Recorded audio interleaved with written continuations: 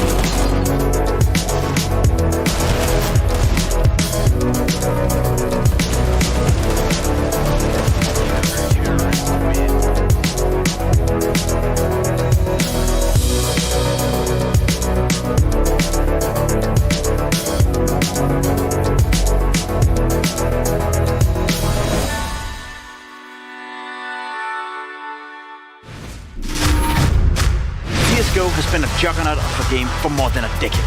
Simple on the surface, but deeply complicated mind twister if you get it on a good level. The game never gets old, and always delivers the emotions and challenges for the players.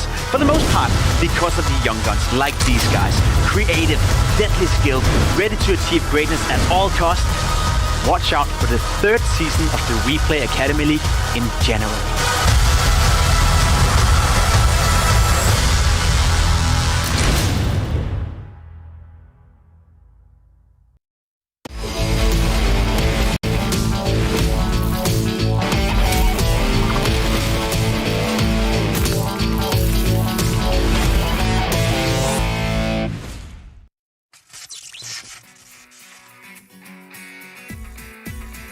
We already saw 9 teams out of 10, which means that the remaining team will finally have its debut. Hello and welcome to the WePlay Academy League Season 3 Day 4. My name is Heko, and as always, I will be your host. But when it comes to our analysts, of course, there are Pimp and MOUZ NXT. Guys, I'm looking forward for another day, maybe for more Vertigos, more Infernos, or maybe we'll actually be surprised. This dude ruined my day when we got in here actually in the shuttle, saying that he thinks that we could potentially see 4, maybe even 3 of the same maps today in terms of Inferno and Vertigo. And I think, Maui, I think we've seen enough of that, so I hope deeply inside my heart and everything in my body that you're wrong.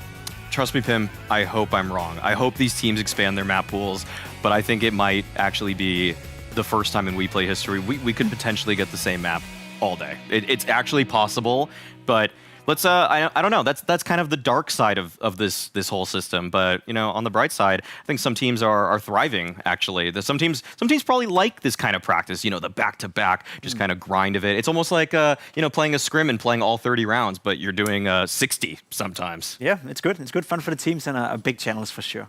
I mean, I'm sure that our Danish team, Astralis, is really happy because they get to play the same map. It's like Vertigo, they're really good at it. They even managed to get a win. Unfortunately, there was like one little loss for them, but like, we'll see how it actually goes. Let's maybe make a recap of what actually happened yesterday, because we had fnatic, fnatic Rising against Young Ninjas as our opening match of yesterday, and we had Overpass. Yeah, that was a weird one because first map kind of went as we expected. Right, we knew Young Ninjas were one of the favorites coming into the entire season here. We saw them play well on day number 1. Now they played for the 2nd time against fnatic Rising, coming in an overpass. It looked good. Their CT side looked stellar. Saping in particular, we see a lot of highlights coming out of him.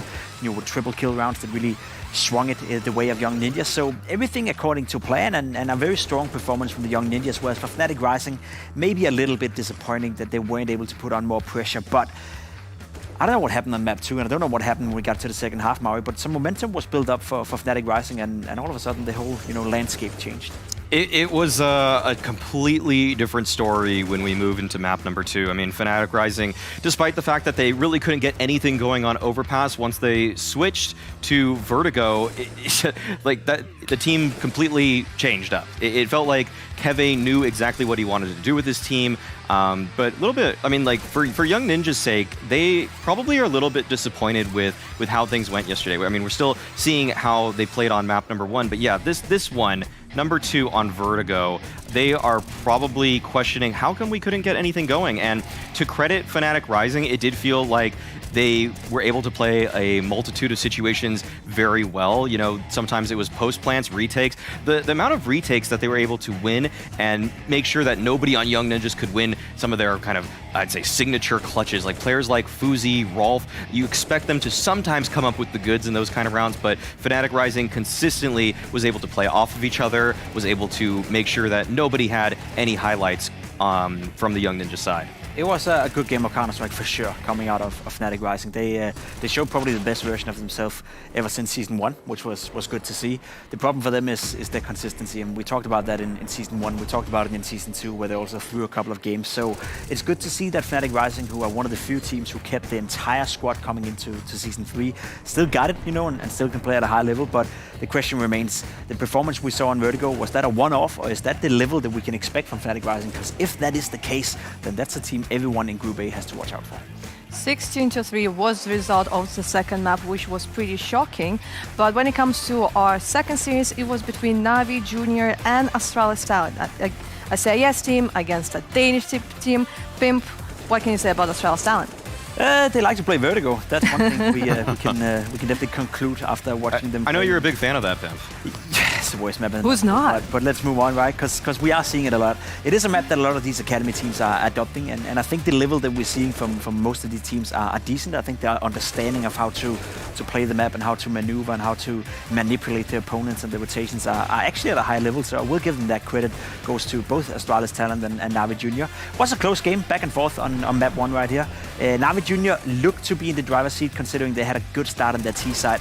We have seen so far in the Academy League, Maui, that the CT sides are the by far strongest sides out there. So the fact that NAVI Junior were able to get off with 6 rounds kind of set them up nicely to win the first map here. Yeah, and then the one consistent factor from Season 2 to 3 head trick for Navi Jr., I mean, he was able to drop a 30 bomb on map number 1. Couldn't quite put up the same performance the second time around, and they definitely would have liked to see that from him because it was some pretty close games here between these two teams. They showed themselves to be really evenly matched. I remember that the parry match odds were actually dead even going into it, and even Pimp, you called it out that this is that was going to be the most balanced series thus far, and it was. It delivered on that front because both of these games came down to the wire. It felt like nobody was ever truly in control. I remember Harry and Hugo both were saying, oh, just when it felt like some of those rounds or the economy could have broke for one team, they just kept on fighting back. So this was a really cool competitive series between the two teams.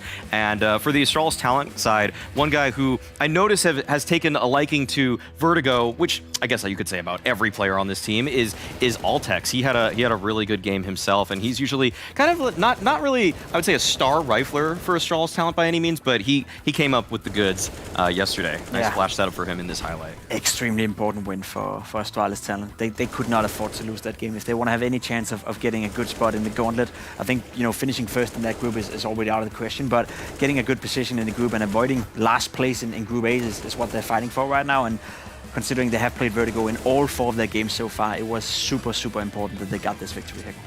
Yeah, it's just extremely important because if we look at their stats right now, yes, they played only Vertigo, they're really good at it, but when it comes to their potential enemies in the upcoming series, what will they do? Maybe they will either permaban Vertigo or just prepare, because there's so much information you can already gather. So we have no idea what's going to happen.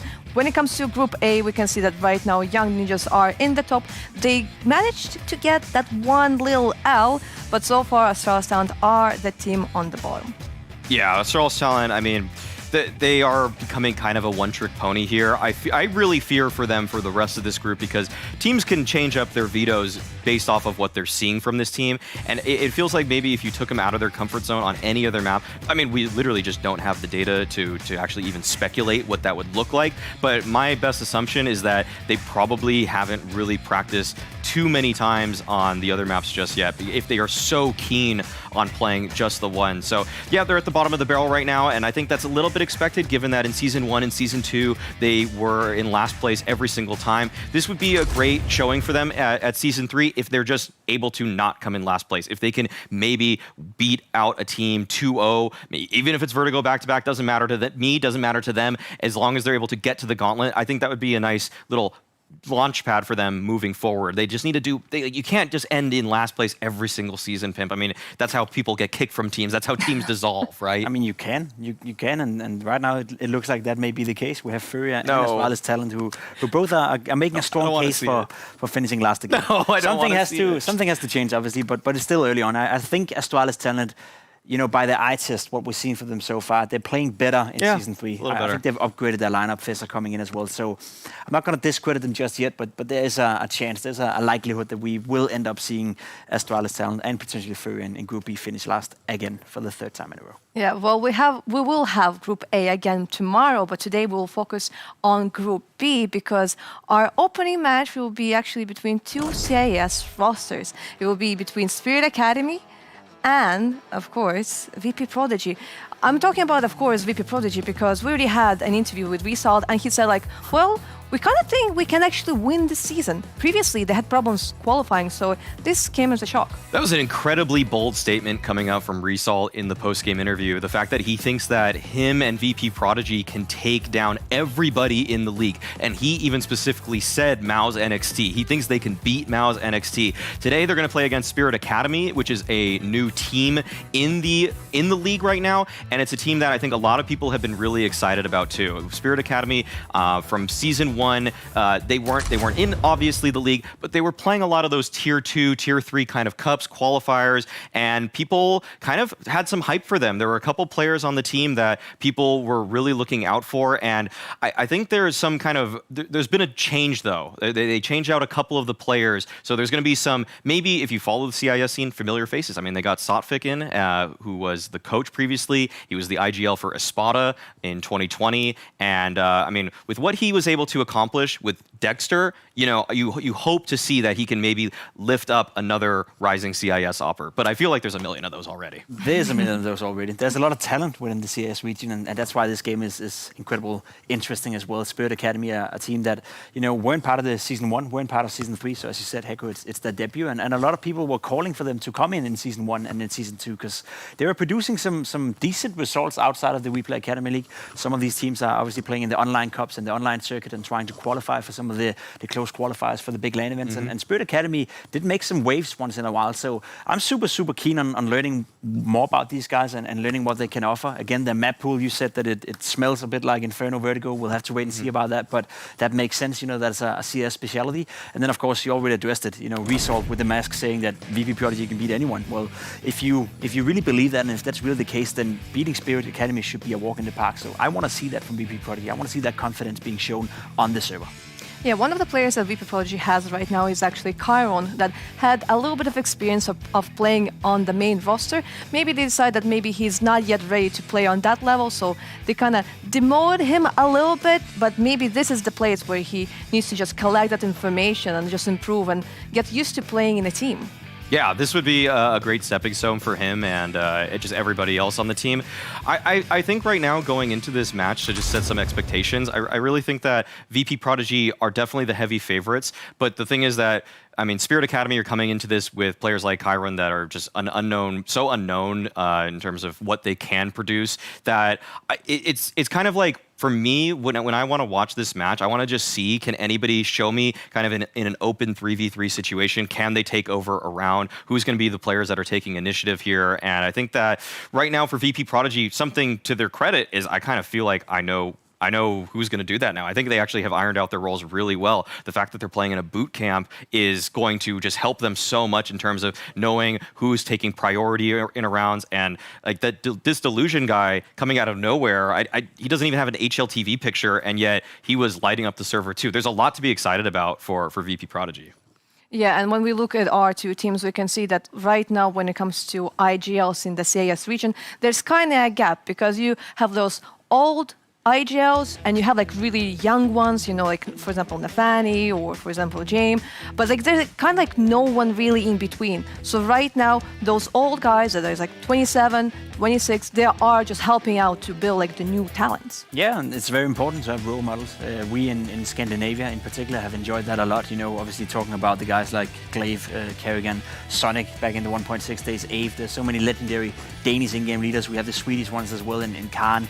You could argue that Flusher in a period of his career also was considered to be a good in-game leader. Yeah. So there's always been role models, you know, in Scandinavia that you could look up to. And I think that's one of the things the CIS scene has struggled with for quite some time, that they needed, you know, the right approach to play Counter-Strike. Because I remember when I was playing, there were some of the hardest working guys out there. They would practice 9, 10, 11 maps a day, and you're thinking to yourself, no one can do that in the right state of mind. And honestly speaking, they were bad, they were terrible. They didn't understand Counter-Strike at an especially high level, but mechanically speaking, they had so much practice that they became good and good and good. And as soon as they figured out to adopt, not necessarily the European way of playing Counter-Strike, but as soon as they got smarter about their practice, maybe slow down to only play 7 or 8 maps, but focus more on the tactical aspects, we see the CS region today maybe being even better than the European guys. So they've really put in a lot of hard work, and it's bearing fruits right now. And I'm sure the young guns right here in VP.Prodigy, Spirit Academy, etc., they're looking up to those guys and thinking we can do the same. That is for sure. But when it comes to our videos, we can already see that VP.Prodigy decided to ban Inferno, Dusty, Nuke. If I believe that those are the same maps that they banned against FURIA Academy. It's like Inferno, they're perma-ban. Dusty, I guess like they don't really like it. Maybe because of the changes, maybe it's just like not in the rotation. Then the Nuke is out, which means that Vertigo is still possible. Oh man, Heku, you just had to say it, right? You just have to jinx this one, right? The veto looks like, I mean, you know what? I'm going to be hopeful. There's 4 maps that are available here. We don't know what Spirit Academy have in store for us because it's a team that just replaced their in-game leader. You know, the coach is now the in-game leader of the team. And when I think back to Sotfic rosters, though, what makes me a little worried about this is that I remember when he was playing for Espada, the maps that they liked to play were Nuke and Inferno. Like those maps came up pretty regularly. Like Dexter was a monster on Nuke, and they really like that map because of it. So that already takes away some of like the comfort zone that Sotfic would want to go here. But also, they like Vertigo, Espada. They like that map. So that's something that we got to keep our eye on. And I would say with Sotfic kind of slotting in right now, I don't really know if it's okay. Let's go. We're not playing. We're not doing Vertigo. I'm thinking Mirage. Right? It's a classic. Yeah. Spirit, the main roster, they've always loved Mirage. That's true. Kind of what made them good back in the days. I remember Softic as well. I think I've played against them many times on Mirage. That's a map that he understands well. And the CIS guys, right? They love playing Mirage. It's a map that is very open. It's a map that allows you to sometimes switch off your brain and just rely on your individual skill. And it's something they like to do, and it's something like they tend to do. Create chaos on a map like Mirage as well, especially when it comes to mid control and fighting for that area. So it's a map that I think would suit both of these lineup well. So I'm praying right now for a bit of Mirage. I would love to see it. I think that's just kind of exactly the kind of map. Yes, we're getting it. All right, we got Mirage here. It's just the map that you want to see for a new roster too, because you have so much kind of room for creative freedom in the game in terms of what you do on your defaults, how you interact during executes. Like it gives you such a great balance for it. And I think that a lot of teams are kind of moving away from Mirage for some reason because they, you know, it's maybe stale or it's like puggy. But honestly, that you can kind of create your own future on the map in a way that makes me excited for this matchup. Me too. Yeah, I mean, the moment when I saw that they banned Vertigo and Overpass, I was like, okay, it's gonna be Mirage because Ancient is the perma-ban for Spirit. Yeah. For Spirit, so I was like, okay, we're going to Mirage. I feel really, really relieved that I didn't jinx it, and we are not getting Vertigo to like, you know, like, you're wrong, and I'm glad. Yeah, I'm really thankful. Relieved. Yeah, I feel like extremely relieved. But I would say when it comes to maybe like the players that we should kind of like maybe follow, I want to just point out Chiron. Like I'm just like a huge fan of players who grind their way through FPLC, and I know that he's an extremely aggressive rifler. He'll be the one who will be just like pushing in all of the places, maybe a little bit in a way how you kinder. The only question is like if he actually has enough experience to play in this level, because this is not a puck, this is a team game. Yeah, and does he have the team to back him up? Because I do think we're starting to paint the narrative that VP.Prodigy is a team that has a lot of individual skill. The Lucian coming into the lineup has freed up Lumik, have freed up some more rifling skill, I'd say, within VP.Prodigy. Cheerful as well. He was decent with the AWP, but definitely more effective with the rifle. So even though he are able to potentially be the best rifler on the server, one man cannot do it all. You know, there's only a very few selected people in the entire world who can change the dynamic of a game. They're called Nico, they're called Simple, they're called Saivu, those guys, and we're not there yet with a guy like him. So we need to see Spirit as a team as well, back him up and help him out. Otherwise, I'm afraid VP.Prodigy will run away with this relatively easy as well. I really think they played well yesterday, and the confidence coming out of Result as well makes me believe that there's something to be discovered here from VP.Prodigy. I'm also looking forward to see what kind of hat he's going to be wearing, because he had the unicorn, he had the Christmas hat, and he wore the V for Vendetta, the Guy Fawkes mask. Yeah, exactly. He even changed his hat like mid-game, because like they started like performing bad. They're like, okay, like the unicorn one was actually helping me out. Let's go back to that. Like I kind of like I mean, like the guy for sure has a personality. Yeah, for sure. Pimp, what do you think when you're changing clothes from game to game? Like, have you ever done that? Have you changed jerseys before the next map or anything like? No, right? No. But this guy, I think he somehow gains power. I actually once did break my glasses during a game, so I had to use my spare glass, and then I got a new prescription, so I couldn't see shit for the second game. Yeah, not bad, but outside of that, no, never tried that. Yeah, I think actually at home I've taken my shirt off because it's just like I gotta get focused, you know, like. Sometimes. I mean, you have lost weight, as you mentioned a couple of times. Jesus. That's not even what I meant, but no, it's just that it's kind of a okay. Well, I'll hold off. It's okay to love your own body. It's body positivity here in the WePlay Academy League. All right, you know, gotta love yourself a little bit. I mean, we don't have vertigo right now, so we are feeling pretty it. positive. I think But we're all in a great mood because of that. yeah. But you've been talking a lot about like, hey, like VP.Prodigy is like the favorites and so on. Wow. But Yeah, I'm surprised. But our audience doesn't feel the same way. They are actually choosing Spirit Academy. That's interesting, right? Because I think what we saw from VP.Prodigy was positive. Spirit Academy lately they haven't played that much. We don't really know, lineup as well. So it's hard to make sense of, to be completely honest. Maybe they know something we don't, but I think we've been pretty good at predicting it correctly so far up here. I think the Parry match odds last time had VP.Prodigy as underdogs to, what was it, FURIA? Yeah. And that didn't go it didn't go well for them then. So this might be a chance to jam it. I would jam. I can't. I legally can't do any of that. But you know what? That's a VP.Prodigy. That's some value. There's some value with this team right now in this season. I'll say that. Well, let's see how the value actually goes. I'm really looking forward to see some Mirage, and I'm sure that Hugo and Harry feel the same way. So let's hop in. Yes, indeed, from a high-value, high-budget desk to me and Harry. So it's not all great, but we're positive anyway, Harry. We got a bit of Mirage. Okay. We're saving the Vertigos till later, and we've got our first game from Team Spirit Academy in the league. That's pretty cool. Yeah, I'm really excited to see this Spirit Academy squad, man. I am.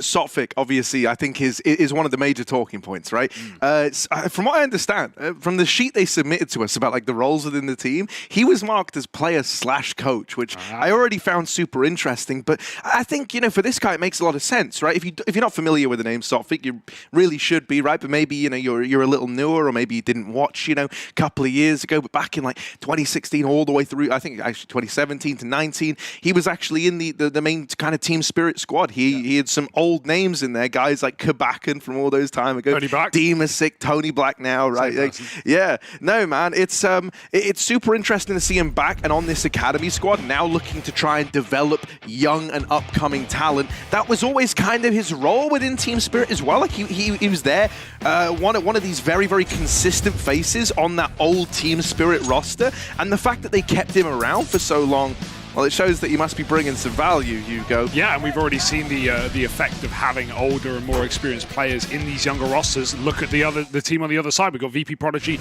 with Roofire. He seems to be that same role for this team. Even looking at other rosters as well, we have it in the league. We had Flamey in for the finals back for NAVI last season. So yeah, there's a lot of examples of that, and I think it's really, really cool. So Spirit bringing some potential leadership, some experience into this roster, and for VP, who was just broken down on the desk yesterday, said that they believe they can win the whole thing. Well, that's got to start with not only taking down FURIA, which they did, but beating your CIS counterparts in Spirit Academy as well. I don't know how easy that's going to be. Spirit Academy have waited 2 seasons to get in, and now they're finally here. They want to start off with a bang. Yeah, I do just want to kind of keep running down the Sotfik train of thought, because I think it's so cool. Even the fact that the longest org he was ever a part of was Team Spirit, right? It was really, if you think about his playing career in terms of at the upper echelons of Counter-Strike, that's where your brain goes back to. It goes back to those Team Spirit days. The fact that now they bring him back into the fold, that is after having like a year out and trying some other avenues. It shows that they have faith in the value he can bring to this project and this team, right? Then I think you've put some exciting young guns around him. Guys like Kyra, for example, always been talked about, always been touted as someone to keep an eye on. One of these guys grinding his way through FPL. He had that little stint as well where, I'm trying to think, he played with the CIS squad. They all have really wild names. Hang on, I'm gonna look this one up. I want to nail it. But that's fine. Yeah, either way, I'm super hyped for this game. I think this is going to be a banger. And like I said, Parry match odds look favored for Team Spirit.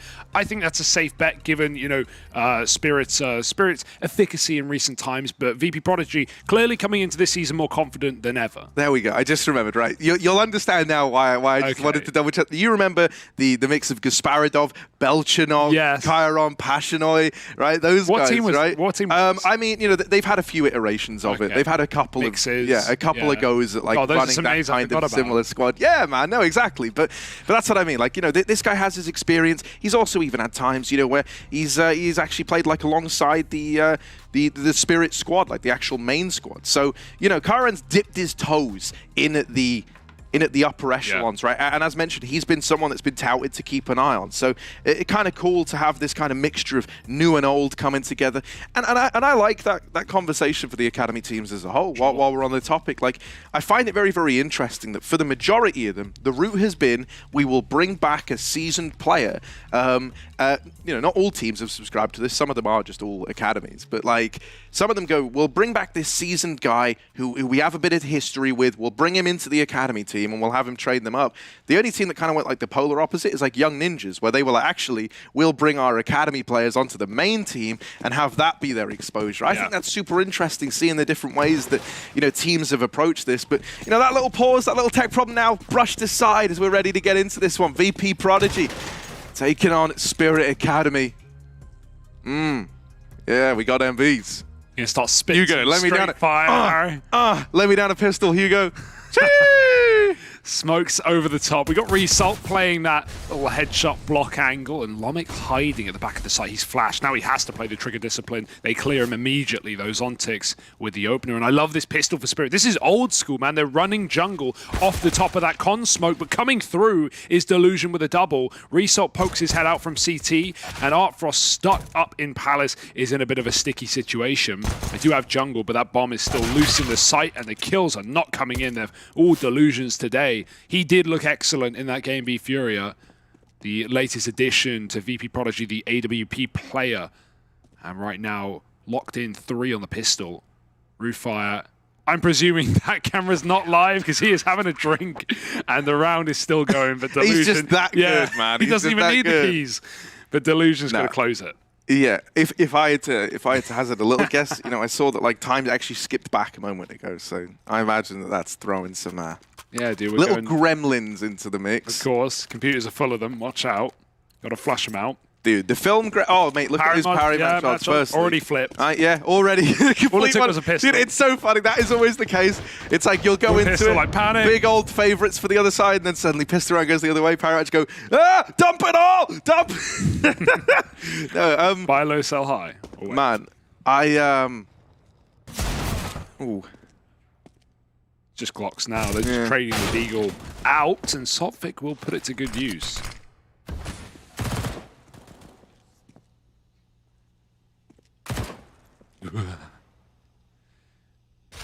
Right, Result is now wearing the smiley octopus. Yes. That's like an added challenge because it's going to fall off. He gave the Christmas hat to someone else. No, not with a bone structure like Result. He sits straight, good posture. Yeah. And, you know, why would you turn your head? Just look straight into your monitor.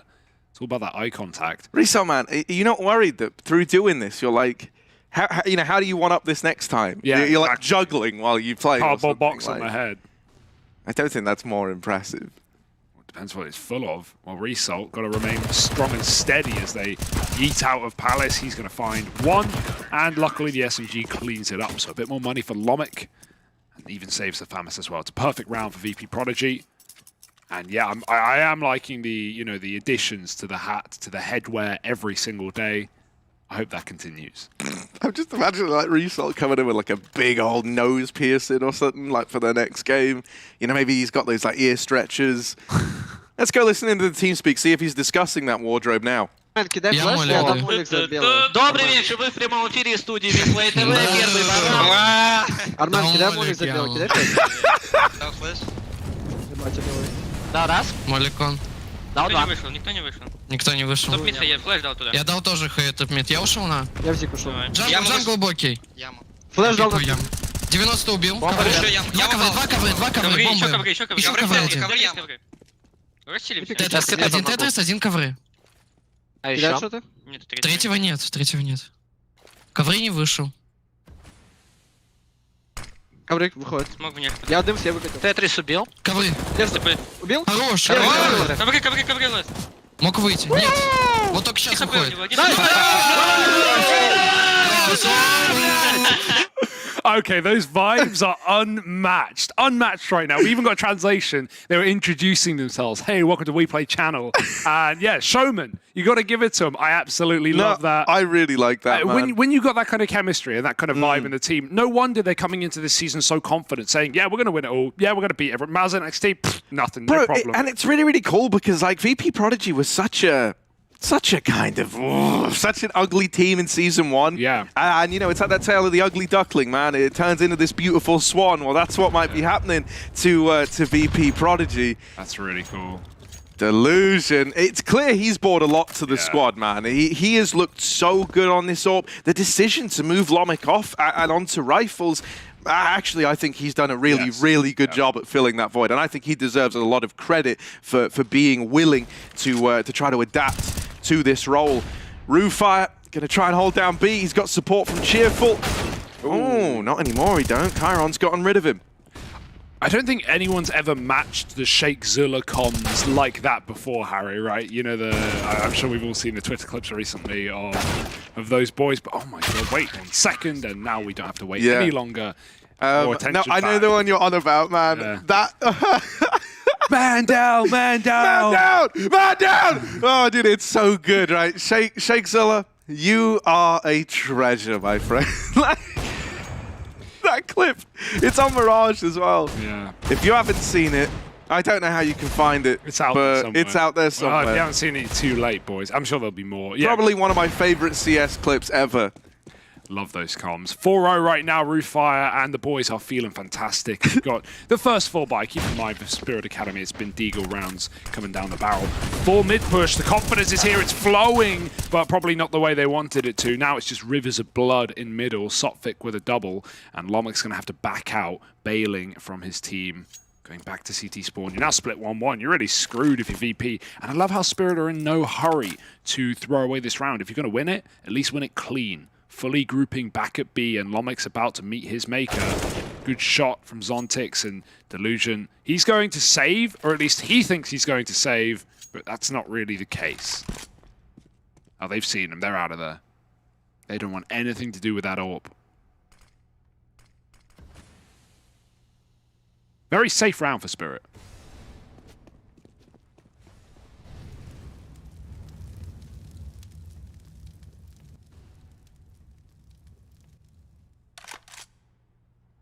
Yeah, they get that opening. You know, they as you said, right, you love that decision to slow it down, not get ahead of yourself.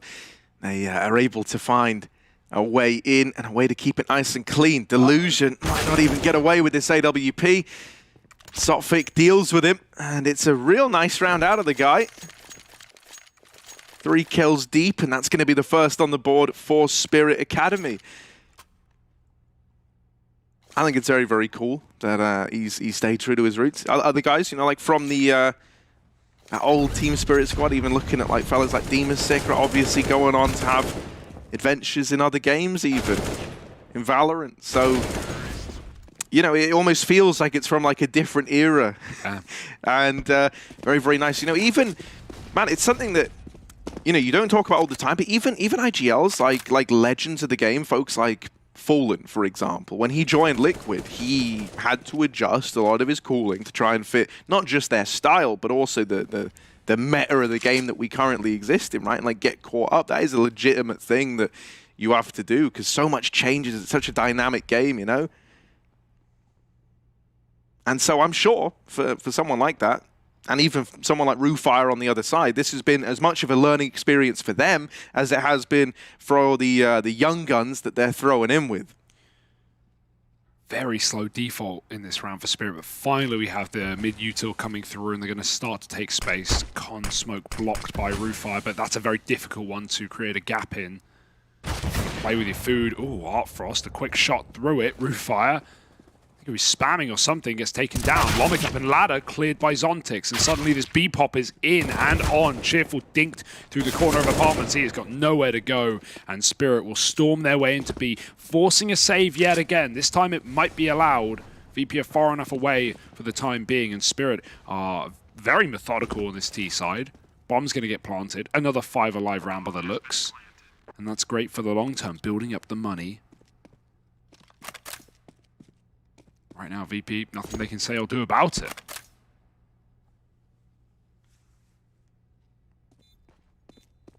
Yeah, the B hold for VP.Prodigy occasionally makes me a little bit nervous, right? Like, it's not terribly uncommon to have games where Cheerful can have a slow start and needs to go on what I would call, you know, the hero's journey, where he has to build himself back into a game.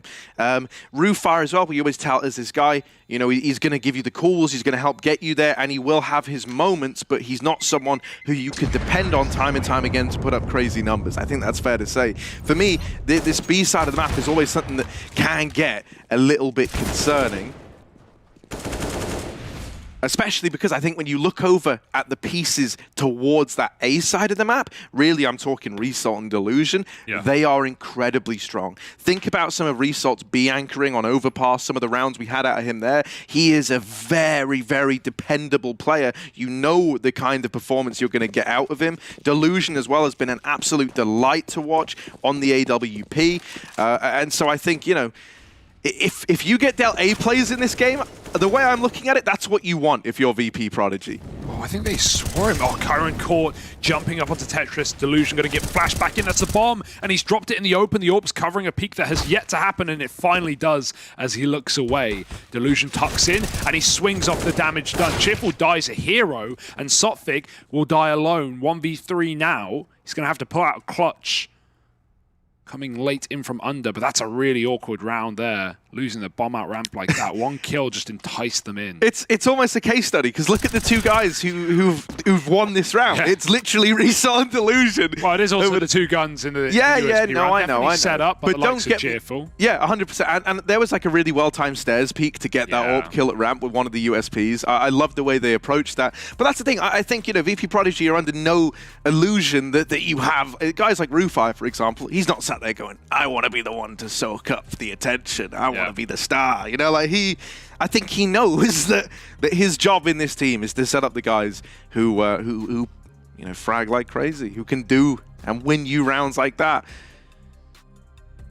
Now a little pause. He's talking down the line. Oh, it's slipping. I think the Octopus is slipping a little bit, Harry. I'm sure there'll be some readjustments. Don't worry. I think we should also do like an entirely separate commentary for the Octopus in terms of like keeping up with it. Deserves it. Yeah. Well, yeah, absolutely. It's a happy Octopus as well, you'll note. That shows that the mood is good. If ever it was turned inside out, it has a sad face. Let's listen into the team spirit, though. Are there some sad faces in there? Чётенько. Я заберу свой смог. Don't sound like it. Скинул смог в яме.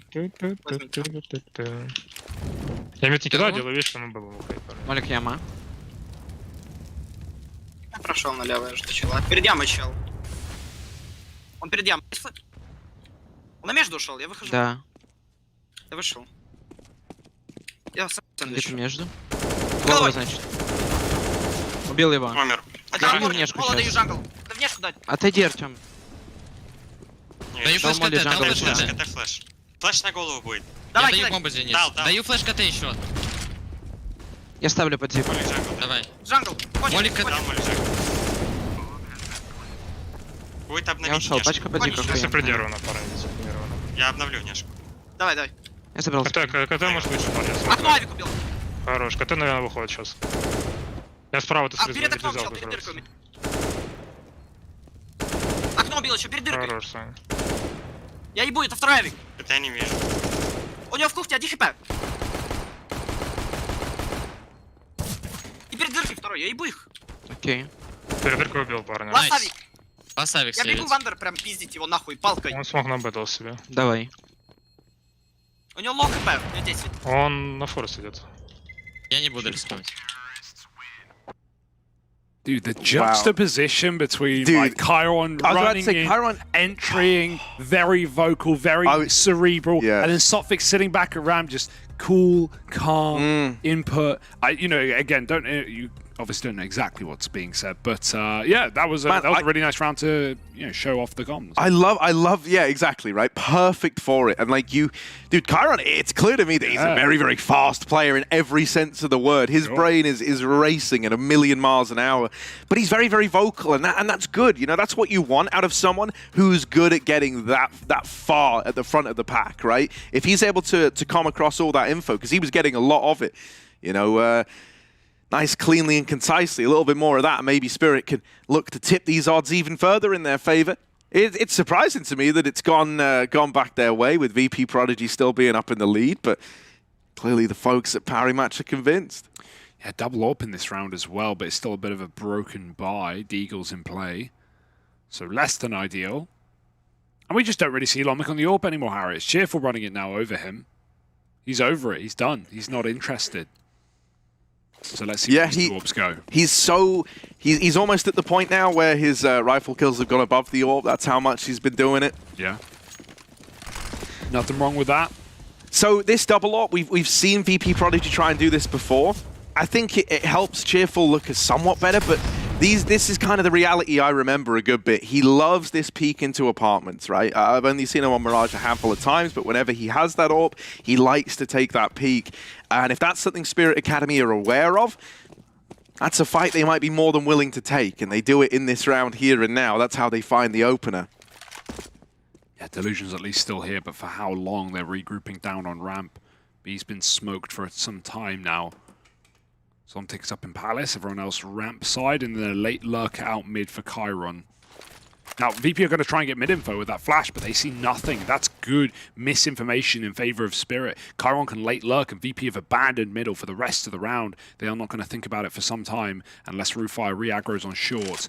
He has taken that off, but deep control. The flash does nothing to result, and Delusion's helped out by dropping Zontix in Palace. Bomb trying to cross, but no smokes are down yet. Finally one in Con, and here's that mid lurk that needs to have impact. One from Chiron, but he's not ready for result, who's gone through that Con smoke. 3-on-2, bomb down, but Delusion won't let them escape the site, and Artfrost needs to keep on fragging. Yeah, now's the time to show off this AWP over on the T side, right? Artfrost gets the opener in this round. Now he's got to get the 3 closes as well. He's gotten 1 of them so far. Delusion's going to tap the bomb. That's the peak, and with no trade available, Result. Woo! It's quick out of Artfrost, and he locks in a 4th for Team Spirit Academy. Yeah, smiles on the way out. Got to feel good. Got to feel good, right? You're running into your first season, and you don't want to, trip and stumble in game 1. Hitting all the shots like that, that's got to be a huge confidence injection for Team Spirit Academy. And this game is competitive. I really like this idea of Chiron lurking and coming in on these backstabs after hearing how much of a vocal player he is. That is exactly what you want out of someone like that. It's clear that, he's very attuned, knows what even the tiniest kind of signals are. And is clearly very comfortable at relaying that across. This is just a, little, force buy. Delusions kept some money. That's to bring the AWP out. B play though, and it is into the stack. This could still get weird. Rufire's been boosted with that MP9 as well. Lomic spotted over at short. Delusion dealt with on A. What? That's the bomb. Oh no, Chiron. No amount of coming's gonna save him there. They have to commit to B now. They're into the Lion's Den, into the stack. The Deagles do a little bit of damage, but with both Cheerful and, now just Cheerful here. They know about him. Get me out. He's dealt with the first, but that's the end of it. That is brutal. That entire round was a total mess. Pretty much all saved by, I think it was Notaneki up in apartments rather, who, after Chiron just, I guess he doesn't know he has bomb, but even then, jumping that smoke is pretty optimistic. And losing the bomb, luckily, that short player is cleaned out by the Apps flank. And yeah, a lot of missed shots in there. And then at that point, Spirit just have to all go jumping through the smoke. Very weird round. Not what I like, but it's a win anyway for Spirit Academy. That would have really hurt to lose, however. VP.Prodigy. Now just down on Deagles, right? It was the double eco, and this round's already over. Spirit have just run it straight into B. Although, I say that, they ran all deep apps and now walking, but they're running an execute. 2 smokes over on B. VP has stacked 5 up on the other side, and it's going to be a plant and a guaranteed round. Good util, though. Nice simple exec to get them in. And even Molly in backside as well from apartments. I didn't see the exact lineup, but that's, going to stop someone denying your bomb plant. Oh, big nade. Not so much. Oh, didn't even fire. Either way, Spirit want to keep it clean, don't they? They don't want to be giving away guns nor losing their own.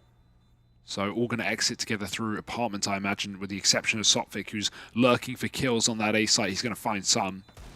Delusion maybe wanting to grab a gun here. Oh, but he's been cleared. And Sophic, it's all free for him. Might be all the kills at the end of the round. 4 will do. Yeah, this is a nice return to form out of Team Spirit. And right now, they've got VP.Prodigy right where they want them, Hugo. This is a lovely spot to be in on a T side. You're not at all worried about your own money. You know, you are set for the remainder of this half, and you know that you've got VP on the back foot.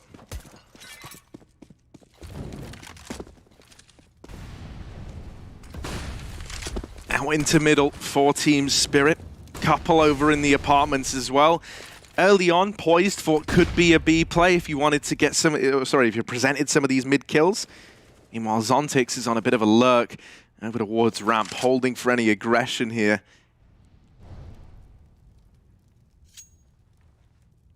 Can't imagine he's going to get given it over towards ramp, and that's largely because, you know, there is this one flash on Lomix, and maybe actually.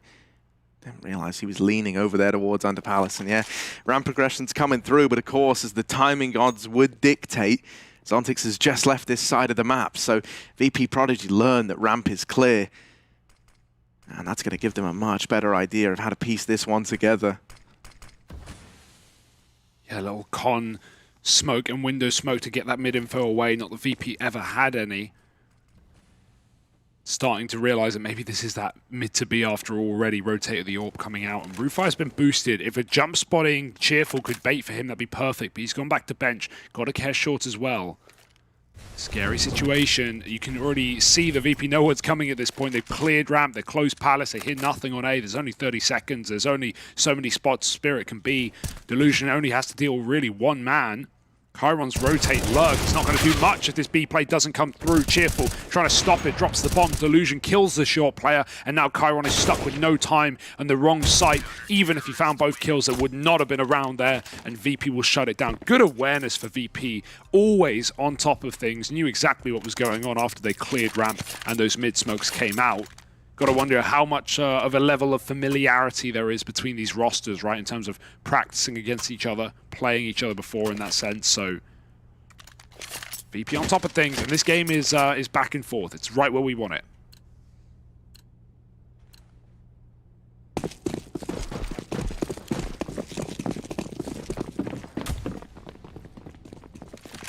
Hello, lots of attention towards B, just out of the gate. I don't think they're going to be waiting around here. It looks like they really want to just get stuck in with a fast B play. Now discovering that AWP is here, and with it chiming in with an early kill, that's going to repel them away. While this has happened, look at Result go, man. Pushing through the lower tunnels now. Doesn't want to give away the 4-on-4, but he is committed to this fight, whether he likes it or not. Two of them there, and he is a dead man. I don't really like that from Risa. I'm never really one to doubt this guy. I think he's a very, very smart player, but you know they're in the apartments. You know they're there. And just taking that peek so wide is the risky part. I think maybe the call is, like, it looks like they're setting up B for a quick one, but when Cheerful shows the AWP, not only is that, you know, a free kill that Spirit can't trade, but it also basically tells you that there's double AWP in this round. So, yeah, Spirit back out. And, oh, talking back out, Artfrost shot in his, not Taneki will trade. And the Spirit still have the bomb in the apartments. That has been seen, so they want to try and remove that. Oh, it's so quick from Delusion. I don't know how he hits it. Mate, you know what's so devastating as well? The bomb was coming back because of Chiron's position. And now on the back of seeing that, right, you're more likely to maintain this double hold. Lomic has now heard the footsteps at ramp. And so that's a lovely round out of VP.Prodigy. Very unfortunate for Spirit Academy. Right? That's a ludicrously fast shot out of Delusion. Yeah. But you could see he was aware that timings could have been hit up the connector. And the change of position from Cheerful as well, right? You talked about how he's been AWPing on Balk as well towards B. Well, now this time he's just back in the site holding an off angle. So many spots to clear through those apartment windows when you're walking into B, and they can change so often. So very, very hard player to clear out there AWPing on B site, especially if you're going for a contact play like that. So double AWP will continue here for VP.Prodigy. Spirit going to go back for mid control. It's something that VP haven't really had. They've rushed it a couple of times, but otherwise have left it pretty open. So this is even a change for Lomic out on a limb, out on his own, and mollied into the open. He still gets the kill. Smoke, but can't escape with it. Chiron's quick to trade. Cheerful's tried to take up a bit of a mantle over here in middle, trying to fill that gap now from the short side with this AWP. Only going to take one smoke to nullify him, but right now that smoke still remains to be seen.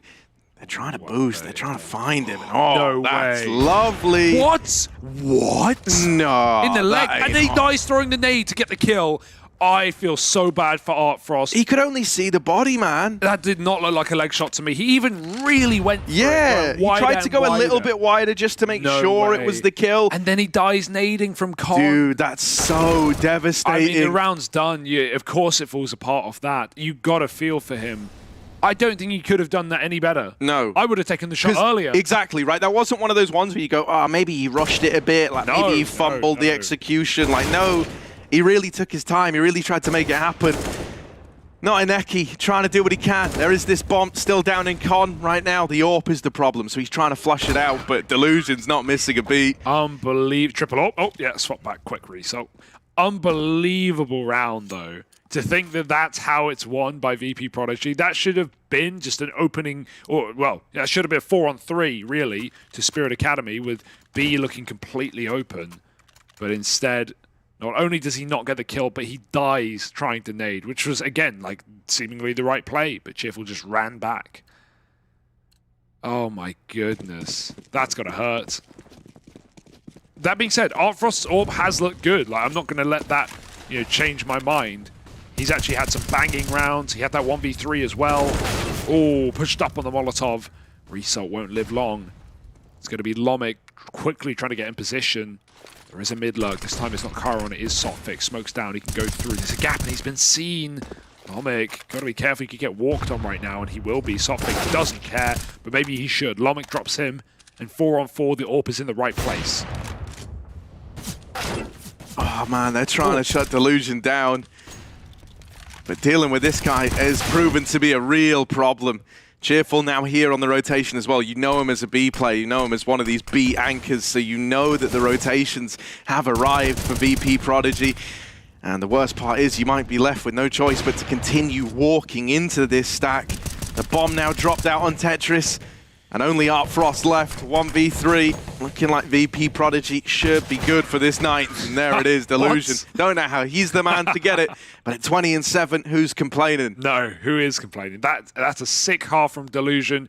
VP are going to be very comfortable right now with a 9-round CT side. And Spirit Academy saw some flashes of brilliance, some really nice rounds out of them, some good calls. The mid control was really, really free, and even a clutch or two in there, but not going to be enough to win out the half. There's still always more time.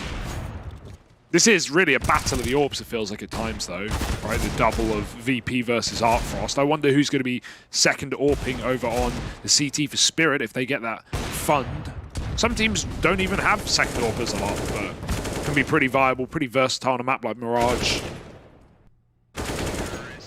Yeah, I think by the time you kind of get to the end of this one, you're just a little bit upset that you really weren't able to keep bullying this B bomb site as much as you would have liked to. I do really believe that that's kind of the weaker point for this VP.Prodigy squad. I mean, like these A players, man, you've got, in my mind, like the most powerful trio on this squad over towards that A site and mid. So yeah, that part is pretty devastating. You could tell that they kind of started to lean into that tendency of going B, but I think it was when that secondary AWP came out, when Cheerful kind of took some more passive lies with it. It came into its own. They weren't putting up crazy numbers over at the B site in terms of those two, incumbent defenders, but they were always good for the opener. They were always good to try and, set up the rest of the gang to come in and win the round, so let's go listen into VP.Prodigy, though. The vibe's going to be pretty good right about now. Опа. Здорово снова. И все. Всем привет, друзья, с вами я. Подвал, иди, Жень, из альт. Армен, останься. А, бомбу скинь. Армен, останься, Армен. Тихо, звук. Давай, Армен, выходи под гранату. Блять, меня запутали нахуй. Окно, блядь, на щель. Да ну, все нормально, сейчас пизды ему дашь. Дал флеш. Ну, можешь не до конца, попугать, Альман. Он ушел. Взял смок, смок Мид отдал, запушил. смок отдал. Бля, Не, запушил, парни. Подвал можно убить. Запушил дальше. Мид. И зиг пикает. Я Зиг окно, блядь, 2 зиг. 2 зиг окно. Тут мидон. Бам. Давай тащим, Арменчик, брат. А как попасть? На дороге. Окно 2. 2 окна. Лево-право, лево-право.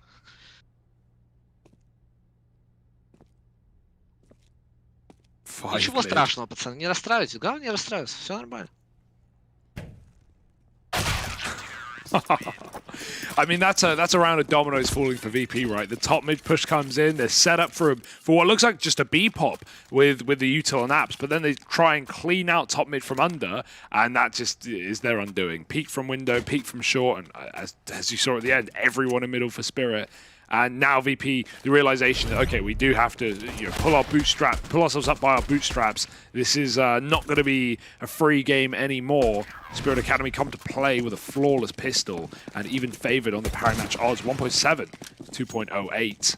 Spirit, despite being down in rounds throughout most of this game, they've often been favored on those odds. So playing the long game, VP, they're just hiding out. Yeah, this is a bit of time to try and talk through the next round, and they're hoping they can get the bomb down on A, right? If we show enough mid, hopefully these eco-fraggers come a-hunting. Oh, well, not gonna happen. Cheerful, now they know about him over here in Palace, and all the attention is suddenly back on that bomb. Let's take one with him, but that should really be the end of this guy's journey, and there it is. So the conversion found. There was a little interesting note here. Artfrost dropping the MP9 at the start of the round after 3K'ing the pistol, left him with a lot of money, and then he was dropped an M4 to play with in this round. And then with all that residual cash carrying forward, he's able to bring the AWP out right away. There won't be one on the side of VP.Prodigy, so Delusion's going to have to get it done with just the rifle. Gotta earn your AWP, man. Gotta earn it. But yeah, first going round for T's, gonna have flat AKs. Still a bonus round technically for Spirit, so there's definitely a way in for VP, that's what they're telling themselves. Full default now, we're gonna see a bit of a slower round out of VP.Prodigy. Faking a BX early, trying to get all those nades out, but you'll notice that, actually I say a slow default, they're already starting to reroute A. They've lost a man in middle. Sophic peeking above the con smoke. BX Artfrost is baited over, but very quickly the call comes in that, hey, there may be 3 smokes down on B, but there isn't anyone pushing, so don't you worry. Go back to your bomb site. Lomix spotted is only selling this further. But Upcat instead for Rufai, just dodging Sopfic's spot. Did he see him back? I don't know, but he seems to be rotating out, so I guess not. 1 man at ramp and 3 in ladder. This is not a normal round for VP.Prodigy. No, not by any margin. So, are you ready for this? Chiron gets the info. You see the bomb there as well. Oh, the timing on this. Result. He needs the B play to be successful. And right now, Spirit Academy, they're able to isolate that lurker. They find themselves in the 2v1 of Rufire. I don't know if he knows that a player's gotten so deep here in Sophic. I know he dealt with his teammates mere moments ago, but that was on the market rotation. So, a little awkward as he still just hides out at the back of the site. Rufire's trying to thread the needle, trying to hit this timing, and he has found a bit of a gap. Sophic's now clearing short, though. Reed. Spirit Academy, they're aware of what's going on. Oh, Sophic knows. He's trying to spam the box. He could kill him here. 45 health. Bit more damage will do it. The molly is going to be problematic. Rufire has got to swing or smoke, and he'll go, what? Right, let me talk you through that one, Hugo. To begin with, the molly wasn't burning him for some reason, and he noticed that too, and was like, maybe I just don't smoke it. Then it starts to burn him. No, then he throws the smoke, Look, it like bugged into the box, right? This is what I'm saying. That's crazy. It wasn't burning him, so he's like, oh, that's weird. I'm just not going to throw the smoke then. Suddenly, because it's been burning for a while, starts to chunk him. He drops the smoke. It doesn't extinguish it. That is crazy. What? And look at these odds, 1.47 to 2.55 still in favor of Team Spirit. Yeah, justifiably so, right, with how this has started. What? Dude, that's so weird. We've seen some really odd stuff. Like, we had the AK glitching out. We've had a couple of weird buggy Molotovs. We're in the Twilight Zone right now, Harry, and we're not leaving. That's super strange. Poor Rooffire. I've not seen that before. No, definitely not. It just glitches in the box for some reason. Zontic's close ramp, it's just a rush through the smoke with Deagles, and hey, Artfrost is not missing a beat right now. Second shot of the round, and Cheerful just trying to dig him down. He can't. Artfrost looks focused in right now. Delusion maybe 22-11, but Artfrost is 21-9, so he's coming for your trophy. He's coming for gold. It's certainly making the matchup exciting, though, isn't it? Having like these two star-studded CIS AWPers going head-to-head. Where do they come from? What do they feed these like Russian 12-year-olds? They're so good. I don't know, dude. And it is like really how the AWP is just always such a star of CIS teams, and like that's just true through and through, mate. Even if you look up at the tier 1, Navi, I don't even think that needs to be mentioned, right? Who? Obviously, Simple's the guy to look at. Wait, really? But you know, even looking at like Gambit, the likes VP. of Gambit with James. Right, and sorry, Shiro, VP. It's because I said VP with James. Yeah, sorry, bro. Yeah, I wasn't going to list the players. I feel like the org is enough. No, you know who we're talking about. Yeah, James Gambit, everyone's favorite. G2's favorite. G2's new AWPer. He's pretty good, I hear. Yeah, I've heard about him. Amanek, I think. Right? Oh no, Kenny S. Oh right. My favorite Russian player, but no, it's Money C, baby. Yeah, Ukrainian simple, some say. Delusion now. Talk of AWPs. Well, he's got one, Harry, and he's got a kill. 1v3. But he is against Artfrost.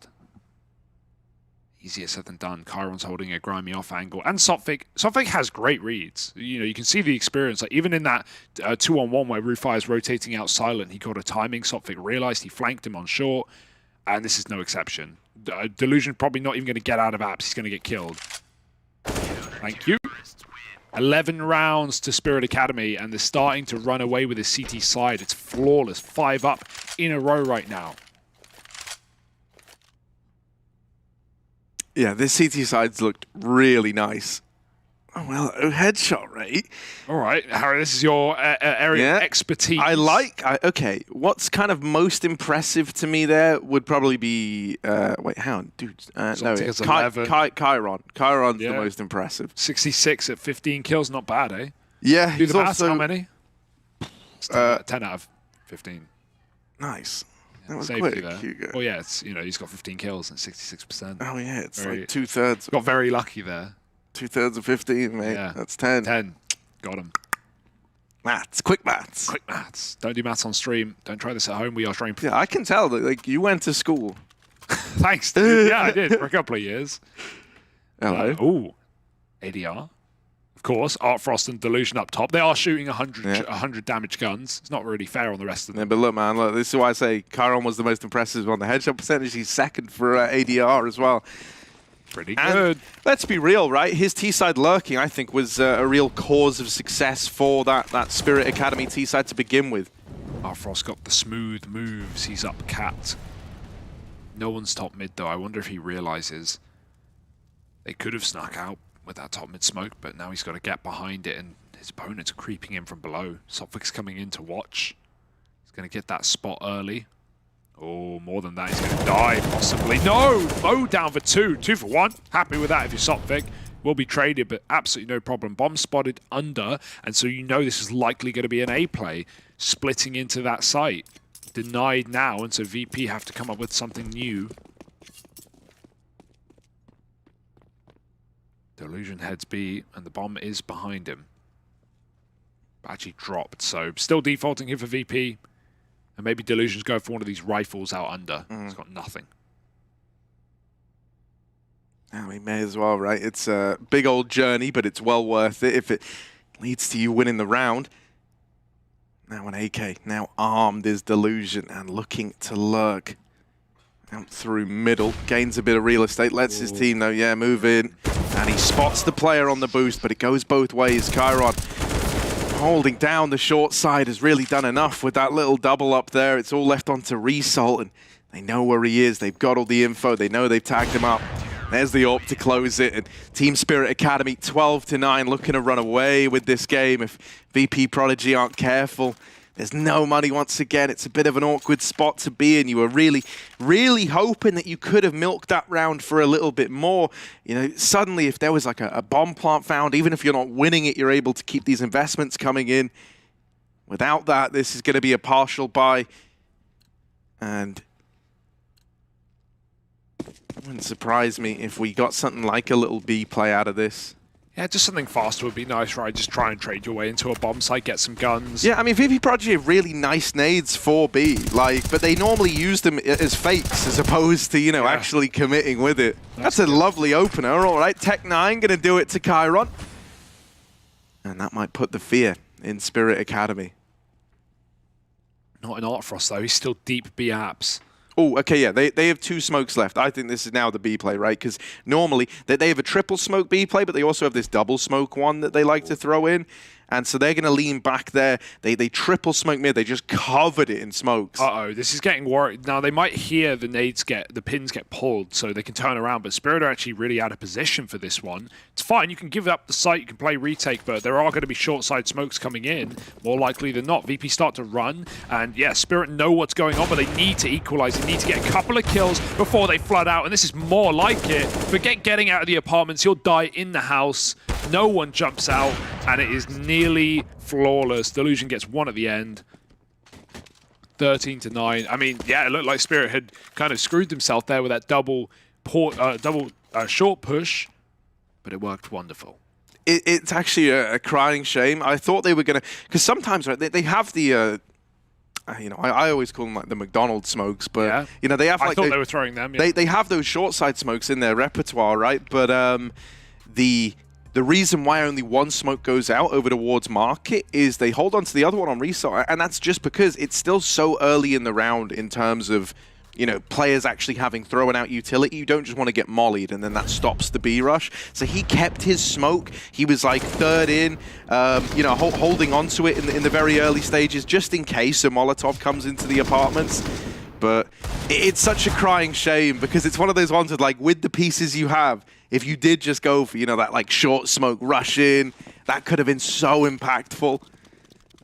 Sadly, they're never to know that. And, I mean, this really squeaky clean CT side is keeping up. Oh, what?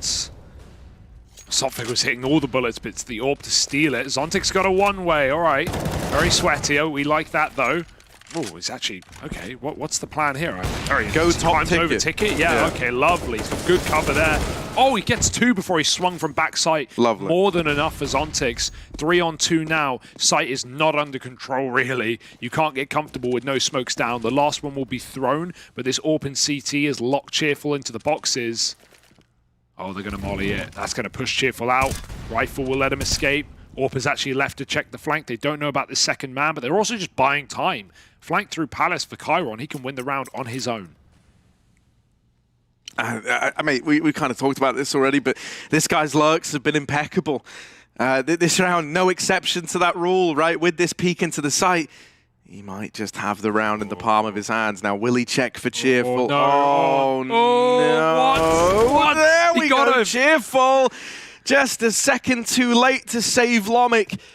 Chiron is so fortunate that that works out. Yeah. There must have been some wild timing here. It looked like Cheerful was looking right at him for the longest time. He was watching that. Where else is he looking? That's what I'm wondering. Yeah, maybe right. He can do that gap, but yeah, he could have like temporarily taken a stairs peek or something like that to try and find the third guy. Oh, that hurts. That really hurts. But whatever timing was hit is wild. Like, that should have been Chiron dead with nothing done because of the pathing he chose to take. Either way, more rounds for Spirit, man. It is still flawless. Let's see how they're feeling. Такой вот кол. Я молик даю потом. Смог Да, надо. беги, Дик, и башек. Давай. Дал флеш. Бум. Баш верхом даю. Зига. Кэтвол. Зига, еще. Убил. Кэтвол. Хорош. Еще, я отхожу, я... Кэтвол в смоке. Денис, смотри. Зиг прошли. Прошли Зиг. Ладер. Пушка maybe есть. Пойдем, Денис, пойдем, Денис. Пушку взял. Он один. Он Я с с уроном. тобой, на размене. Тул Зиг. Тул с уроном. Убил Тут пачка. Бомба. Я дал смог в пачку.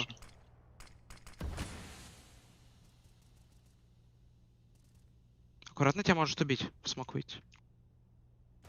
Пачка лежит. Стол один. Парни, я иду к вам в окно. У меня в У меня окне может релоуд. быть? Добре. Бэчел. Убил. Одно хп Один, Зиг один, лежит. Зиг Нет, лежит. идет обратно в сторону Б-сайта. Пачка Точно, китволк это. лежит. Пачка, да, в Зига. Он без пушки, если он не забрал Зига пушку. 1 хп 100%, да? Да. 25. Жесткий урон. 25-30. Все, тихо.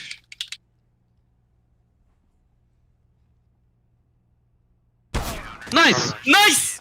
It sounded like they saw the death cam or something. Like when, you know, the bomb was dropped down cat, that's the obvious play there, but Artfrost is still waiting for the market flank. It sounded like someone said tight. Like he was running back. So it definitely looked like Spirit knew what was going on there.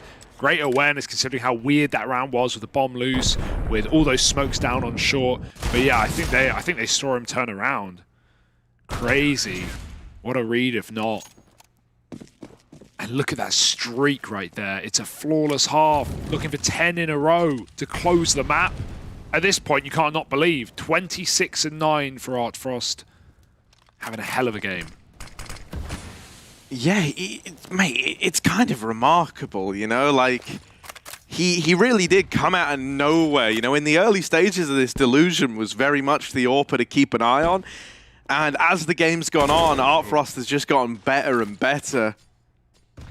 That ability to build, to snowball, that is a characteristic you want from your star AWP player. Finally, we have a nice little start for VP.Prodigy, an early man advantage. However, look at Chiron. Mate, I really like this Spirit Academy team. I really like what we're seeing. It's got so many nice components. He's not even flanking mid, even though they know they're heavy mid. He's just going to wrap A. Get that. He's going to be so fast on this flank that this will not even cross your mind that this is happening right now. You know, you thought the last flank timing was weird. Like, this one is next level by comparison. They have just cleared Rampant Palace mere moments ago. Maybe 10 seconds has passed since they cleared these positions, but the timekeeper of Chiron is in with a double. Now, the advantage flips on its head. Delusion's trying to hold on, but he can't do it. Result will double up and save the day. Yeah, I love how much room Chiron's been given there. No one for Spirit. Like, that's something you can't do in a pug. You tell people to live and not to die and to wait for your timing, they won't. No one for Spirit takes a fight until Chiron comes in with that double kill. Yes, the big problem, if anything, is a double underplay, like, which is sad, because if Chiron doesn't get those kills, he probably checks under first, like he did last time. And then, yeah, doubled up under. It's a perfect couple of trades for Result. 3 in the round. We needed something from him. He is often the guy we look to in this team. And so finally the streak is broken, 9 in a row, and VP are on the board now. Can they keep it going? Will the taste of victory last much longer, or are Spirit just going to snuff this out?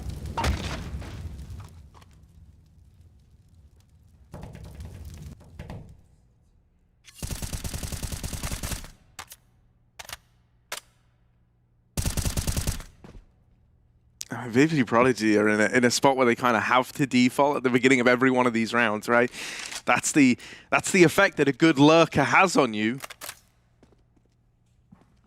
You're always having to start off cautious. Any gap you leave is something that could be exploited. This is perfect. Even when Chiron isn't taking aggro, someone else will, and Sotfik leads that push. That's the thing. Chiron, the thing that's so exciting... Oh, hang on, I'm going to hold that thought, because look at this. The B play's coming in right now. They're not waiting any longer, mate. They are in the site. Flashes go over, smokes to accompany it, but the kills have got to be found. It's the bomb again. The bomb goes in first. That is a real blunder. Not an Eki. Back of the site, they're rushing him down, but he does a lot of damage. All you could have asked of him, and then some.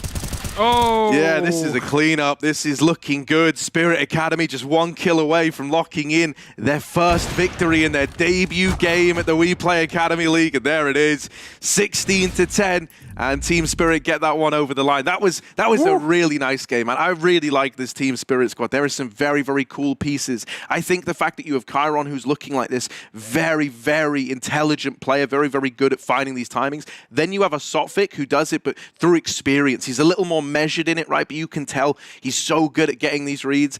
Oh, it makes them a very finicky team to play against. So, yeah, I mean, you know, while we get ready for the next game, we're going to take a little break, so stick around. Don't go anywhere. Headshots, nice. Fist bumps go to the teammates. I wanna hear your go, go, go. I wanna see you falling fast. Win the round. Win the game. Pretty much. They play, you win.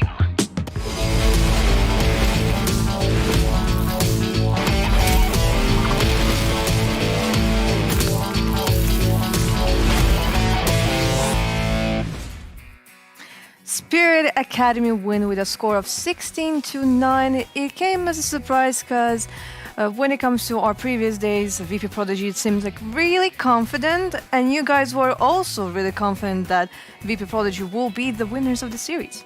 That was a poor assessment on our part. I mean, I think that the surprising factor for us was probably how good Spirit could look on the CT side. I was shocked at how frequently they were finding flanks, how their bomb side defenses were also very strong in a number of different situations. I think one round that stuck out to me in particular was on kind of a half buy for the side of VP.Prodigy, but they went for a B exec out the gates, and even though the two players were kind of out of position on Cat for Spirit, they still managed the situation very well. They knew they didn't need to overextend to try to get back in the bomb site or anything like that. They were just killing players as they were jumping out of the apartments.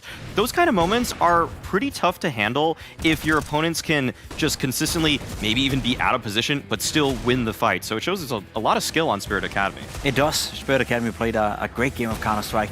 First half was very messy, back and forth. We see some of the highlights here as well, and you're going to see rounds where, you know, there was a couple of rounds where the bomb jumped through a smoke in an NG, and you thought to yourself, what on earth is going on right now? So it wasn't as polished as you sometimes see the European guys do it, but it was, as you said, you know, it was very proactive, it was very moving, it was very aggressive in some sort as well, and I agree, Spirit Academy, especially when they got to the CT side, they kept on being proactive. They kept on looking for duels. They kept on fighting. They kept on finding the gaps in the offense of VP.Prodigy. And to be completely honest, Spirit Academy fully deserved to win it. I know right now score is 9-9, and you can argue that this is a very close game. But at the end of the day, it felt like Spirit Academy were in super fine control on that CT side. And yeah, we can highlight pretty much all players for having, you know, moments in the game where they made a play that delivered a round for them. So overall, very impressive with Spirit Academy.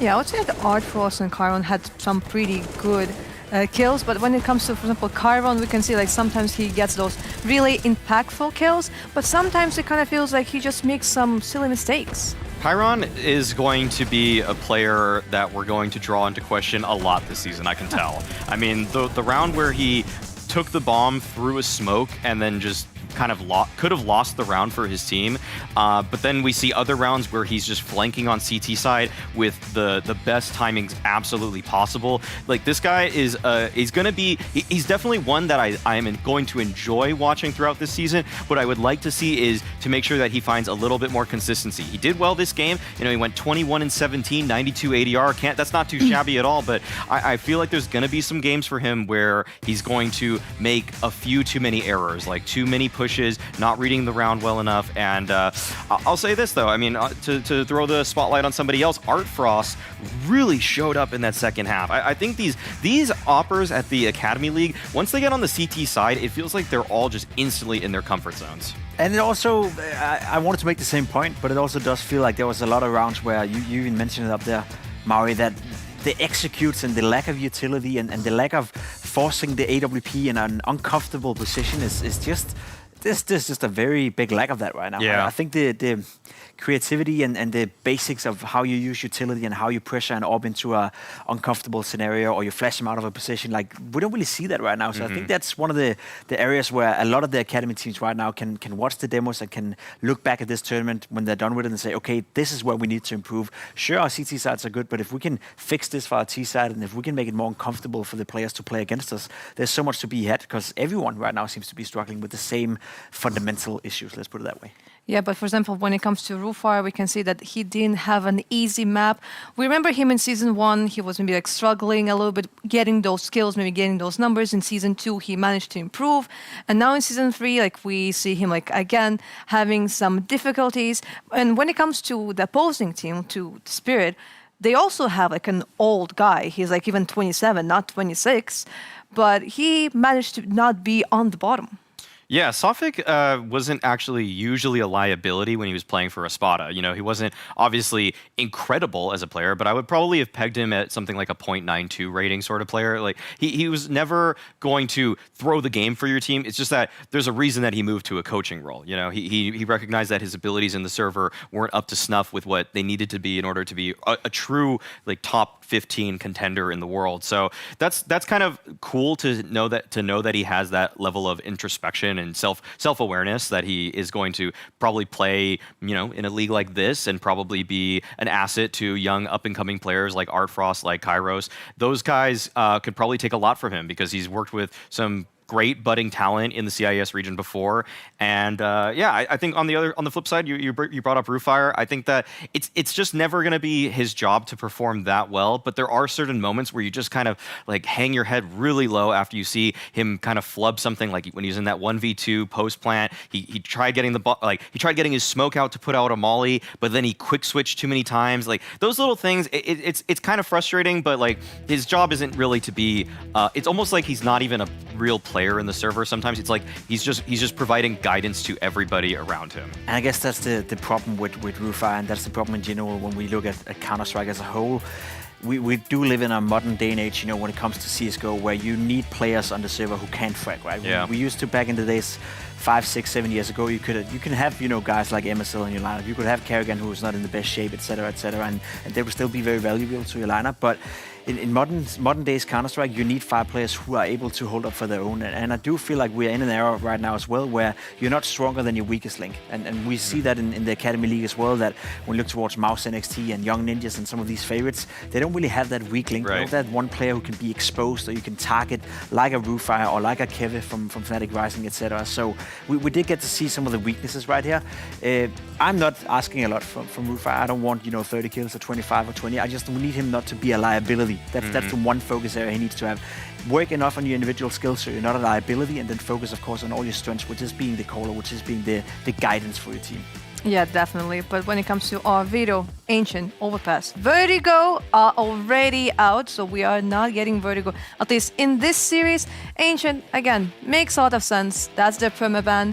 Yeah. Overpass, maybe they dislike it, and I'm really happy to see. Inferno should come out from VP.Prodigy. It's possible. I guess there's maybe a world where it goes to Dust 2, but I think just nope. There's no Dust 2 either. No. I mean, it might be a Mirage again. We might get the back-to-back Mirage. Who doesn't like a little bit of Mirage? I mean, right, guys who spam queuing Mirage. Pimp, I'm sure you love just spam queuing Mirage in your FACEIT games. Oh, we're getting close. It must be Mirage, because previously we saw VP.Prodigy ban Dust2, Nuke. Inferno's their permaban. And Inferno is their permaban. So this must be a Mirage. Yeah. This must be a Mirage. But this time they're switching sides. They are switching side, and I guess that's you can try to spin it into to be a positive thing. But I do feel we saw Spirit Academy be in good control, and their T side on Mirage as well. I phrased it as being very chaotic. It was a game where it went back and forth. It wasn't polished, but that's to the favor of the T side. You know, the more messy it gets, the more back and forth it gets, the less control the CT side have, which in this case was VP.Prodigy, the better. So I'm not really that worried for Spirit Academy starting on the T side. I will say though that in this game, I do think VP.Prodigy can play better. I don't think we saw the A game from them. We saw Delusional, especially in the first half, playing fantastic Counter-Strike. Lumic was all right, but the rest of the guys could have done much, much better. We need to see more from Cheerful as well. He needs to be, you know, helping out Rufire a lot more on that B-bomb side. So there's definitely areas where you can improve if you're VP.Prodigy. So I'm not going to discredit them or say this is not a close game or could be a close game. But after watching Mirage the first time around, no doubt Spirit Academy are the favorites. Yeah. I mean, you have to think that it's going to be a repeat result. But I actually think that there's a strong likelihood that VP are going to have... I mean, you can't really do too much worse on that T side there. They had a couple of rounds where... I don't know if they can really change their execs on the fly to have better flashes so that players like Artfrost can't just get going the way that he did there. But if you maybe simplify some of your defaults a little bit, don't give up so many picks, then there's a chance they can do a little bit better here. I would peg them to at least win like 5 rounds on T side this time, even though they only won 1 last game. I think they'll get 5 at least. I think they're going to recognize that they kind of we heard the comms and we heard how they were so happy, like they were getting so excited. And I think when we were watching at Pimp, we kind of realized these guys might be having a little too much fun too early. Like they don't have a really commanding lead to be like in a mindset where you should be just giggling to each other, right? No, I'm all about having fun when you're playing and being able to laugh and all that kind of stuff, but you also need to be able to focus, you know, and zone in on the game. And it felt like from round 1, more or less, that they were more busy, you know, sitting with their hats and laughing and you know, addressing all the commentators and whatnot. So yeah. I mean, at that point, you know, there's a balance to be obtained, and I think you're at a state right now where you're not that experienced that you can allow yourself to do that. So that would be one of my vocal points if I were the coach for this lineup. Or even just Roofire. Even Roofire as well, like telling them to hey guys, zone in, focus up, and when we win, we can have a lot of fun, right? It's 45 minutes of full focus, and then you can do whatever the hell you want to afterwards. I think that has to be the mentality coming into the second time here. Yeah, they kind of had fun like during the city side, which kind of worked out for them because they got 9 rounds. But right now, it will not be a laughing matter because they are going to start on the T side. They got only 1 round in the previous map. But when it comes to the odds, our viewers were correct previously. Unfortunately, the analysts made a mistake. But this time, again, 175 when it comes to Spirit Academy, and it is 2 for VP. So, like, I mean, they probably know this better than we do. I mean, the one thing that does, you know, sway in favor of VP.Prodigy would be Mirage as a map is very snowballing, right? If you get off to a good start, if you win the pistol round, if you win the first buy round, and you build up an economy, there is a case to be made that it has this snowball effect where it can be tough to stop it, especially on the CT side. So if VP.Prodigy gets off to a good start, as we've seen so far in this tournament, you know, a lot can change, you know, in a 15-minute break. We saw it for NAVI Junior, you know, where they first start out by winning big time and then lose big time. So we can't discredit, we can't discount VP.Prodigy, but it requires a good start on the CT side for sure. Yeah, I think one stat that I'm pretty sure I'm remembering this correctly, that every time there's been these back-to-backs with the same map being played twice, the team that lost the first time does better the second time, every single time, whether they even, you know, bring it closer or they just flat out win the second time around. So I think that trend is probably going to be continuing here, just because we already have a good amount of sample size, unfortunately, with this one. So I think that VP.Prodigy actually, I'm gonna say they're gonna win it. I think VP.Prodigy is gonna win. I just feel like this just keeps happening, that back-to-back maps of the same, and then you lose the first one, you'll do better the second time. VP.Prodigy just do a little bit better, just have a little slightly better T side, even just win the pistol round on T side, then I think they can win this game. I'll say Spirit Academy just for the fun. Okay, let's do it. Okay, VP.Prodigy, Spirit Academy. When it comes to our odds, of course, it is Spirit Academy. But let's just go to Mirage with Hugo and Harry and see what actually happens. Oh, yes, we're right back in a little bit more Mirage. You know, they tried to convince us we were done with it for the day, but nah, mate, not at all, Hugo. So, you know, as we get ready to head back into this one, I'd love to hear your thoughts, because, you know, I did a lot of the talking as we kind of exited out of that last game.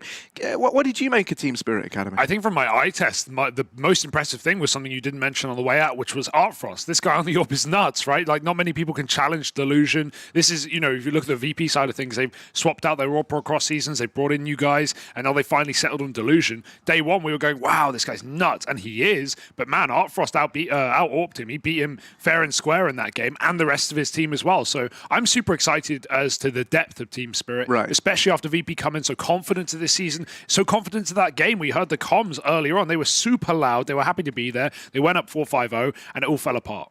Well, so, you know, in terms of predictions, right, we've kind of seen these repeat matchups always yield interesting results. Is that, you know, do you have any strong feelings about this one? Do you think this is where VP bounce back, or, you know, I think that was a pretty crushing loss, dude. Yeah. Think about it. Like, you were winning the game, you were in full control, everything was going as it should be, and then you got no round, or you got one round on your entire T half. Like, that's a bit of a problem. I don't see a reason to doubt Spirit Academy after that game. I think Artfrost can probably do it again. I think he's got more to show us. And now that we're running it back on Mirage as well, what's not to love about Spirit Academy? Yeah, no, I mean, dude, it makes me a little bit nervous, right? Because like, there are some elements to this one where it kind of felt like, you know, maybe some players looked like they were just straight up, you know, like pound for pound. If you were to go like roll for roll, I think you did just have them outperforming VP on the side of Team Spirit Academy. So it does make me a little bit nervous. But these repeat matchups, as we say, they always yield some interesting results. And I will give some credit as well to VP and guys like Rufire, right? He is someone who's good at going away in between games, you know, like trying to get the boys back into it. As you said, the vibes were so good, man. Like when the day started, it was, you know, the happier you are, the harder you slip. Yeah, that's what they say. My question to you is, which face Octopus is going to be on the head of Resource? It's got to be sad. It's got to be a sad right? face. Well, I hope it starts sad. I hope day. he shows us him turning it from like sad to happy. Maybe that would be good. That would be good. Yeah. I'm sure it's going to come at some point. No, yeah, man. Our Frost was though like very, very impressive. The fact that someone came into a matchup versus Delusion, who thus far has been one of the main AWPing talents to keep an eye on, and upstage him right away. Woo, that's exciting. Him's going to be in the bag. Yeah, look, dude, no, I like all these guys, but it's like, if I have to see someone putting money in the back of a van again, oh my God. Yeah, why are you trusting Pimp? There's all these like super buff guys with knives and guns, and then Pimp's like in the van with the money. I'm scared he's going to drive away. That's one hell of an ace spawn, by the way, and everyone goes, they went 4B. Oh dear. Not that it really matters too much on that CT side. Have you ever been in a car with Pimp?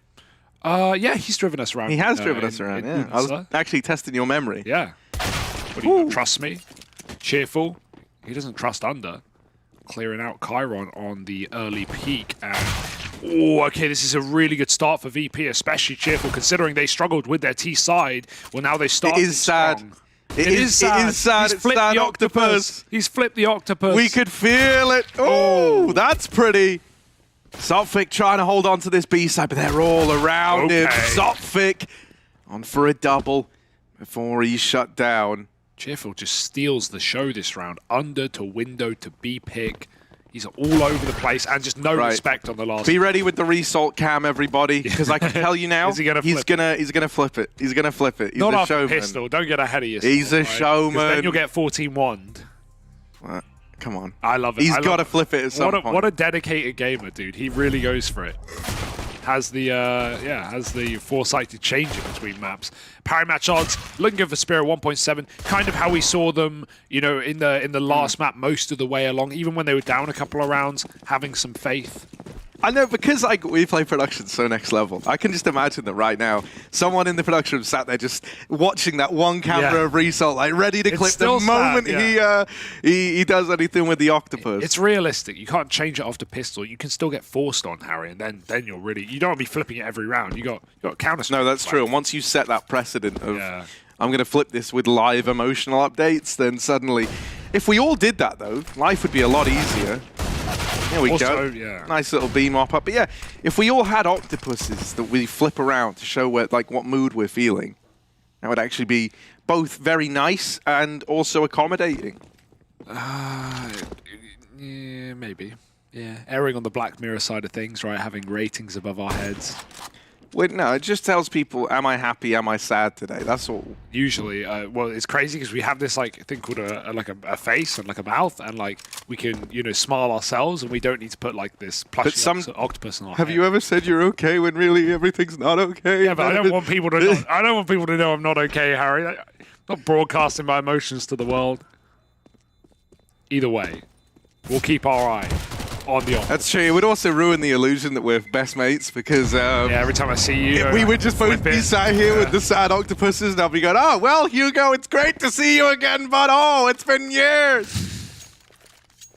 Still sad, isn't it? 2-0 and the full eco for Spirit Academy.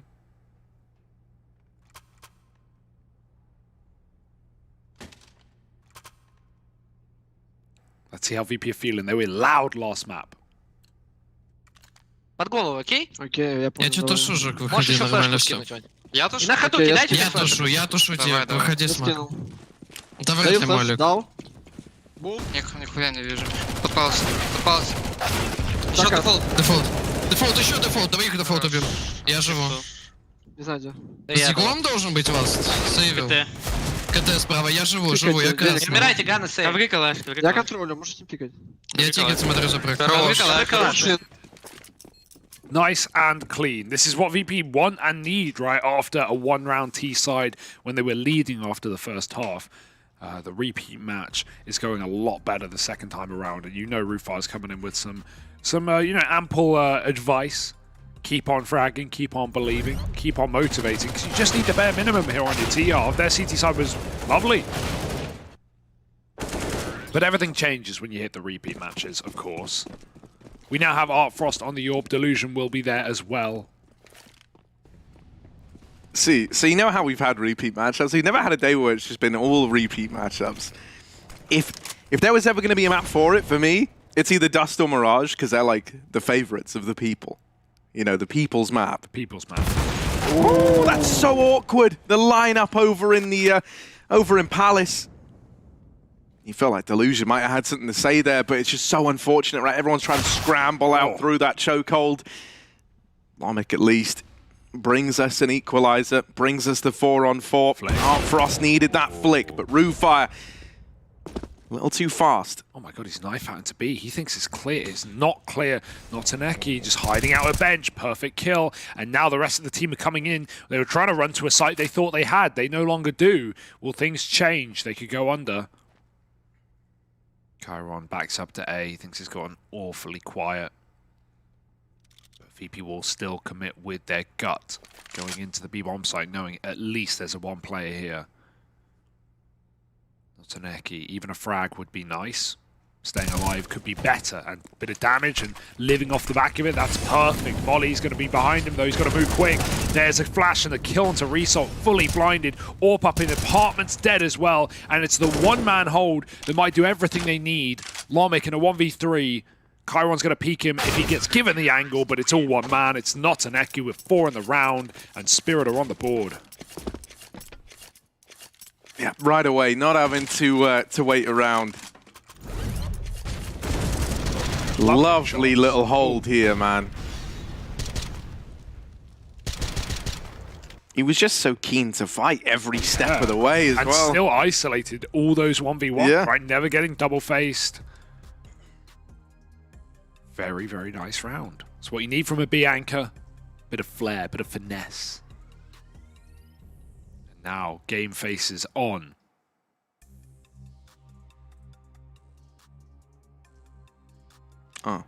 Oh, yeah. No. Obviously not. Hugo.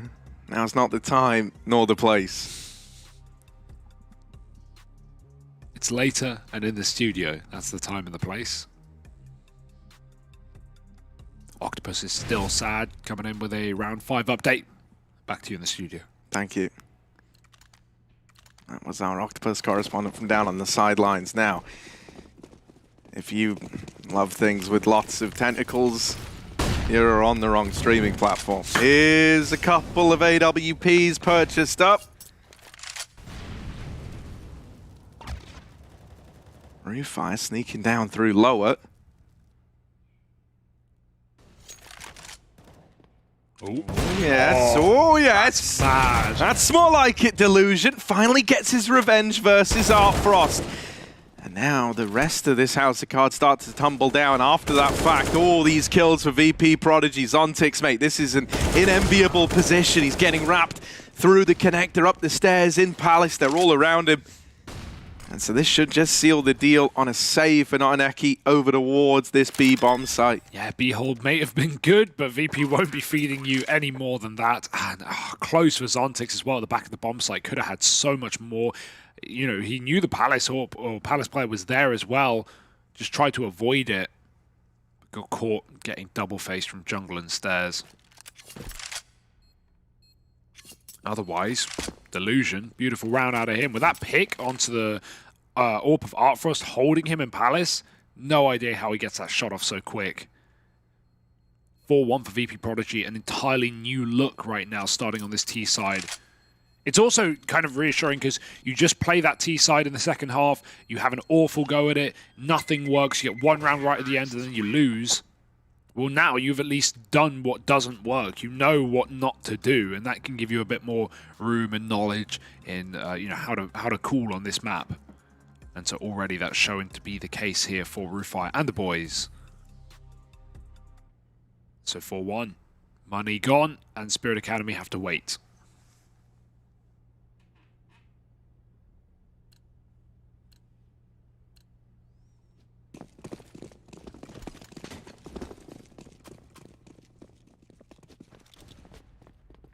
Yeah, right where VP would love to find themselves, really. Like, you know, something the desk kind of highlighted is how Mirage is a very snowbally map, right? And oh no! Jump around! Jump around! Jump up, and get down. Well, he is down and out for the count. Hugo dealt with down and lower, making him dance, baby. What those legs do, though. That's actually an old medieval form of punishment. They would make you wear iron shoes, which obviously conduct heat very well. Oh no. And coals. Then put you on coals. Rather hot. Alternatively, they could just put you on the coals. They also did that too. Yeah. Neither of which were fun, I can assure you. Now, just Chiron left, and yeah, this feels like an ancient form of torture for Spirit Academy. They're getting absolutely rolled, right? We just had an A1S picked up by Lomic. He's styling. He's 8-1. Now he's running the silencer. I actually love running silencer on T-side. Obviously, the danger is, like, you know, not getting that one-shot headshot. But as so many people are saying recently, like, it's getting to a point where A1S might even be as good, or some even say, I don't know if I co-sign this, but better than the AK right now. And there is an argument to be made for that in terms of what its time to kill is. Obviously not one shot, but pretty damn close. Those bullets fire faster than the A4. That goes a long way. So you can just mow, you know, if you're not headshotting, you can just mow someone down in just 3 or 4 bullets. Frost behind triple delusion, flashed out rampant. Oh, he looks away. No one hits the shot though. Palace push denied. Result ready for another, but Zontix will get that kill. And he wants the AK right back. Hopping through Palace to fake footsteps makes Delusion question it, but he doesn't care. They're running right back into B, and now our eyes are once again on that B anchor of Notaneki. Although coming out under, this could still be a mid to con. Seeing where the round takes them. RuFire is like Mr. Smoke, man. Every single time, like, there's a fake being thrown, he's the one doing it. Every single time, like, there in mid, I don't even know where the second smoke comes from, man. But he puts one in window, smokes off con to try and facilitate this little short wrap. However, these B players, they never left. They never abandoned this side of the map. Oh, this is happening. Zontix is going all the way through the apartments, but this has left a big gap. This has left a glaring problem in this round where VP.Prodigy have been able to wrap down through middle into the A-bomb site. Now Zontix is trying to go back to recommit to Palace/ramp on a wrap round. Oh. That's awkward, RuFire. Yeah, I mean, this round was a bit of a mess. It's always awkward when you flank and they change site, so, you know, you're flanking nothing, you're just retaking from middle. But the real problem there is when VP are looking to commit B, firstly, I think it was Lomic, already is lurking con, which is fine, but you need the bulk of your team to get into B for that to matter. It does give them an escape route, but here's the problem. Delusion's AWPing on Cat into B, and he's entering while walking in with an AWP. He needs a rifle in front of him while he posts up, but no one was there to help him out.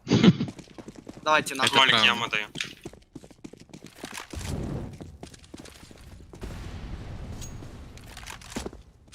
Надо смокору. Не слышу камеры. На кросс дали шорт. Потом, я стою на этом. Б кидает. Это просто выкатил смог, это хуйня, как всегда. Ладер, можно пройти, да? Нет, ну не прошли шорт, все нормально, я парочку контроля. Окей. Если еще буду закрывать смоком. Можешь кинуть молик после смока? Бэкидает. Выходит, походу. Да, Да, двое, трое. Я в смоке. Еще двое, балкон. Бомба. Еще тачка. Машина.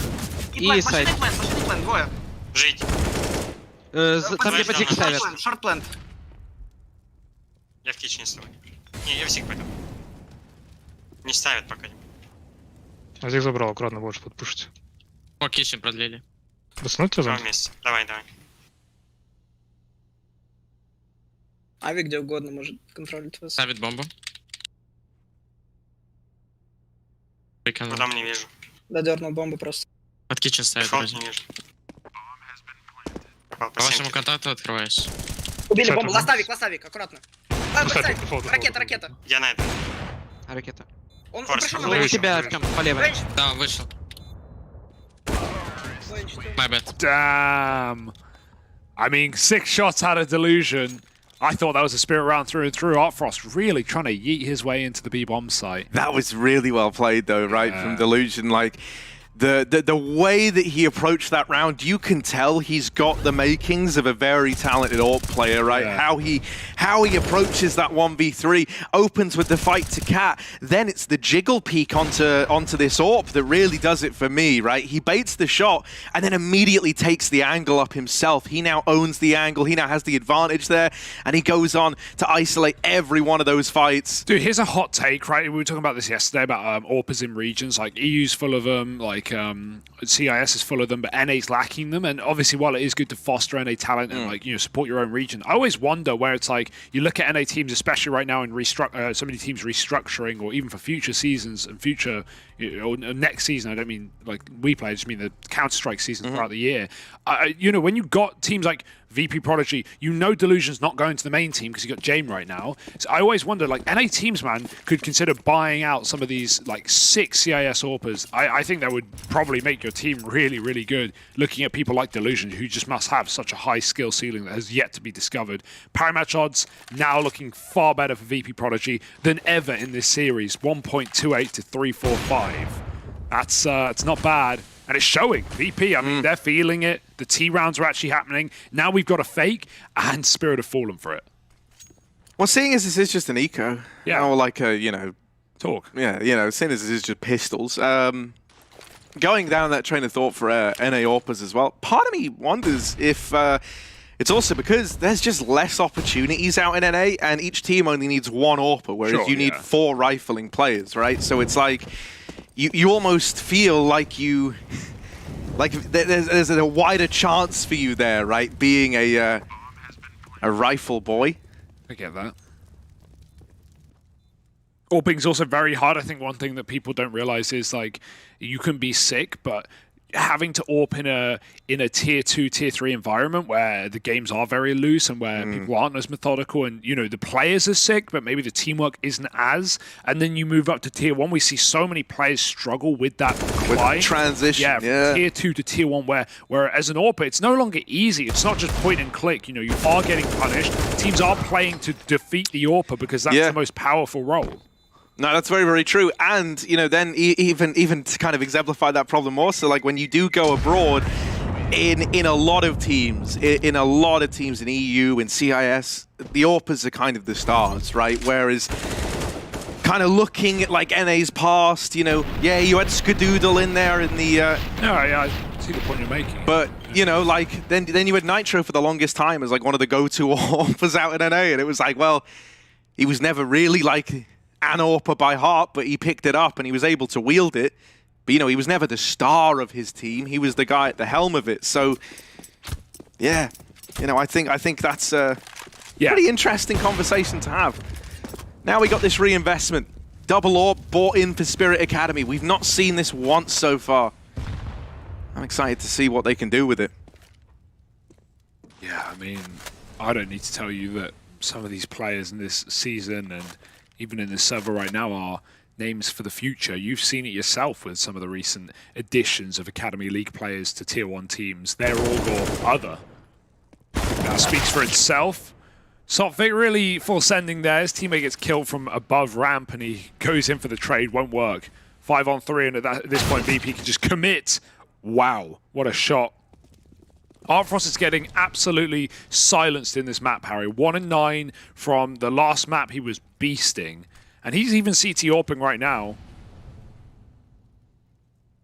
So this is something else. VP shutting him down, and look at the difference it's making. 8-2, you're just saving. The one thing that has been good, the only thing that Spirit have had is not an Eki on his B anchor. He's multi-killed every time VP have come B, win or lose.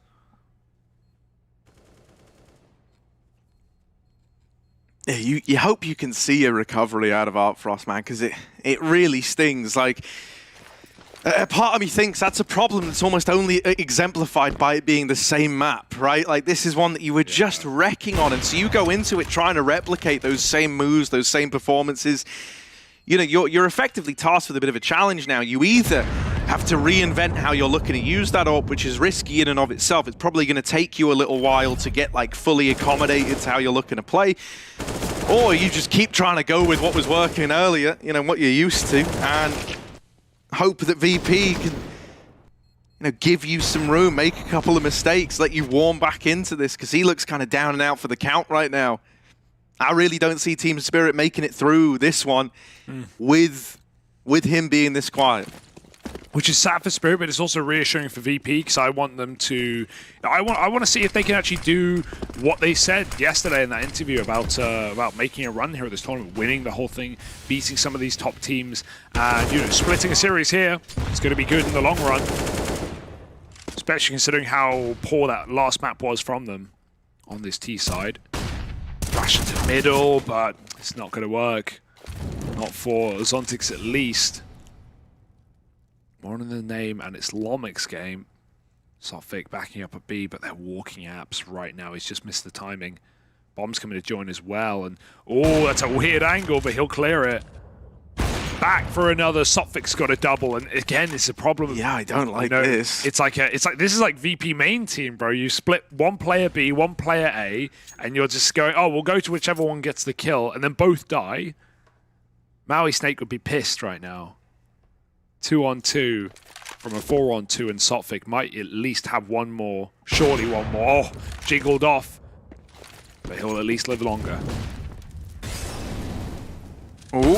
Okay, Lomic, that's a big old turn. He's back on his AWP. Bomb's getting thrown around like a hot potato.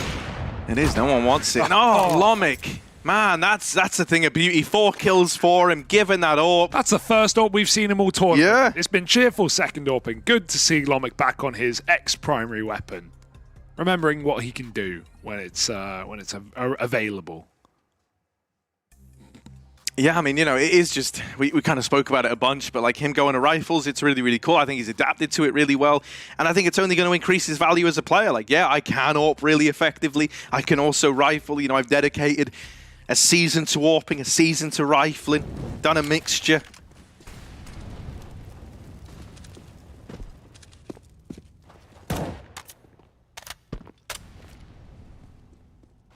Is there any hope left for Team Spirit Academy? Or is there nothing left in the tank at this point? Might be left in one of these horrible spots where you never even really get to play the second half if they don't turn it around soon.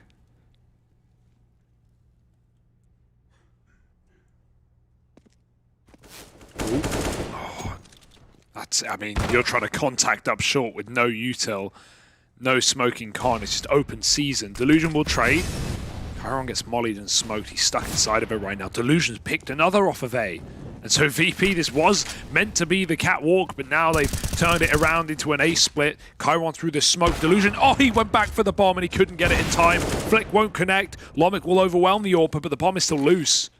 Yeah, and with where it's dropped, that's super awkward. I don't think they know. Chiron has no idea. Oh man, he's up close though. He hears them in the smoke, and now they've gotten out of there with the bomb. That is ballsy from Lomic.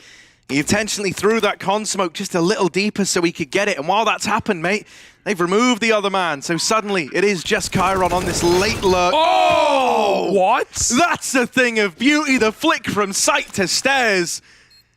And he wins the 1v2. Look at how hyped up he is, mate. He was loud enough early on in that first map when he's just pushing jungle alone while they're winning a 1v2. I can only imagine what that would have sounded like. Yeah, probably trying to scream to his team, all right, guys, this is it. Like, this is our opportunity. Let's 6 round the half. Let's get back into this game. Let's not be quiet. Hyping his team up. And a round like that is definitely going to hype your team up. What an escape with a bomb. All for it to fall apart like that. Check it. Flick. It's beautiful from Chiron. This guy's a talent. We've all seen him on the Face It scoreboard, scrolling through the leaderboards. And now you see why he's there.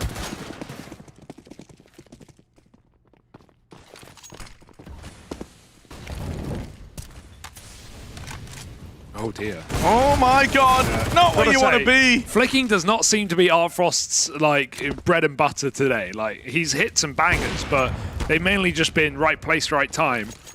Vertical flick not doing any better than the horizontals.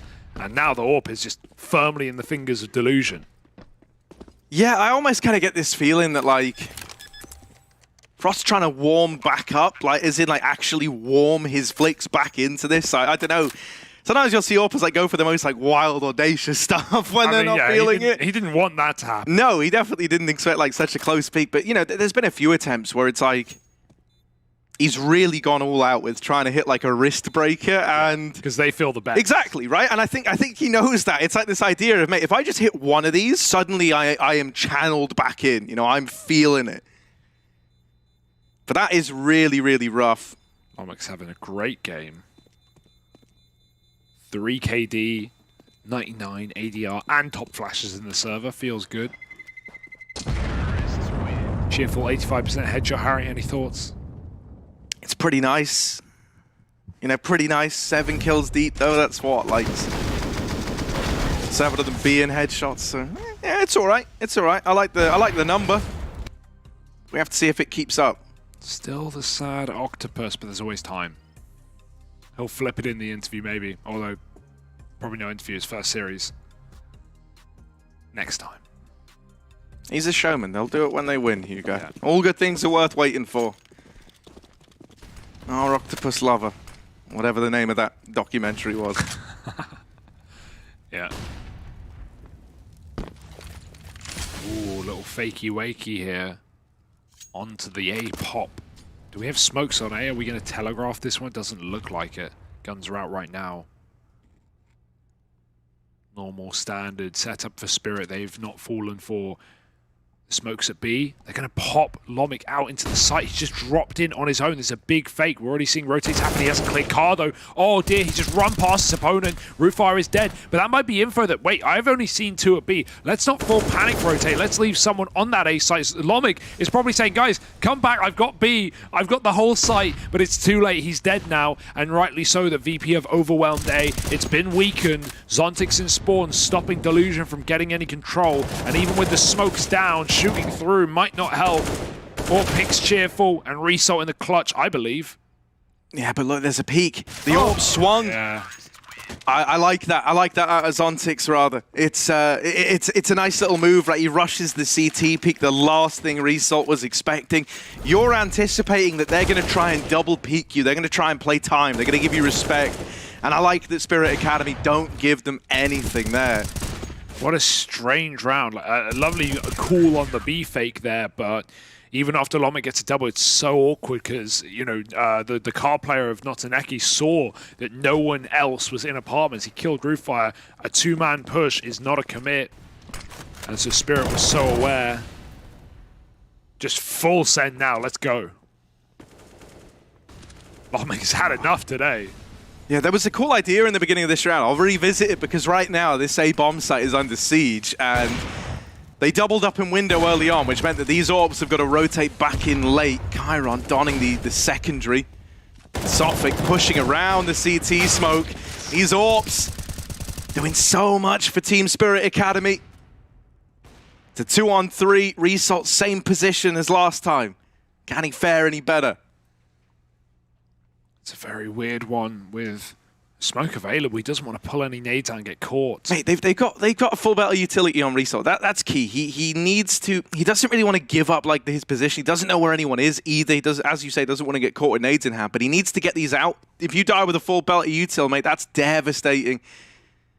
Uh-oh. If he just dry fights CT, mate, there's no winning here. There is no winners in this situation. So he gives it a little peek, gives it a little jiggle.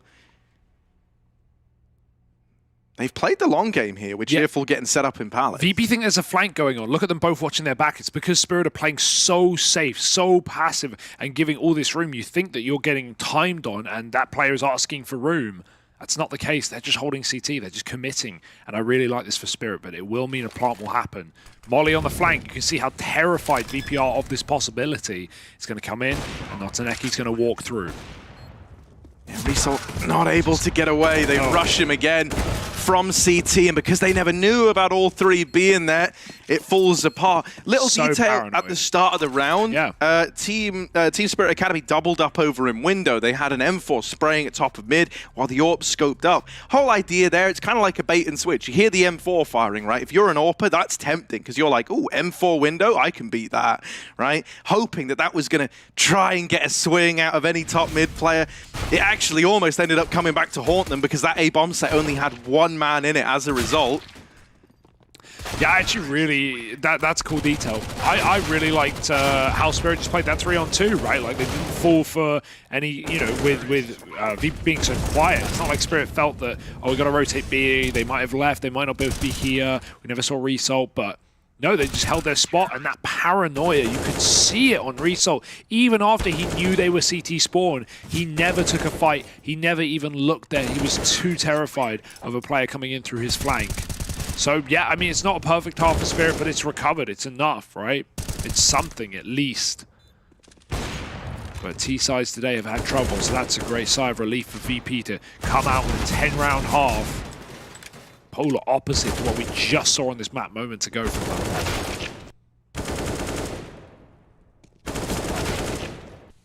So will this be a series split down the middle? Only time will tell.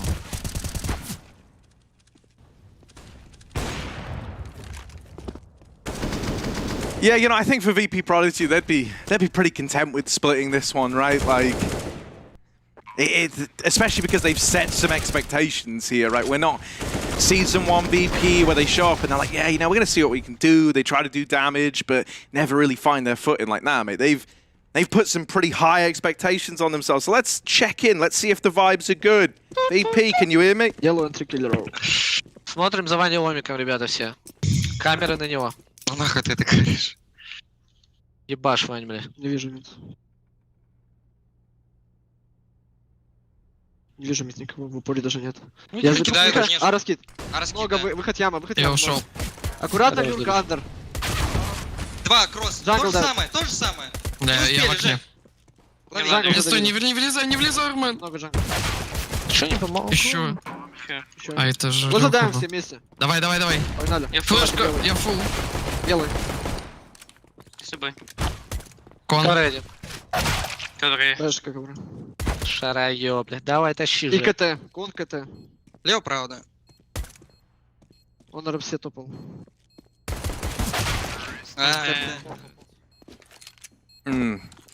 Привет, чуваки. Gaviana со мной по-русски, пожалуйста. Should have said that. Should have said that to intro them, shouldn't I? But yeah. Hey dudes, talk to me in Russian, please. Thanks for the translation, Harry. Take a look at them odds, Hugo. Talk to me about them. 1.37 to 2.95 in favor of VP.Prodigy. Yeah, even after a pistol loss as well, right? So, you know, VP, they've looked good this map. They've definitely just flipped the script after the first one, warmed back into things. And Lomik, I mean, towards the end of that half, he was just entering like an animal. So, yeah, I see it for VP. But let's see if they can find this force buy to make things a little bit sweeter. It's not started strong, but the flank is good. It's flanks on flanks. There's a player late from T-Spawn. Lomik with a big D spamming it like it's 2015. And there's the flank on flank. Sophic getting the kill. This is great observing. And 2-on-1. It's going to be cheerful in the clutch. Sophic will get out with the bomb, though. Yeah, he's low, but still in with the chance here, right? Cheerful in clutches. He's often good in these moments. A bit of pause. And that bomb's gone all the way back towards A. And really, this is a little awkward for Cheerful, because now he's got to be so fast on this rotate. You don't have the time to be cautious. You don't have the time to check everything as thoroughly as you might like. This is where, you know, the decision for Sophic to play over in Palace, it means that Cheerful's going to be clearing dead angles, essentially, right? You're never going to get given this fight till you tap on the bomb. Luckily enough, it also gives Cheerful room to be to be reckless, right? He's not in danger of being fought from any kind of corner. It is very much playing around the tap. Oh, yeah, he knew. Cheerful puts it all together. As he goes to tap the bomb, that's when Sophic swings. Really nice from Sophic, yeah. Just knows he's going to get a play with his back turned, running to the bomb right there. Good awareness, experience. And yeah, a wild round, but one the Spirit come out on top of, as they always should have. It was only Deagles and MP9s, but it got uncomfortably close. Wild rounds right now. 10-7, and this attempt at a comeback has begun.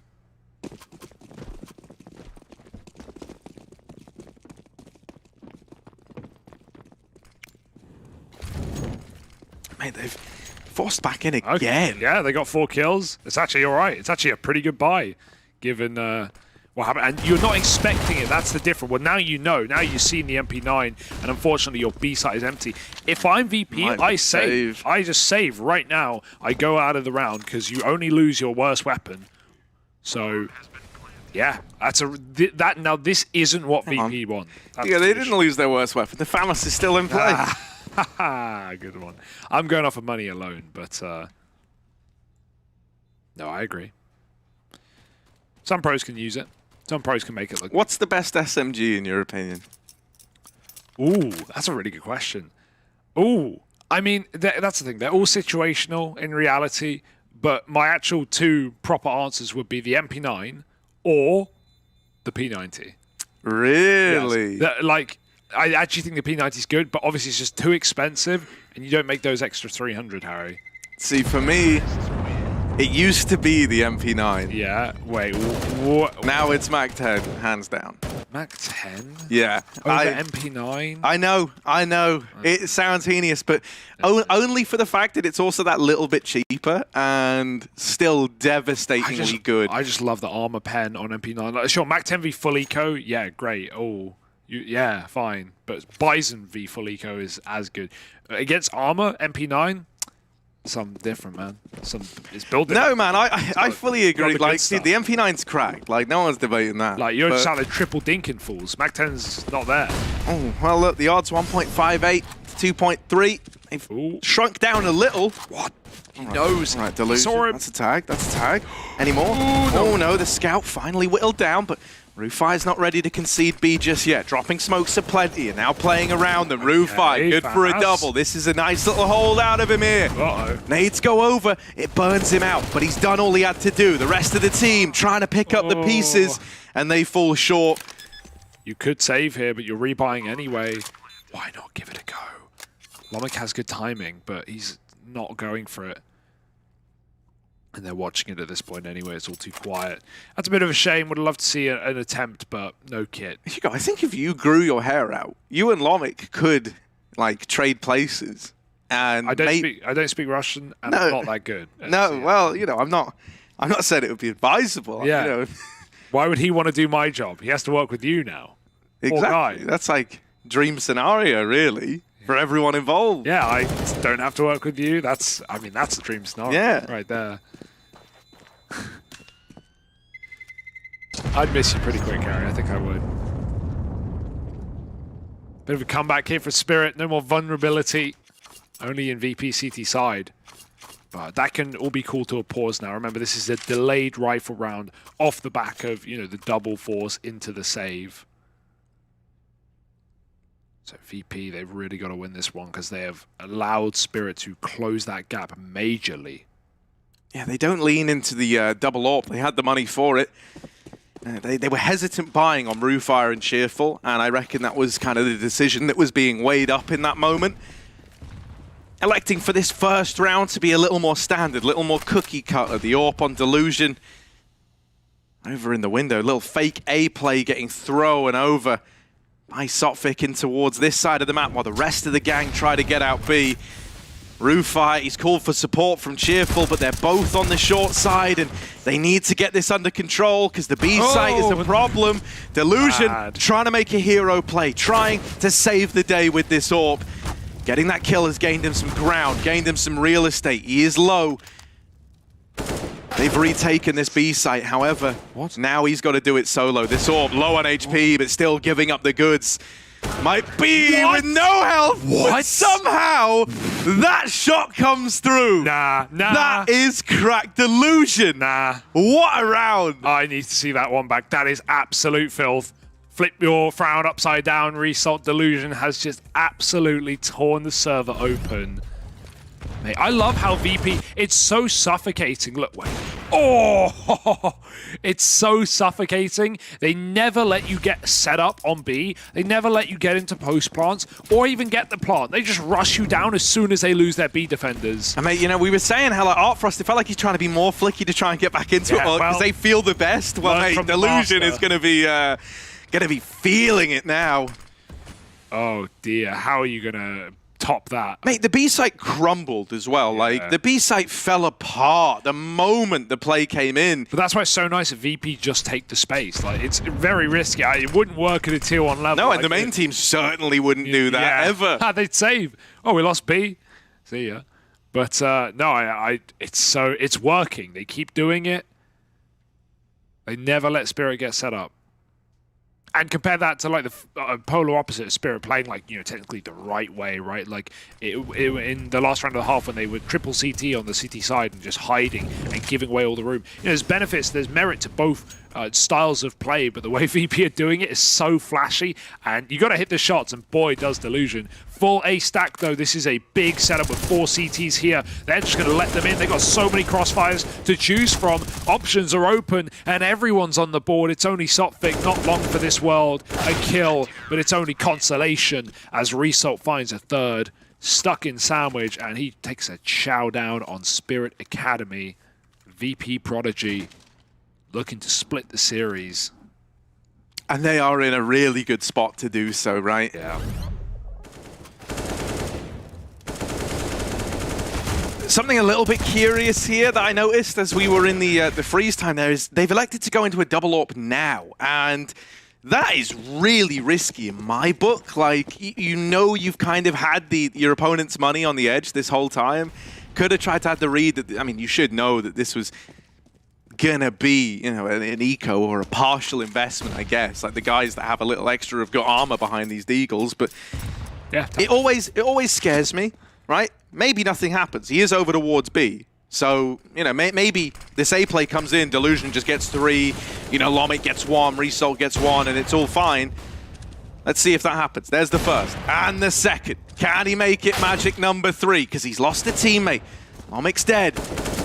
Result good for his one, and Delusion going to drop out 4. I was so close at predicting how that was going to go in the kill count, man.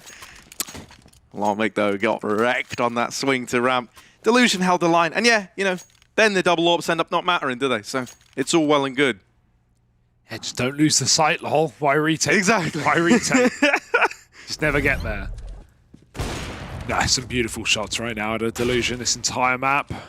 Even though it was Artfrost, you know, stealing the show, he has slowed down. I just think you should be thankful that they went A, is how I look at that. Because this B site has kind of fallen in a lot of these takes, and Pistols charging down an AWP, ooh, that could have got messy. So here's that reinvestment. Ooh, didn't see him.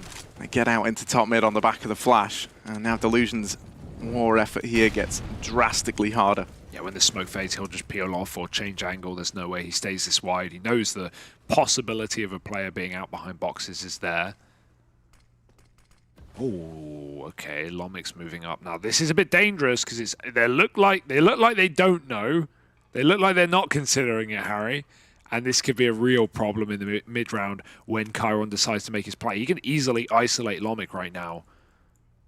He's just not aware. I mean, bro, if he swings left box, like, this could be a double. Flick. If he goes right, at least the spot's there. So now you have the info. And with Chiron never wanting to swing further, oh, that molly. Yeah. Man, it looked like it could have been so good, but 50-50 on the swing. And sadly, he chooses the wrong side. Pretty fierce swing. Yeah, and now, Cheerful looking to keep it 50-50 over here. Oh. In this A side of the map, but he's been knocked out. Delusion's had to rotate in. Oh, it's pretty tense. Rooffire over the stairs. Spotted and whittled down, but they haven't been able to clear him out. They haven't been able to deal with it. And right now, VP want to play a numbers game while they wait for that AWP to get set up back in CT on a rotation from jungle. Hopes he can deny the plant. Doesn't need to do so because Rufire's got it. Time's a problem now. You've got 10 seconds here. Zontix, they are not giving him the engagements. And VP play that one really, really nicely. Yeah, just leave it up to Delusion, right? Rufire just keep hiding while Delusion keeps fighting, and he is not missing a beat, not missing a shot, not missing a chance right now for VP. 14-9, and it's like the inverse of last map, Harry. Spirit Academy now cannot field T rounds themselves, and VP got to be elated. Let's find out. Быть готовым на быстрый ЛПБ, окей, Ванюш? Окей. Все, супер, давай. Вань, когда придешь на Б, Я снова с КТ же. ты можешь стараться право убивать. Правую часть, понял? А, бля, ты так? Я на ковре, я на ковре. Все нормально, все нормально. Жек, буду грузить флешки трон. Да. Привет, Б. Ой, заебись, значит Б раскид. Я в хопу отойду, я в хопу отойду, Жек. Рано, нормально. Б кидает. Я ушел. Аккуратно, Антон. Бегут. Я мейне, Вань, правую часть бери. Я остался в джангле пока. Они вышли, мне с маками отзвонили. Может фейк. Окно убил одного. 2D, да? Еще андер, да, еще андер. Смотрю кон. Бэпси в топит ушел. Окно забрал. Я кон смотрю. Б не вижу. Они под медом стоят, скорее всего. Где Б выходит? Где второго на Б, а? Кон тикал. Вышел, лестница. Еще джангл. Забрал Э. Хорош. Он не вижу. Яма должна быть. Яму не видел. Не видно. Жди Б. Кон. Бля, я думал, там нормально.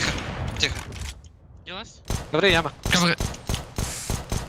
Упал дефолт, падает дефолт. Упал дефолт, идет за авиком. Искра, право.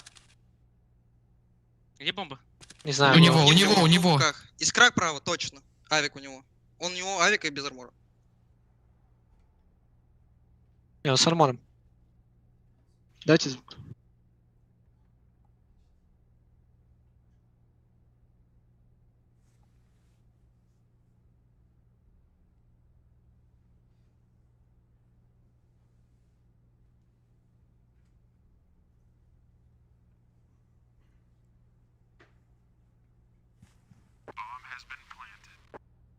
Б. С кухни шел. Какой у него гамбл? Авик и пешка. Армор есть точно. Oh, lordy. It's Sotfik coming in with the clutch. That got pretty wild. VP, you know, faked out at B initially, but they realized very quickly what was going on. It's the Deagles, really, that bail Spirit out. Coming up con, late in the window boost. VP knew what was going on until the 1v1, and Sotfik slips the net perfectly. Yeah, I mean, Sotfik's experience really shines through there, right? From every little decision that was made, this, you know, never had any info as to where Cheerful is. You know he's often been the B player, right? He usually is, but since he's had the double AWP, you've actually seen him on the A site occasionally. And so that entire map was just a big mystery to Sotfik, but every little detail from scoping all the way back at Ticket and then stealth walking CT so that he never had to make noise scoping in later on, to rooting and taking the pathing he did, he was so aware of what was happening. Oh dear. Sotfik, hero of the last round, and still on that journey here to open up the next. 2 to the good for Spirit Academy. I thought he was going to be let down there because we had that under smoke and it makes you think about feet, right? And the boost that you sometimes see at top mid, but Sotfik just reads him like a book and he is warming up now. It's a perfect time to come alive, right? Boosted off of that clutch and now into 3 kills. This game is still in the palm of Spirit's hand. They can still take it. Oh, maybe a 4th. Oh, he's got... Oh... There it is, last players at B. He's hunting it. Bro, like, his reads in this round and in the last have been impeccable. He's feeling so confident about it, but finally, he picks the wrong option. Delusion just wants to save the AWP. Chiron won't let him get away with it, though. And so the gap closes. Not out of the woods yet, VP. Don't get ahead of yourself. Don't think it's already done. Because right now we're seeing a bit of a second win from Sotfik and the rest of Spirit. Really clean headshots, though. That would have been one hell of an ace. 4 headshots. And then no-scoped. Someone's got to ruin the day, and it's got to be Delusion. 2.0 KD, 24 kills. But a full eco now as VP wait for that money to accumulate. Oh yeah, this is what we like. Oh, free Zeus. Doorstep delivery. Chiron clears him from ramp, and something this time shot in the back, but other than grabbing that gun and leaving, there's not really much VP can do in this round.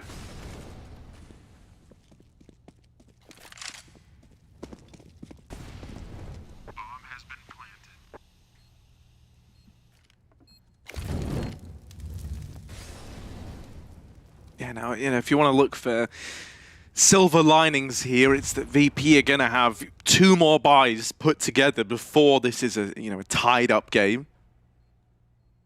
Before this is Team Spirit leaping themselves up into the lead. So they've got opportunities, they've got chances, and thanks to extra money on Resalt and Roofire, they will feature that AWP, which has been, the real kind of meat and potatoes of this this VP squad so far.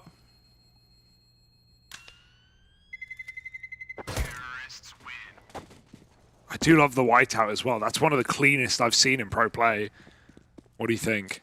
It's pretty nice. It's pretty nice. I've noticed a few of them using whiteout skins in the Academy League. Dude, it's just very clean. It's like the slate. It's the same reason why that's nice, Or the red line. I thought you didn't like the slate. I have a slate. Yeah, I know. No, I just don't like yours. Yeah, exactly. Even though it looks What condition is it? Well worn. Yeah, exactly. Gross. But it looks fine. It looks... Mine's battle scarred, bro. They look the same. identical. They look the same. It looks the same as Fact New. No, that's kind of the joke. Like, I don't like your one. Okay. They're identical things. Yeah. It's not. At least some whiteouts are different. Like different bits scratched off. But you gave me my knife back yesterday. That was nice of you. Yeah, you didn't give me mine. No. Who the hell did you give my knife to? I sent it to some random Canadian dude. I'm sure he'll take it. Random Canuckold. Yeah. Pretty much, man. Pretty much. Hey, you got his. It's a good trade. We're just throwing them around, man. Like the speaker at a party. Anyone want to get in on our knife trade circle? Yeah. Let us know. Like the aux cord in the car. All right, mid-take here for Spirit. Second wind in this second half, and Lomic, if he waited another second, he might have been dead there. They were very close. Cheerful trying to cover from above. He has a good angle. Lomic's just trying to live. Whoa. Oh, throwing nades then. Both double smoking con. That could have been 2 kills for VP. You take one and done. You're happy either way. Yeah. But could have been so much more. No, that's where miscommunication has just cost you a huge advantage in this round. You get out of it 5-on-4, right? We're kind of could have been a lot looking worse. at like some very finer details here, but you'll always take more, right? More is more. That's what they say. Regrouping at B now. It's only Roofire there. VP leaning A, and that smoke will buy a bit of time. But are they going to go through? If they do, Roofire is here to receive. Ready to go. Even some spam would go a long way. But he's changed position, and now as a smoke phase, they can begin to move in. No lurkers either this time. That's a rare case for Spirit. Sophics lining up util. Rufire's just flashing apps, but they're already past the flashbang. They are full blind, but he still has no idea what's about to hit him. Oh, nice double from Rufire, the lone defender of B. Can't make it any more than that, and the AWP will catch Lomic in rotation, but you like to think Rufire's done his job now as he watches on beyond the grave. It's just the rest of his team having to finish what he started. Illusion waiting for this peak. Sophic gives it to him, but a missed shot, and now you get very, very paranoid about the short side. Back in the site, the AWP finds success. Artfrost trying to clutch this out. He's heard the drop down. He knows the game's afoot, and they trade places. Cheerful, it's so much damage. Might be relying on a no-scope here, and Artfrost is wrapped. It's 15 for VP.Prodigy. There were a couple of cool little things here. I mean, it's close, right? I think he's good. I think he's good. Yeah. I should just trust myself more. Yeah, it's nice to create some suspense sometimes, Harry. You don't always know until the end. But mate, no, there were a few nice details there. Rufire's flash, right? Oftentimes when you throw that little pop flash, it's to set someone up for a swing on balcony, right? Because it's so effective at blinding those apartments players.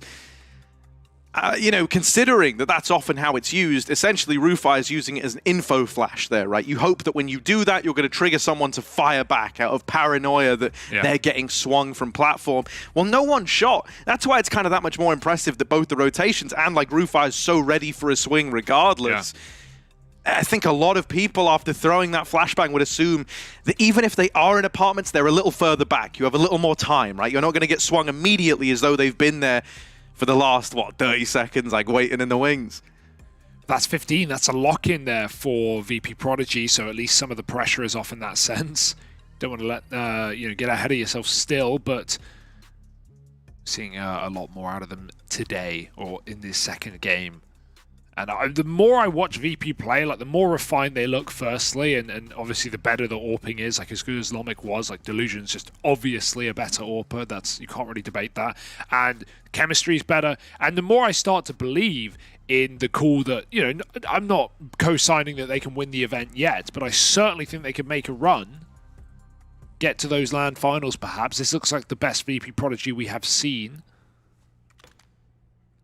Yeah, and you know, like that transition, I think, is what's most important. They went from a team that were never really in the runnings to be a squad that you would, you know, peg as folks who could make it to the LAN finals. But suddenly, I'm kind of in your boat as well, right? I find myself believing. You can really see like the improvements throughout each season. I'm starting to believe too, Harry. Yeah, because they've gone and gotten 15, but Delusion. Tight angle should be no problem for a man like him. That is perfect. Got a Care Palace. They are about to pop. Boost up into window as well. Gets a dink, but that's not enough. Chiron has control. Smokes it, but he stays inside. Oh, will eventually fall. Sophics faking B, but it might not just be a fake. That bomb is rotating. Which way will it go? Back to A. Sophics still outside B, but he hasn't got util to fake, so it's time to reset or go, and it will be the former. Notaneki and Palace. With the AWP gone, VP are scrambling a little bit. They leave the A site fully open, prepared to play retake in a round that they do not have a kit in.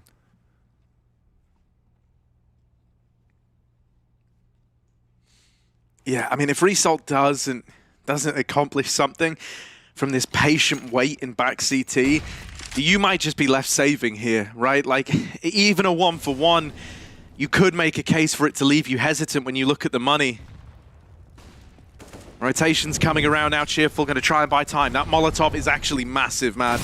That delays a plant. That delays this whole damn round. And with Result here, if he doesn't give this kill away, that should be the round. There's no way to get this bomb planted. Time's running out, and that's the bomb drop. With it, the game. VP.Prodigy, they split this series 1-1, and they even end it before the clock strikes midnight.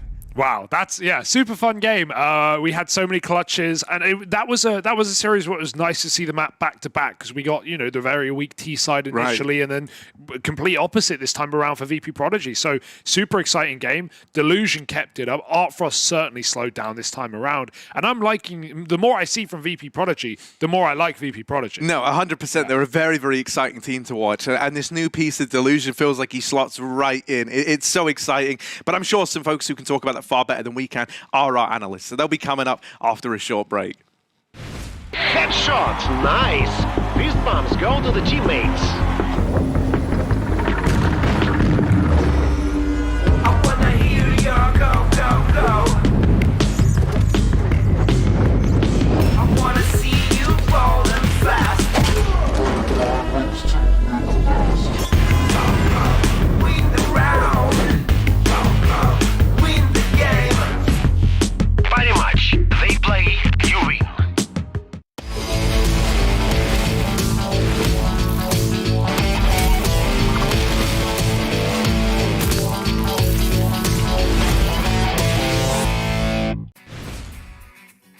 (16-12) is the result of the second Mirage, but the difference is that now we have a new winner. Pimp, unfortunately, your prediction rate right now is not looking really good for today, but Maui managed to switch his picks just in the perfect moment. We saw that when it comes to VP.Prodigy, they had a really good first half in the first map, but they were like on the CT side, and then they struggled on T side. Now they switched sides, and somehow they managed to get 10 rounds on the T side. It's hard to make sense of. I can understand if the viewers who are sitting at home right now thinking to themselves that how can that happen? You know, how can you be so good in one map, I guess one game, and then the other game, you know, on the same map, it's completely different. I think if you have to try to make sense of it, it's always easier to be the losing team in the first game. You learn more of a loss, right? You're changing more. You're thinking to yourself, okay, this didn't work out, so maybe we can do a variation of our default or a variation of this strat that we ran or whatever that may be. Whereas if you're the winning team, you kind of get tricked into thinking, okay, we won the game, so this worked, so we're not going to change anything. So that can change the dynamic of the game, and that could be part of the reason as to why we see VP.Prodigy all of a sudden come out on the T side and play well. Then we got to give it to the individuals as well. You know, Delusion with the AWP, Lumik as well. First half, I think he finished with 18 kills on the T side as well. So there was a lot of positives coming out of VP.Prodigy, and I think the individuals as well as the team stepped up compared to game one. Yeah, I think that their defaulting just worked so much better for them. And it's one of those things where, you know, it's hard to describe exactly why, but it's just because the first time around they maybe didn't see some of the spots that the CTs played before. But like Pimp said, you kind of rest on your laurels a little bit once you play those spots. They work for you, and then when now you're defaulting the next time against it, you're just more ready for it. You're more ready for those kinds of things. And what we did see was a drop off from players like Art Frost, for example, and Harry and Hugo were talking about it on the cast that players like him, you know, game one can look so good. He's kind of giving me Laddick vibes for NAVI Jr., where it just was like, wow, this guy's really impressing me. And then you see the next game and like the playbook kind of ran out. Maybe he went for all the picks that he normally goes for, and then he tried recycling them, and then that's when, you know, VP.Prodigy are more ready for him the second time around. So credit to VP.Prodigy though, and a lot of credit goes to Delusion. I mean, that guy was absolutely bonkers in some of these clutches, and like Pim said too, I mean, Lamek was really stellar on the entries too. Like his rifle work is really something to marvel at, because he was an opper in Season 1, and so it's really cool to see how he's not only changing his game, but improving it. Yeah, when it comes to VP.Prodigy, they had the same core in Season 1, 2, and 3. 4 members kept their positions, kept their spots. They kept on looking for the 5th player. They tried, for example, for Lamek to op, for Cheerful to op, and now they managed to find that opper that they really needed. And the thing is, we had Result for an interview, and he said that, like, okay, Delusion, he's not good with an AK, he doesn't like playing it, but we can see once he has an op, he is great. Yeah, he's one of those players where you can really justify, you know, drop me an AWP kind of guy, you know. He just needs to have that in his hands. We saw, especially in the later stages of this game, how impactful he could be, playing fantastically well in the clutches, in the defensive situations as well, and big part of the reason why VP.Prodigy were able to steal away Mirage here from Spirit Academy. So well done to him, and as we discussed coming into this game as well, me and Maui, it does feel like VP.Prodigy is it's a better place right now. The roles within the team are feeling more comfortable for the players. It seems to be more well-drilled, you know. There's no question marks as to who's gonna up, who's not. Are we gonna play with this player next season or not? It feels like that's a team in cohesion, and you see it right here on the player pictures as well. They had a little less fun, I'd say, in this game, and a little more focus. And that was also that's the thing, right? That was also part of the reason why I believe that VP.Prodigy were able to steal this one away. I think Spirit Academy are okay with the result. They get a map, you know, they get a win, and this is their debut in the WePlay Academy League, and all things considered, it was okay. Yeah. I think with the, I mean, the bookmaker had pegged them as the slight favorites throughout this Spirit Academy. I thought it was a little bit more even, you know, and I'm glad that both of these teams got a victory today, because I think they both showed sides to themselves that really deserve wins. It's not just one of those moral victory kind of endings for either team. They both can walk away from this knowing that, you know, VP.Prodigy improved once they began to focus up and not just kind of have too much fun. And then for Spirit Academy, they showed that they could rely on a lot of their individuals and what seemed to me like experience. So the fact that they could handle a variety of situations that VP.Prodigy threw at them in the first map, I was pretty impressed with just the amount of flanks that they were going for, the way that they were just playing, even if the setup wasn't perfect, but they still found ways to have kind of that good crossfire and communication. Those little moments to me have me hopeful for really both teams now. Yeah, VP.Prodigy, they lose the first map, then they win the second one. And I kind of feel like they will be the team that will cause us a lot of trouble when it comes to tiebreakers. Yeah. Like on the last day, because that will be pretty intense. Another thing that might be potentially intense is, of course, the match between MOUZ NXT and FURIA Academy. Why I'm saying this, I mean, FURIA Academy, they are one of the teams that actually managed to take a map from MOUZ NXT. So maybe this season they'll do the same. I think the Pimp is being really skeptical about that. You know, like you have the champions of Season 1 and Season 2, and then you have a team that just kept on finishing last. But hey, never say never. Well, never say never, that's true. There's a potential, and as long as the game is live, right, and none of the teams are at 16, anything can happen, so I'll give you that one. But I also was able to eat 4 Big Macs, you know, in one meal. I can't do that anymore. That's never history. say never. It could happen again. It could happen again, but that's history right there for you, right? It's not going to happen again. I don't believe that. And if it is, then that will be a massive surprise.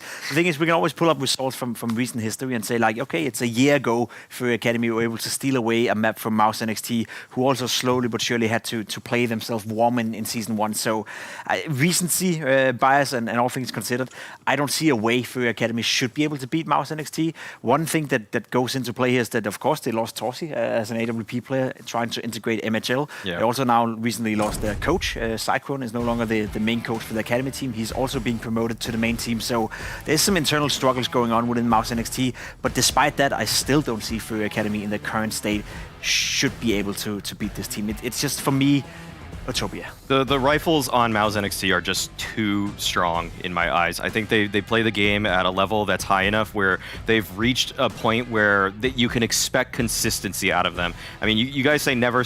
I'm just gonna say never. I'm gonna say that FURIA aren't winning either of these maps. It doesn't matter if they play the same one twice, play 2 different ones. MOUZ NXT are in a position now where they should be farming this team. Like to me, on paper, this is the most lopsided possible game you can get at the WePlay Academy League. I really just don't want to beat around the bush that this could be anything, but it should be a stomp. This should be a stomp on 2 maps consecutively in my eyes. Yeah, MOUZ NXT went through some changes. They changed their AWPer, and now they lost their coach, the main team. We also saw, like, during the LAN that their coach was actually, like, really helpful. He was, like, there, like, probably, like, both morally and, like, also physically. We saw, like, those, like, back grabs and all of that. When it comes to MOUZ NXT, you know, like, maybe they kind of lost their esports dad, but they still have their big brother, who is JDC, who is, like, that calm guy who will always, like, if there's some kind of panic, he'll be like, okay, guys, let's chill, let's just figure it out, everything will be fine. But they build up a foundation, right? And I think that's what they have to rely on now. MOUZ NXT's foundation is very strong. It's a foundation they spent building in Season 1, Season 2, and I think coming into Season 3, we all expect them to be a team that is going to win the entire thing, or at the very least, be in the final of the WePlay Academy League Season 3. So, yeah, maybe they lost the coach, maybe they lost one of their star players, but I think the replacement in MHL is a guy that has done well so far in the league. The one game we have seen him play, he did just fine. You look into his history and into his stats as well, that's a guy that could potentially be as good as Torsi over time. We don't really know. Whereas for the coach, yes, losing your coach is never a fun thing, but I don't think you see that translated into the server straight away. That's over time that you can decrease, or you lack preparation, or you lack understanding of how you want to drive your I guess, project for the future. As of right now, I think MOUZ NXT is very, very calm and very safe in the foundation they spent 2 seasons building. Yeah, I would say that the foundation is essential. That's basically the way that I would peg MOUZ NXT as a team that just shouldn't be ever getting upset. Really, maybe a map here or there, you know, it happens. But it's really hard to believe that FURIA even has a single win condition in this one. I mean, the randomness that they play with sometimes can get them rounds, but crossing the finish line and actually winning maps against a team that will have as many chances as MOUZ NXT does, I mean, that's where it becomes such an uphill battle. I really think that we just saw JDC's stats, his improvement from Season 1 to Season 2, I think it's continuing. He's doing even better now in Season 3, and that just goes to show that MOUZ NXT, they're one of the teams that is actually going out of their way to play a lot of other tournaments, a lot of other qualifiers. They're beating teams that are higher above them in the HLTV rankings. They were in the top 30 at one point. Like, this team should be smurfing on FURIA, is what I'm trying to say. For the vetoes, though, okay, we got Vertigo out of there. That's fun. For MOUZ, they have a lot of maps that they can go to here. They can go to Inferno. I kind of thought that maybe today would see a few Infernos. They could potentially play Mirage. Yeah. I don't really. I think any of the following maps are probably available to them. Not Overpass. Not over. Okay. Because Overpass is their permaban. It's a map that. Yeah. That's a good catch. There's no way. There's no way. It's got to be Mirage or Inferno for sure. If you're MOUZ, I think Mirage is a comfort pick. I think that's, you feel you have the better individual. We saw that in the first game as well, where you kind of could argue that Mirage would have been a smart thing to do. So it is going to be Mirage in this days. It's not going to be Overpass. So we know that by now. So it makes sense for MOUZ. We saw it, I believe they played Mirage in Game 1 as well. So it's one of those maps where they just feel super, super comfortable. And we saw MHL as well do a good job. Yeah, I liked what I saw. Like what MHL showed in the first time we saw Mirage for MOUZ NXT was something that we don't see from almost all the other oppers here at the Academy League, which is that he had an impactful T side. That's so hard for some of these young oppers to do, is just to actually find ways you can insert yourselves to find opening picks on the T side with an op. And MHL, from Palace especially, he was finding a lot of openings, even multi-fragging from that position. Yeah, and MOUZ NXT, of course, they are the favorites. They are the team that won Season 1, this is Season 2, and they are the favorites right now, even though they went through so many changes. Their odds are 1.1 when it comes to FURIA Academy, 6.25, which is interesting because the previous time when we saw FURIA Academy play, even though we kind of thought that their opponents are stronger, the odds were just better for FURIA Academy. Yeah, you could say so. I mean, they believed more in FURIA back then than they do now, but it's just a given that we all expect MOUZ NXT to win. I think what we could hope for as viewers and as experts as well is that FURIA Academy will continue to show a bit of that progress we saw in their first game. It wasn't all bad, they didn't win, of course, which is a known quantity for FURIA, but they did make the game competitive. And let's say we're in a scenario where the scoreline is 12-12 on a Mirage. You can never really tell which one is going to win. So if you're FURIA right now, I think the main focus point necessarily, of course, it should be winning, but for us and for the fans, maybe see if they can make the game competitive. See if we can get to a scenario where they're leading 12-11 or they're at 12-12 and all of a sudden MOUZ NXT are pressured to do all the right things in order to win. That would be a success for me at least, because winning the game, I doubt, but having a good competitive game is something we all want all the time. Mm-hmm. When it comes to MOUZ NXT, their opening match in Season 2 was against the Brazilian roster FURIA Academy. They won with a score of 2-0. Will they be able to do that again today? We'll see. But right now, we're going to Harry and Hugo, and they're ready for another Mirage. Oh, yeah. Is it a Mirage? Are my eyes playing tricks on me? A third one of the day? All right, I'll take that. May as well go for the full house at this point, right? I kind of hope we get the replay just for the uniqueness of it. So, Hugo, I want to lay my cards on the table right away. I want to say, I think FURIA is screwed. I think this is a done deal already. Wow. Before the game's even begun, before the game's even begun. Not even going to watch a pistol before you flip the odds. No, but do you want to know why that is, mate? Okay. Like, MOUZ NXT, they play this map versus, like, outside of, like, academy teams. Like, recently, Mortal Vibes, they beat teams like Harvu, like Gorillas there. Like, these are legitimate wins. They've taken down Dignitas, mate. That's a team with old legends on it, for crying out loud, right? Who are very, very experienced here.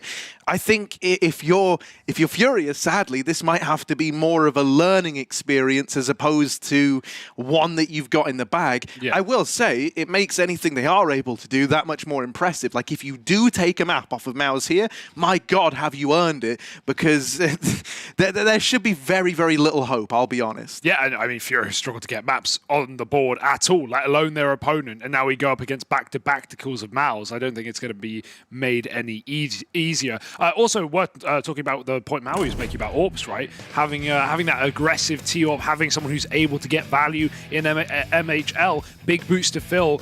Coming in for Torshi, who's been promoted to the main team, but yeah, MHL has looked pretty damn good, honestly. So I'm super hyped to see if he can continue to keep that up in more games. He aced on his first map for MOUZ NXT as well. So how often can you say that?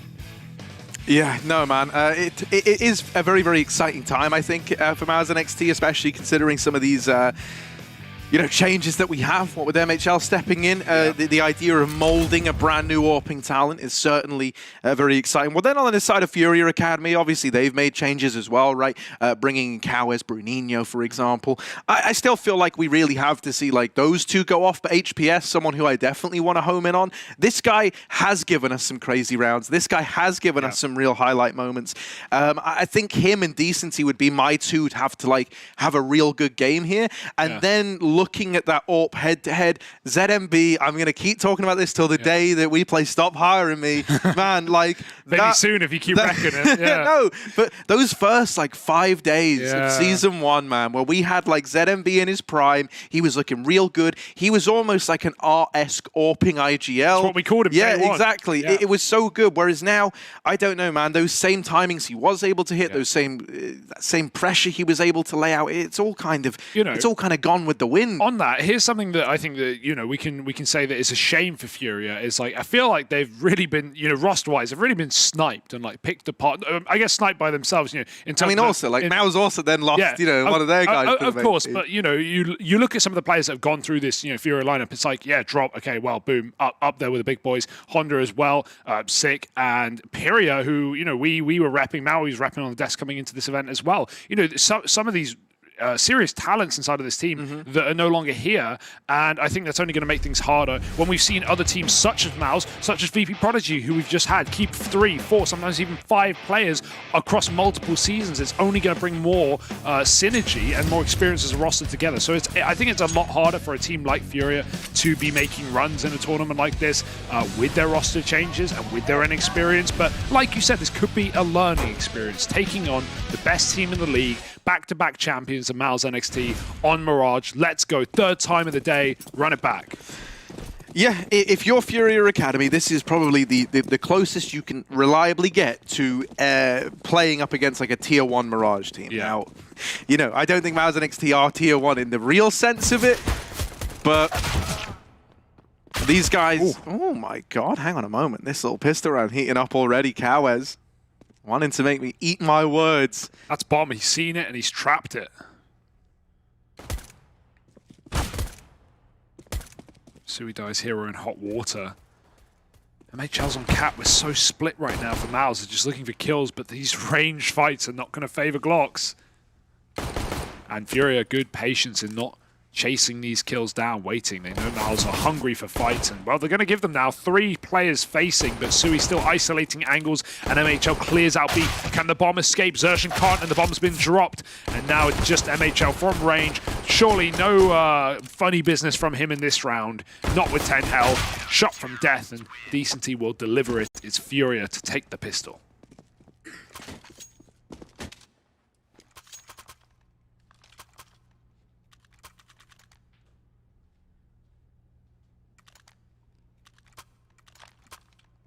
Yeah, I get the feeling MOUZ are coming into this brimming with confidence. I get the feeling they're thinking nothing can go wrong. And I mean, even the odds kind of lean that way, right? The 1.17 to 4.7 over at Parry Match. That way inclined because of the tenure and the titles that MOUZ NXT have, right? Winning both the previous Academy Leagues. These guys are very much not just favorites in this matchup, but favorites to get out the group at all. They're coming into it feeling great. However, the bigger you are, the harder you fall kind of vibe, right? Sure. Like, if you come in forcing up, having a good time, everyone's bantering. I'd love to hear the team comms at some point. And then FURIA, who, for them, this game probably means a hell of a lot more than it does to MOUZ NXT. They're giving it 120%. MOUZ show up like, oh, yeah, boys, quick day in the office, wreck 'em, go home, go to bed. But it might not be that. Things don't always go according to plan. Those can feel like the roughest games. Oh, this molly's a problem. They smoke it, and they actually do recover very well. The Scout, Galil, the 2 guns that MOUZ actually had to show in this round get going. Zershan won't go much further, but the Deeg of Shane will shut down a rotate. 2 on 3, and Shane won't give up the kill. MHL still has bomb. That Galil somewhere lost on Tetris, but actually they've got a lot of space. Sui has run through B, and that bomb is doubling back. Decent may realize, but can Sui stop him? He's heard steps, and Decent obliterated him. This is the worst case scenario for MOUZ. They're stuck in spawn with no map control. So now they know, yeah, I love this reaction. Instead of just committing to B, they know the one place it's going to be free is mid. FURIA have a guy B spotted, and they surely still have a guy A. So MOUZ going to try and walk up through con. Where is that A player, though, they ask? 18 seconds, you've got to prioritize the plant. And if anything, that could be a benefit to them. Just get it stuck quick. Yeah, weapon retrieved, footsteps heard. HPS gonna swing, try to deny the plant, and he gets there in time. Yeah. He's won the round on the back of that alone. And it is just a save for Shane. Not even a save he wanted to commit to. That's actually going to cause them to look pretty worse off in that first rifle round when it comes through. Yeah, I would have loved the other triple plant, right? Because not only is that part more dangerous because you're also open to catwalk, but you know you had jungle and you had con as much as you could have had con. So it would have been nice to see MHL plant in front side of triple rather than there. Would have probably not gone. Estamos full, já dá full flash. Valeu, valeu pra mim. Tá, vamos lá. Peguei uma. E outra. Eu vou, eu tô rato. Abri o rato aqui e matar o cara. Outra meio, tô cego. Lembra que eles têm o rato. Tá só no meio. Caverna, tem caverna pra mim. Não, tá caminho, relaxa. Mano, tá time 4 lá no... Ah, ele guardou arma, né? É verdade, tá indo com a TV. Tô da areia, Tapete. No meio, pode ter aberto. Tinha queimado o A, Bruninho. Tá bom.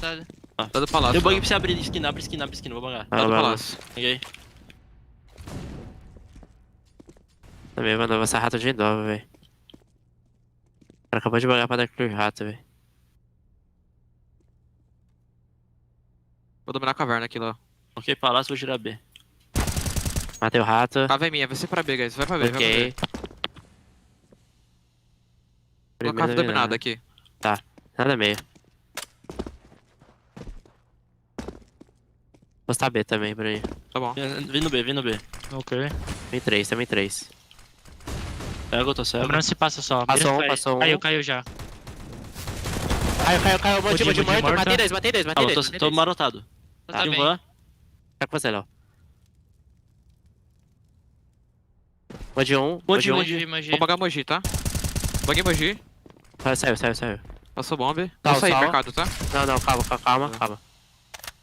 Gravada direita do bomb. Tô na direita. Você tá de MP9, vai pulando aí, jogando. Vou pular, tá? Tô na direita, tô na direita. Só vai. Foi. Sol. Direita, no sol. Aí. Um sol de M4. Foi, viu? Ó, deixa.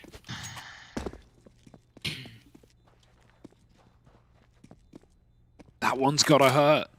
The double force back in from MOUZ NXT, and it works wonders. It was probably off of the back of that one saved M4, right? It was a save against your will. You had no loss bonus, so MOUZ just decided to join Shane in solidarity, and him and Sui pretty much get it done.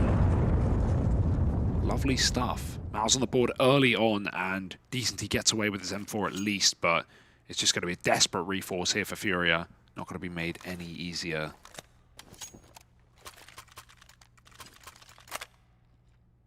MOUZ team is scary. I see they have the spawn window smokes. These are instant. That's the reason they're better to throw from certain spawn positions rather than to get by the bin. They'll land before your first players run out middle. There's no Molotov for them. There's a smoke up, and you can see there's nothing FURIA can do. MOUZ take mid so quickly. And that also, the benefit of that is it negates any chance of, you know, if you're delaying for the window smoke to land, it negates any chance of anyone dropping under or you know, running through con. You're just there as quick as you can be. And you know that FURIA can't be window. Just constantly recycling utility there. Now, there has been an opening kill for Decent. He's now boosted up on Cat. Staying on the corner. Rest of MOUZ still milling about in middle.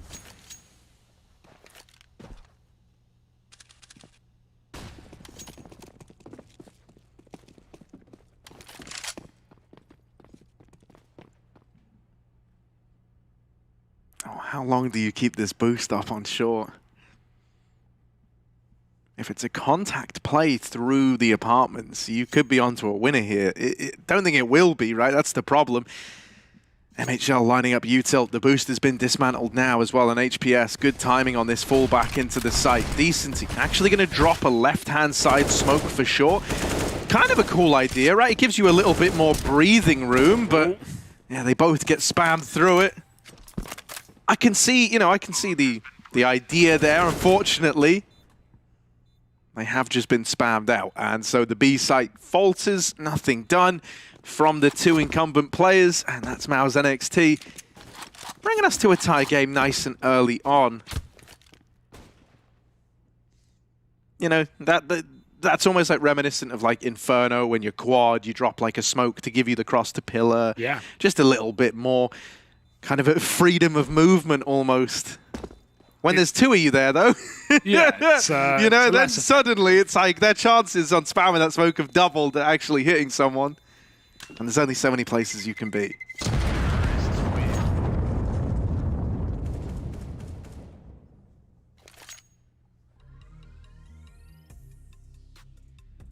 All right. Okay.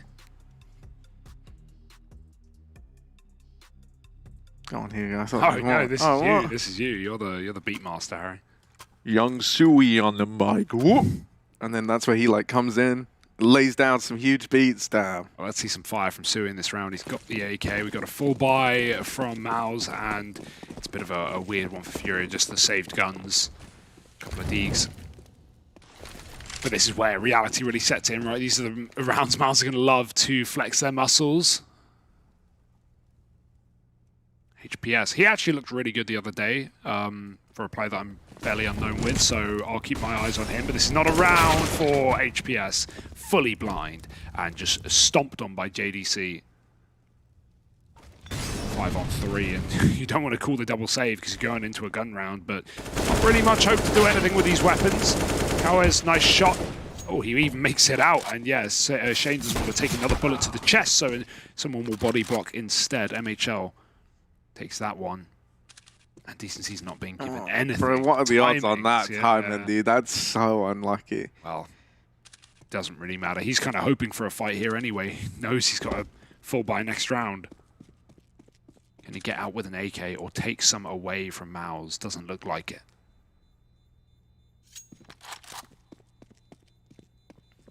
Who do you think would be the best rapper in the server?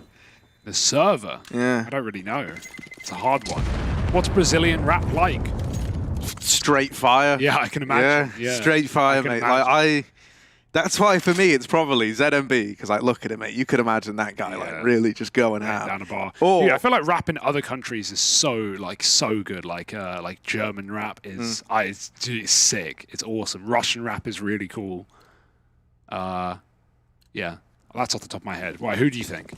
Who would your money be on? Mine would either be ZMB or I think, and this is like a low-key pick, I think JDC actually I was thinking that, could demolish some bars, I reckon. Yeah. Any bar demolishers in the chat? Let us know. Send in your mixtape right now. All right, 3-2. And here's the 4-buy. It's what FURIA have been waiting for, right? They got delayed a 4-buy because, MOUZ won their force. One of them. Heavy B lean. MOUZ up middle fully for free. They can walk up con. There's barely eyes on it. Only Kawes with the AUG. And they're going to try and flash over the top to stop him from getting up to no good. Xerxia moving through. Kawes pushed off the angle, but he goes back to it immediately. Knows his role. Good shot. Sui bomb gone. And, he does move off the angle, giving some room. But that's when ZMB should have got that kill. It's only a dink to the back of Xerxia's head. Flicks back and gets him instead. And MHL loses the package. It does go flying to stairs. But Decency from short is killed 2. And Shane is all that stands. Nice spam into Brunino. But 1v2 right now. Oh, good flash. But now moving in is HPS. And he could have had the cross in the round right there with nades out. Instead, Shane doesn't know where to look.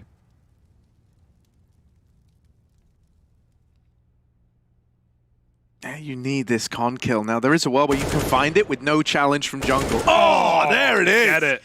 Shane plays it to perfection and starts the line there. Doesn't get much more better.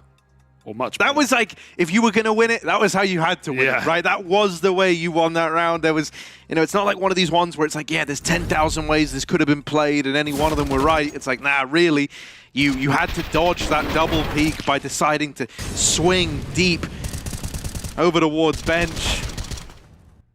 Just great, isolates it so well. HPS swinging there, he can't even trade, he can't do anything about it. Very awkward setup for Furia, but now set down, 4-2, more Deagles. I think we're going to be stuck in this limbo for a while, Harry. The buy eco. The pain of the CT side, you need to be getting away with something here. You don't have that, bonus of the availability of a bomb plant the T's do that allow them to buy in or post last rounds. Now this is awkward, but it's all good for ZMB. He's got the gun and he gets out of there. Won't try and flank it. And awkwardly, ZMB, the one player with no armor, so can he try and find a teammate to gift that gun? I don't think so. They're all on B. They're hoping... I mean, it's a win-win, right? Either you run into the AK and ZMB has a chance, or you go B into the stack. And ZMB's kind of reinforcing that stack, hoping that will be the play. However, I don't know... It's because of this lower tunnels push out of Cowers. He's just still... Decency, rather. Oh. There. This is weird. Started to get a little bit like, oh, what's happening here? Oh, the timing, bro. Xertion, his spidey senses start tingling. He's like, well, I guess we haven't checked lower, maybe. I mean, oh, man. Yeah, he's got revenge, sure. No, I'm so worried that, like, no, it's fine, he's got it. Yeah, freebie, and then traded, so not that free. Now you definitely want A. I mean, MOUZ are going in anyway, but you just killed the AK. You know that was the one gun picked up. So as long as Sui continues to care lower, just in case, this round is fine. So, we big up, like, the Academy League and what it's done for individuals, for these teams and whatnot, a hell of a lot, right? Yeah. Like, and MOUZ are a good example of that. They obviously had Torshi move up to the main team. But outside of that, even for support staff and coaches, right? They just had Psychro move on to the main team. That's cool.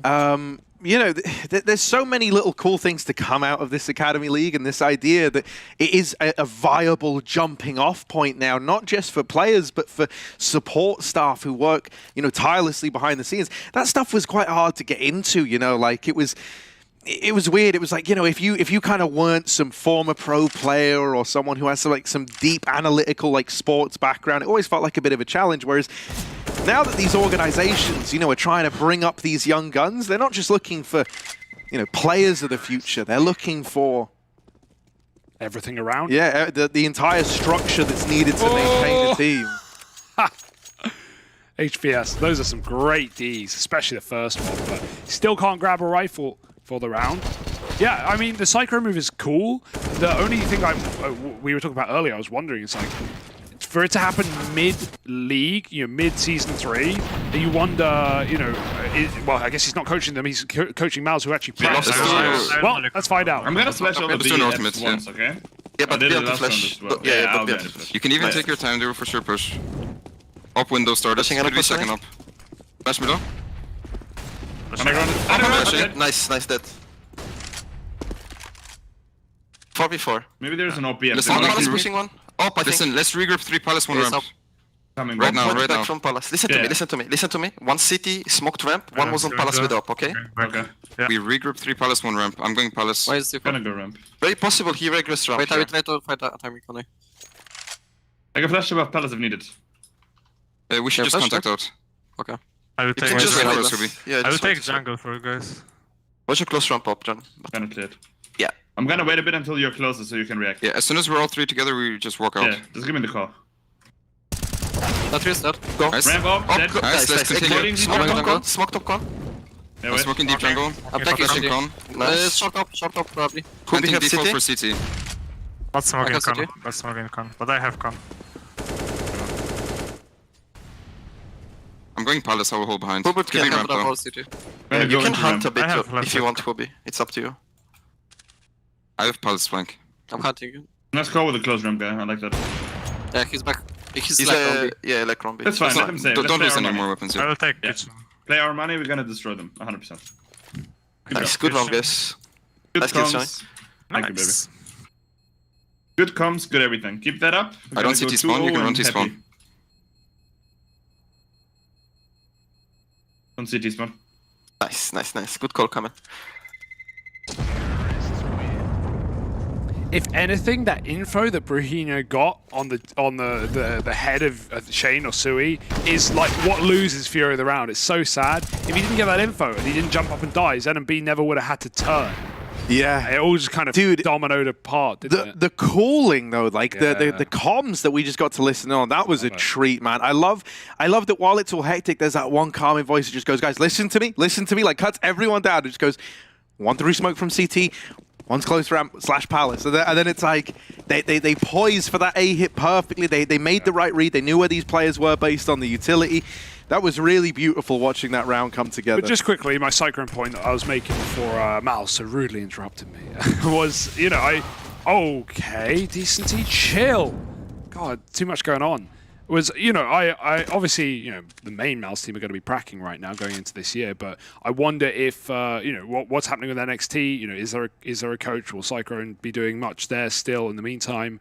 I don't know if that's any that's out there, but good for him. I'm glad to see the upgrades coming through in MOUZ. Clearly an org that promotes people that, you know, put in the work, and that's awesome. But yeah, I mean, hey, maybe MOUZ NXT don't need a coach. They've won back-to-back seasons. They're feeling it. Nice shot for Decency. His orb's on one right now. Be it no scopes through smokes or shots up mid. NHL is gone. 3 on 4. How are MOUZ going to recover from this round? Well, Shane's making noise over here at the B side of the map, but that might be your only avenue back in now. Shane needs this, playing around the smoke with HPS. They've even got the bomb trapped in top middle. This is so awkward.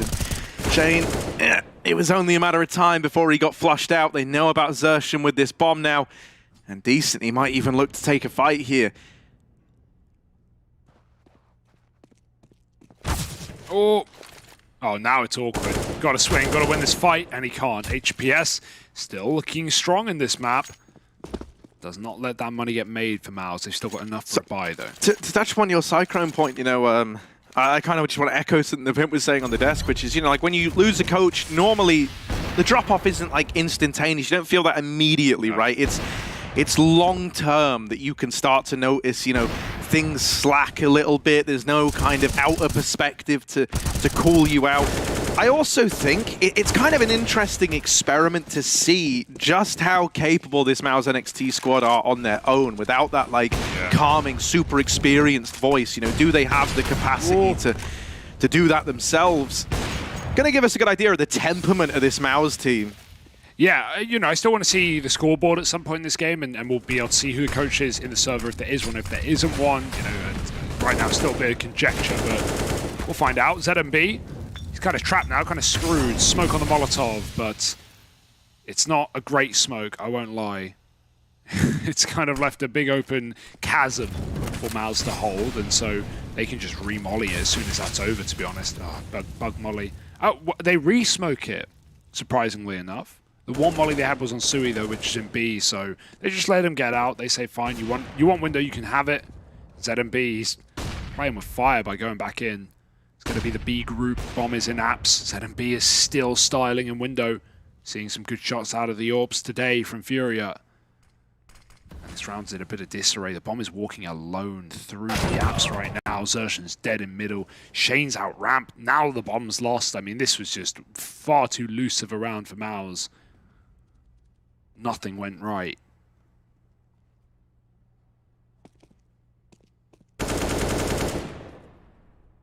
As the AWP removed. Shane, how much damage can he do? Don't you dare. They're hunting him down. And 3 from nowhere. Even though it's not a round win, it is a lovely bit of damage to set you up for the future, right? You've now cost a decent chunk of money to FURIA Academy. I mean, yeah, you're going to be very happy with that, honestly. In a 1-on-5, getting 3 kills, that's an excellent attempt. It's incalculable impact, but it is impact nonetheless. You won't know how much you've really done, but you know you've taken so many key rifles, AKs and AWP away. So heavy investment. Nice shot from Decency. Double AWP, and he only needs one. Puts it to good use. Bomb has been dropped as well by Cowers. Oh my goodness, the mid control is not coming up for MOUZ right now. FURIA are beating them where they stand. ZMB sees the Deeg. He's playing with it.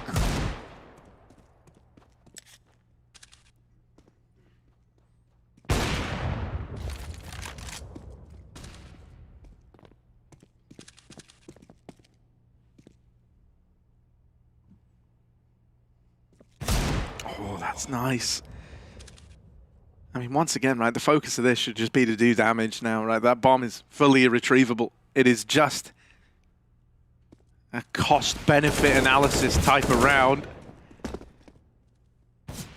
Oh, Zasha knows that there's two here. If you can remove another gun, you'd be content with it. However, chances of doing that dwindling by the second, and so now likely just trying to plan out how they want to approach this follow-up round. Sending Sui about to try and grab that Deagle maybe and just keep the damage going. I don't imagine he gets out, and he won't. ZMB nails the shot.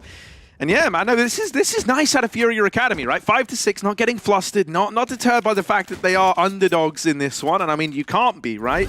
If the history of Brazilian Counter-Strike's taught us anything, it's that these guys are good at defying the odds, right? Yeah. If LG all those years ago had gone to the major and gone, well, we aren't really meant to win it, we never would have had that beginning of, you know, the LGSK era. And I mean, dude, I guess in Academy terms, like, this is the closest you could get to that sort of matchup, right? I mean, when you're least expected to do anything, that's when, you know, the pressure's off and you can just kind of freestyle, like, you can go crazy.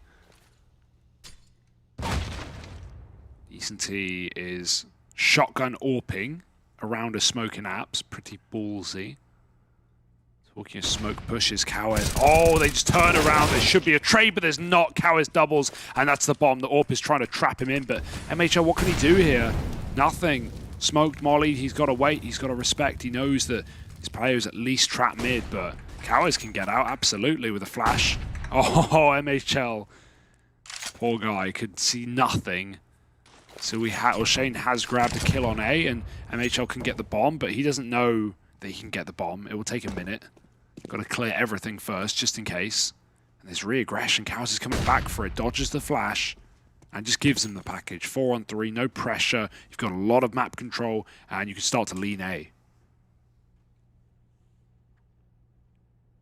Yeah, but decently getting all this info, right? That's so valuable to FURIA Academy at this point in time. You know it's not middle, you know it's not B.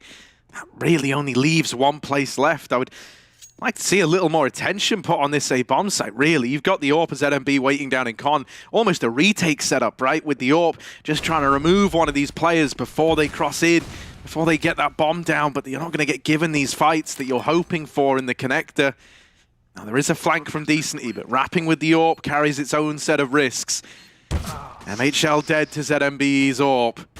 JDC tucked on the firebox, the flank being held, and, well, that wrap has been removed. Oh, JDC dead, and Shane's followed up onto as well. It's a nice little collapse onto the site for FURIA Academy. Man, this looks like the best FURIA Academy I've ever seen. And we're only 12 rounds into this game, but I know it's always a classic to talk about AWP, especially on a map like Mirage, but Decenty and ZMB are hitting all the shots right now, and they've got a supporting cast. So, yeah, if you're FURIA, you've got to be very happy with how this game is going. MOUZ are not worried yet. They've still got the bare bones of a T side in their pocket, but yeah, very quick AWPing from ZMB and Decenty. So MHL really got to step up on his next AWP round.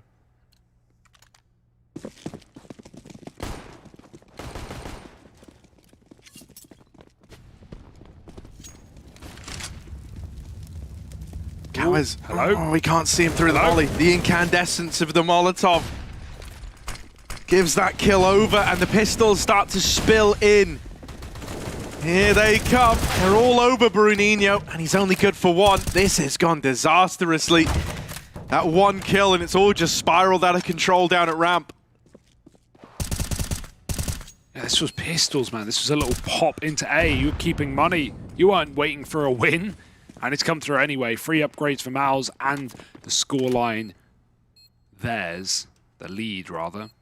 That one kind of sucks for FURIA Academy because it's not like they did anything glaringly wrong. It really was just, you know, a bit of a coin flip on the Molotov spot, right? And I think, really, the fact that neither player saw each other for so long is almost what comes back to haunt him there, right? No one knew, no one could see each other.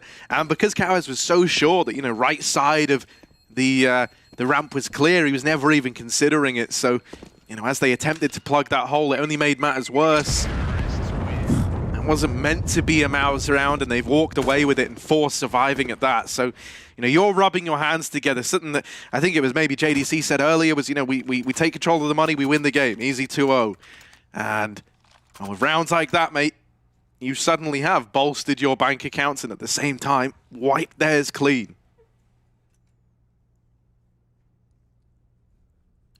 ZMB now at least got 1 AWP, right? FURIA have been leading on the double round after round, but not quite the money for it anymore. Ooh, oh dear, what was that? Fully blind, taking down Decent T in window. ZMB got a lower. He's going to hear this player moving in, and of course he hits the shot, but which way do you want to escape? As far as he's concerned, the AWP is top mid. It's not. It's rerouting T-spawn, and Cowers may hear this. It's running on ramp. Oh my goodness, so much info for Cowers. And the free AWP, poor MHL, may have found the opener, but won't go much further. And there's many more at ramp. Brunino's ready for the cross. Flash dodge, smoke out. It's going to let MOUZ get into the site if they want, but it's all just a bit of a trap laid. CT's being controlled by HPS. And MOUZ trying to chase him down. AWP is removed. Shane does get rid of that rotate, and with a bomb plant, suddenly the scales have tipped and flipped in favor of MOUZ. Flank for Cowers is too late, as all of his team have died. Wow, this was a really nice round of Counter-Strike. There was so much going on. There were a lot of moving parts here. So let's start to try and digest some of these, shall we? We had that AWP find the opening pick in middle. ZMB pushing down through lower. He gets that kill. He finds a little 4-on-4. There was a really nice detail. When Cowers hears the footsteps at ramp, he hears 3 people running, right? There's 5 still alive, so you don't really know what's up. But the one player that he kills is MHL with the AWP. It was clear that that was commed across, because the moment it happened, ZMB sprinted out of lower tunnels into mid and crossed up into connector to set up for that A play, knowing that the AWP wasn't there anymore. So FURIA had the read, but this is where we look at MOUZ NXT and what their response was to this problem. And this is probably the coolest part. They know they've lost Palace. They know that the rotations are going to be coming in through CT and connector very, very quickly, because you have the info on the side of FURIA. So they drop that smoke to conceal one of those angles. That was connector. They take CT to shut down those rotations, and the positions they end up in are all for the bomb, while simultaneously being concealed from that Palace player in Cowers. That was a thing of beauty in terms of how decisive the reaction was out of MOUZ NXT. Yeah, and if you compare that to some of the flanks you saw in the CIS games earlier, when we'd have a Palace or a ramp flanking for a team like Spirit, they would give so much room, and they would hide out in spawn and jungle and short to let that Palace player come back in. Obviously, the difference was here is MOUZ knew about him, but, by the time he's even close to actually activating in Palace, his entire team are dead. So, yeah, it's partly MOUZ just chasing, like you said, all fronts apart from Palace and killing everyone else. But, yeah, FURIA were not given... Cowers not given any room to work there. Now MOUZ looking for the 9-6. Cat take, smoke up, window mollied, and ZMB with the AWP is good for a double. Any more for ZMB? They're very wide though. They're actually right below, and the Molotov doesn't give him any room to stand in. They check for a second somehow, and Tertian entries clearing B. Sui kills a rotate, and there seems to just be no weak link right now for MOUZ. That's their first proper B play, and it works wonderfully in round 15. Decent, he's a dead man, and that's a 9-6 half for MOUZ NXT. Worth noting as well, no coach in the server. Yeah, man. No, and that kind of makes some of these little kind of switch ups out of MOUZ to regain the momentum towards the end that much more impressive, right? They are flying solo, as it were, right now. It's all them, baby.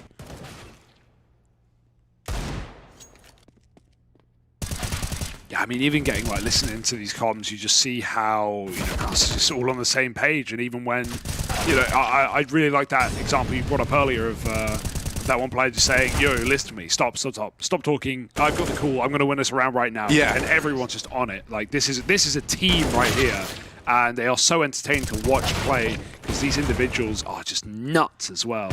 Yeah, one of the things that is also so great is like, there isn't just win conditions in the sense of like, normally when we kind of look at this team, JDC and like MHL, for example, can just have games where they take matters into their own hands, but that's not a requirement for a MOUZ NXT victory. You have so much talent, and so much talent that's working in tandem with each other, that even this team on like what might be a bad day for the individuals are still a massive threat to run into, right? Like looking at JDC right now and MHL, mate, they have 10 kills between the two of them. Yeah.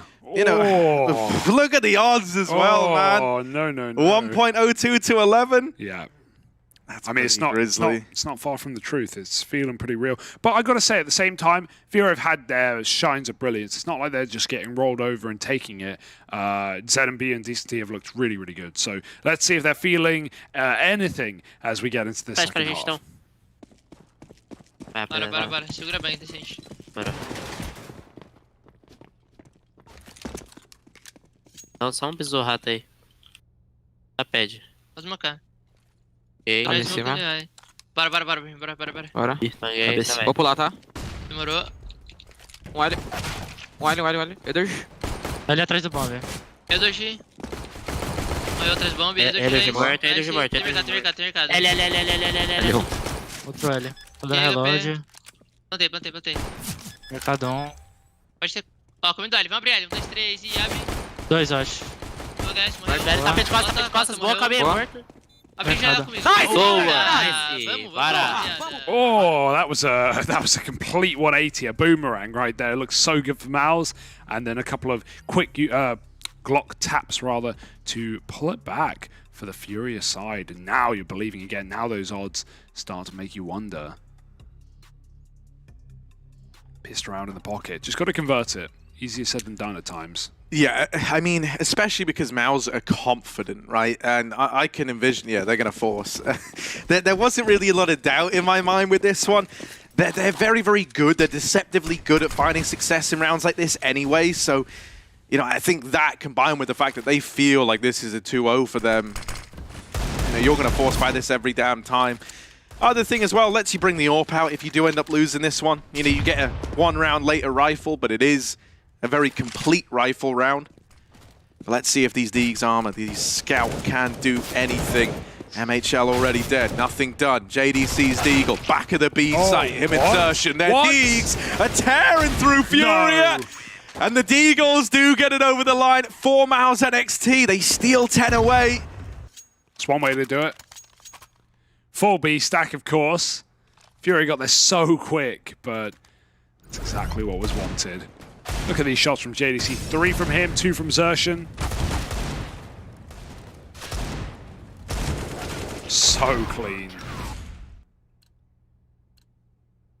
10-7, and forget the FURIA won the pistol because, well, it means nothing here. Now they're in an even bigger hole dug by MOUZ and their Gravediggers.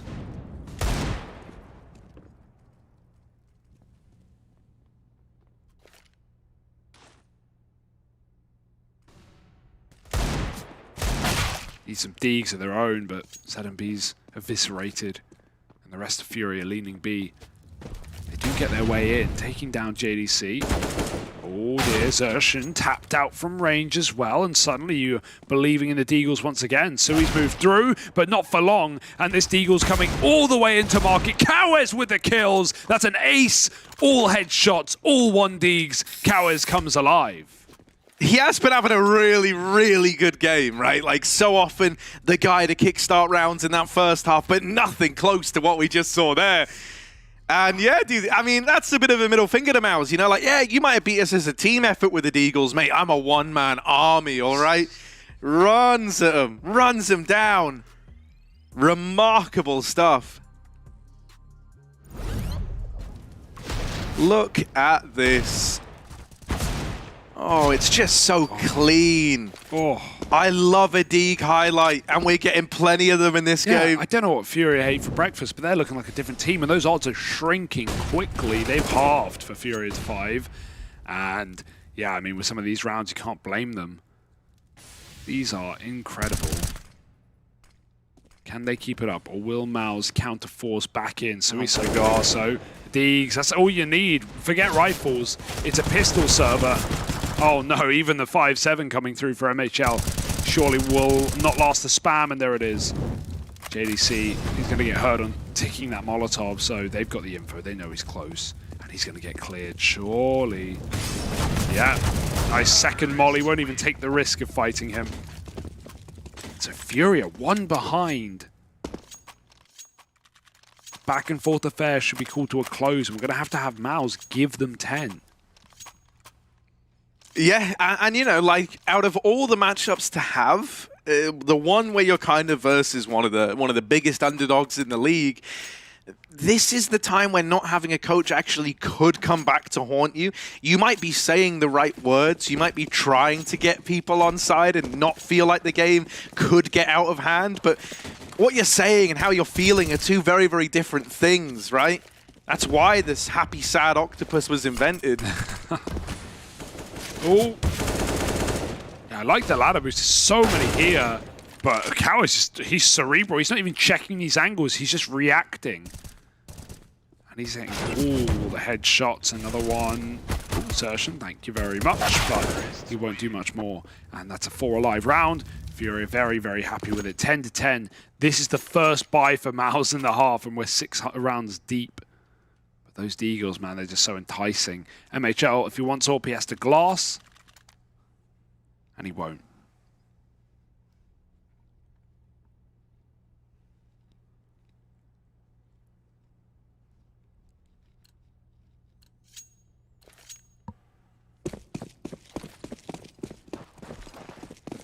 Is this just a flat-out A-run out of FURIA Academy? A nice way to approach this first rifle round. You know that, like, utility can be a little limited here. You know that they're probably not ready for a pace like this in your first rifle round, and my God, FURIA Academy come in with 2 openers. Things are looking real good for them here. That molly burns out MHL, and that is a decisive victory. Only JDC left to beat back here in CT Spawn. They're holding it. They've got him locked in and dead to rights. And mate, the game that we are getting out of Decency and Cowes right now is really like the defining couple of players that are making all the difference. I think ZMB's found impact with that AWP as well, which is always great to see. I don't know, man. The stars might be aligning for FURIA Academy. It's not every day where we have like this kind of trifecta, this 3-man core finding impact, finding success. We've had games where HPS has popped up. We've had games where Decency's had a good time. You know, we've had Cowes always be consistent, but I don't know, never numbers like this.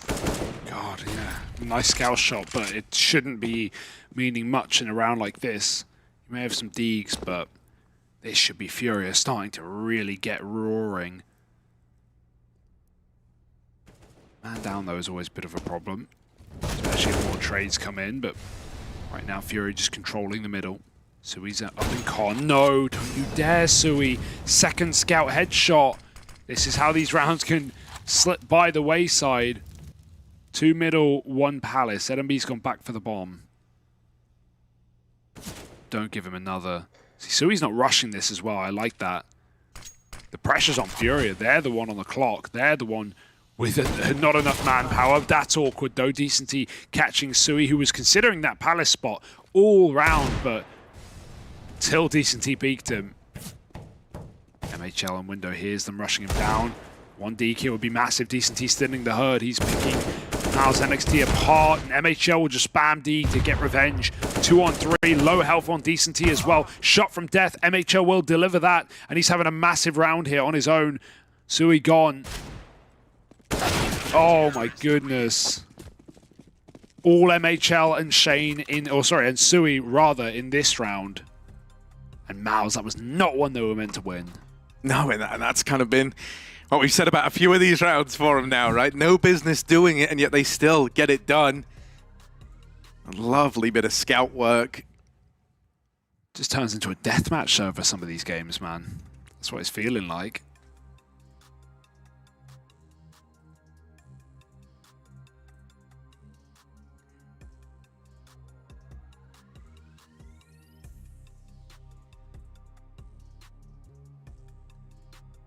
What do FURIA want to come back in with? Still got a couple of buys in them. And they can break MOUZ's money sooner rather than later as well. They've impressed me massively that FURIA even still here in this game, right? We've not seen this level from them in a while. But hey, they've managed to take down MOUZ before back in Season 1. Long time ago. One of the few teams to do it. And even though it was silent and empty Season 2, they're back with a vengeance. Oh, those are brutal nades up through short, though. That is going to really impede this attempt to fast short split the B bomb site. The short component is never even going to arrive. It's been completely derailed, and so the calls come in from ZMB to come down the line. Guys, we're going to have to abandon this one. You know, like, you're either going to be moving in through the apartments alone, or we're going to do more harm than good trying to get up the short side. I like that they have that realization now as opposed to, you know, still giving it a look in, losing anyone else. 4-on-5, it's recoverable. Especially with mid control, right? It's something to work with. With no smoke to nullify short, nor the window, you're going to have to take some of this, and they try to boost up. They try to deal with MHL. That's the bomb. You do not want to lose that ZMB. You've got to hold on to it. And so he gets out the window, they wrap jungle instead, and Kawez takes the head off of the AWPer. A beautiful round out of him. And a 4-on-2, but JDC, if he has his say in the matter, this could still spiral, this could still get out of hand. JDC comes in with the hat-trick, 3 kills, and secures that one for MOUZ NXT. From the clutches of defeat comes victory. JDC pulls up.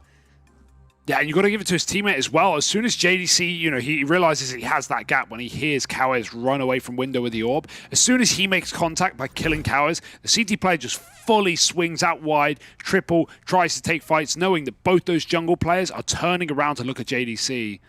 And then JDC finishes it off, does right by his fallen comrade. 12-11. Yeah, check this one back. JDC, clean as can be. And, you know, oh, you meant to left-click that flash, not right-click it. How do you even make that mistake? I don't know. Bit flustered here is Zershan. I can't blame them to summon. Oh, no. That was so nearly a collateral. Yeah, I thought that was actually, dude, that looked more like a missed shot onto MHL than it did purposefully trying to kill Sui. Dude, just this two-man domination from Kawez and Decenty is cracking open rounds right now for FURIA. Decenty's done it again. There's HBS getting caught. The bomb is rerouting spawn. Zershan knows it, but he can't chase it. He'll lose that race. Instead, he's going to try and kill Brunino before the A site is taken by the package. Fakes the window jump. JDC is there, though, so he's kind of hung about to dry, swings for the kill. And now that comp play from Zershan. It's being held. He seems aware. And he's in no hurry. JDC's wrapping spawn. Flash in. It's a good flash at that. Yeah. Brunino set up nicely by Kawez. Just leaves JDC to try and clutch this one out again. They're positioned to double swing this. And well, there's the repeat. Kawez. Nice. Wonderful round out of him. You know, doesn't need to be the guy putting up 3 or 4 in a round like that. The flash was enough to secure Brunino the kill in con. I love that they isolate that fight on Zershan while they know they've got it, while they know they've got that window for the 2v1 fight. Yeah, even just the 2-on-1, you know, hiding default, not fighting at all, and just his teammates saying, swing on me. You know, if I die, it means he's in the open and you can kill him. So that's exactly what goes on for FURIA. 12 all, and they've had a really good go at things on this T side. Pushing MOUZ to pistols yet again. Full eco. This is FURIA to take the lead. Only 2 men at B. It's the chance for FURIA to get weird. Just charge our window. Very little chance of this Deagle and the USP can win the round, but why am I even saying it? Why am I even tempting fate? Dink for JDC. Deagle up close, finishes what he started, but no ammo. Just trying to live at this point. Knife out, back to the Deagle, make up your mind. And he's somehow got the reload off. They're boosting in the site. They are boosting in the site with FURIA here. Mid-execute, yeah, this is wild. He might see him. Zershan, yeah, he knows about the trap player. Different guy. HPS. Shane's got a sneaking USP. in through short, mate. This is a second USP kill in this round. This was mostly vanilla pistols. MOUZ should not get away with this. HPS can't save the day. Another USP kill. Oh, just ZMB. They're whittling him down lower and lower. Death by 1,000 cuts, and Sui doubles up on his USP with Shane alongside him. 4 USP kills in that round, Harry. That was not a B stack, by the way. It may have looked like it. That was 2 players at B the whole time. And then, obviously, after the D comes through for Xerxan, he gets a reload off somehow. I don't know why they're not chasing him down at that point. The smoke's weird, but even so, they don't even try. Then MHL gets the boost up, and then the USPs come in to do the heavy lifting, I guess. Shane and Sui with some beautiful taps. And that is ridiculous. That's a MOUZ effect right there. They shouldn't... I mean, how many times have I said they shouldn't win that round? Yeah, but that one they really shouldn't have won. Not when they had Scout D armor, mate. They had full flat pistols. That's just despicable. And that's going to crush Furia. You knew it. This game was... Yeah, this game was yours. Not done, but as yours as it was ever going to get in that round. And now look at the effect. Look at what Furia have. Hey, if they can do it right back, power to them. We had those Force Wars won by Furia after they took pistol. But even so, odds against them. I think a very worrying sign as well is that JDC is starting to really get more involved in this game in a very big way. He had 6 kills coming into this second half. Now, right up there alongside the rest of the gang. Howes with the Deagle. This guy. Trying to make pistols look good again. Now Bruninho with that AWP, and it's starting to spiral once more. Howes on a big journey all the way back through T-spawn to try and plate. I was going to say around the bomb, but no. Hang on a moment. He needs to stay alive. If they hop on this now, I was going to say, yeah, it's not planted for him. Very weird that he's wrapped all the way to here. He's going to have to catch them crossing. These would have to be miraculous shots if he wants to win this. Oh, misses the opportunity. Xerxan turns on a dime. Yeah. And that's a crying shame. You know, that wrap, if everything had gone well in the site, maybe it gets away with more, but you can't only plan for successes. Yeah, someone's probably telling him, like, you got to go back, mate. It's not, it's default. Go. It's a shame. If he hits the... you know, I had faith that he was about to hit a Deagle on the cross. This guy has not been missing much, especially not with that pistol. But not today. Let's see how MOUZ are feeling. 14 rounds in their pocket. Should be just too cloud in. Listen, be able to get early info. Be ready to block it, though. They did plant also. I broke my Touching mid? Yeah, probably okay. I'm mollied by boxes. They can be out mid. Be upset, bomb. One more. Is the B player bomb is there? I'm rotating to B. I'm super blind. I'm white. Not through yet. They're blind. I will molly. I will smoke them. Watch out short, watch out short. Close. That's a short. We left Two off positions on mid. RBS. 2 RBS. Short cushion. I'm in con. They could have the bomb, I guess. Flash it once. Can be out on, I know. Be ups again. Just hold an angle, John. Yes, I have back. Milo can rotate probably. Yeah, I'm rotating to jungle. I'll take Window. I'm going short, John. Your right side window. It could be second window. I'm only having the jump over there. Watch out. I can't You're alone below. Nice, bro. I have A now. Still holding VFs. Hubert, focus mid. I have A. On that. Nice, bro. Nice! Let's go. Let's go. Well, that's 15 for MOUZ NXT.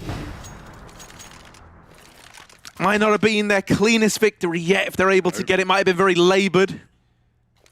But all they care about is getting the W. Yeah, and honestly, I've never seen so many eco wins in the Academy League in one half, really, let alone one map. Every time it feels like Furia should have shut down this entire game of Mirage, MOUZ would come in with a Scout or with a USP or a Deagle, and they give you something to think about. Now it's going to have to be the inverse for Furia. They've got exactly that, nothing more. One Galil, nade to kill, and MHL maybe getting a collat here. They got very close. Decency does put that rifle to use, and he's doubled up. ZMB with a bomb drop, though, and HPS quickly, swiftly removed. It's only this Galil. Got to finish what it started. 2 kills deep. the 1v3 ace, and MOUZ surely don't want to let themselves fall apart in this one. Bait shot on the AWP, but there's 2 in con, and that is MOUZ NXT taking the victory as we expected, but a little more labored than perhaps we imagined. You've got to give it to FURIA. That was a really good game from them. No, I am pleasantly surprised, and really it makes me a lot more excited for FURIA throughout the future of this season, right? Like, to be able to kind of push MOUZ NXT to the limit somewhat, to really force them to have to pull some rounds out of nowhere, you know, that's not an easy feat by any stretch of the imagination. So yeah, I mean, there's still one more matchup between these teams still to come. Don't go anywhere. We'll be back with that in just a moment. Headshot, nice. Fist bumps go to the teammates. I wanna hear your go, go, go. I wanna see you falling fast. Win the round. Win the game. Very much. They play, you win.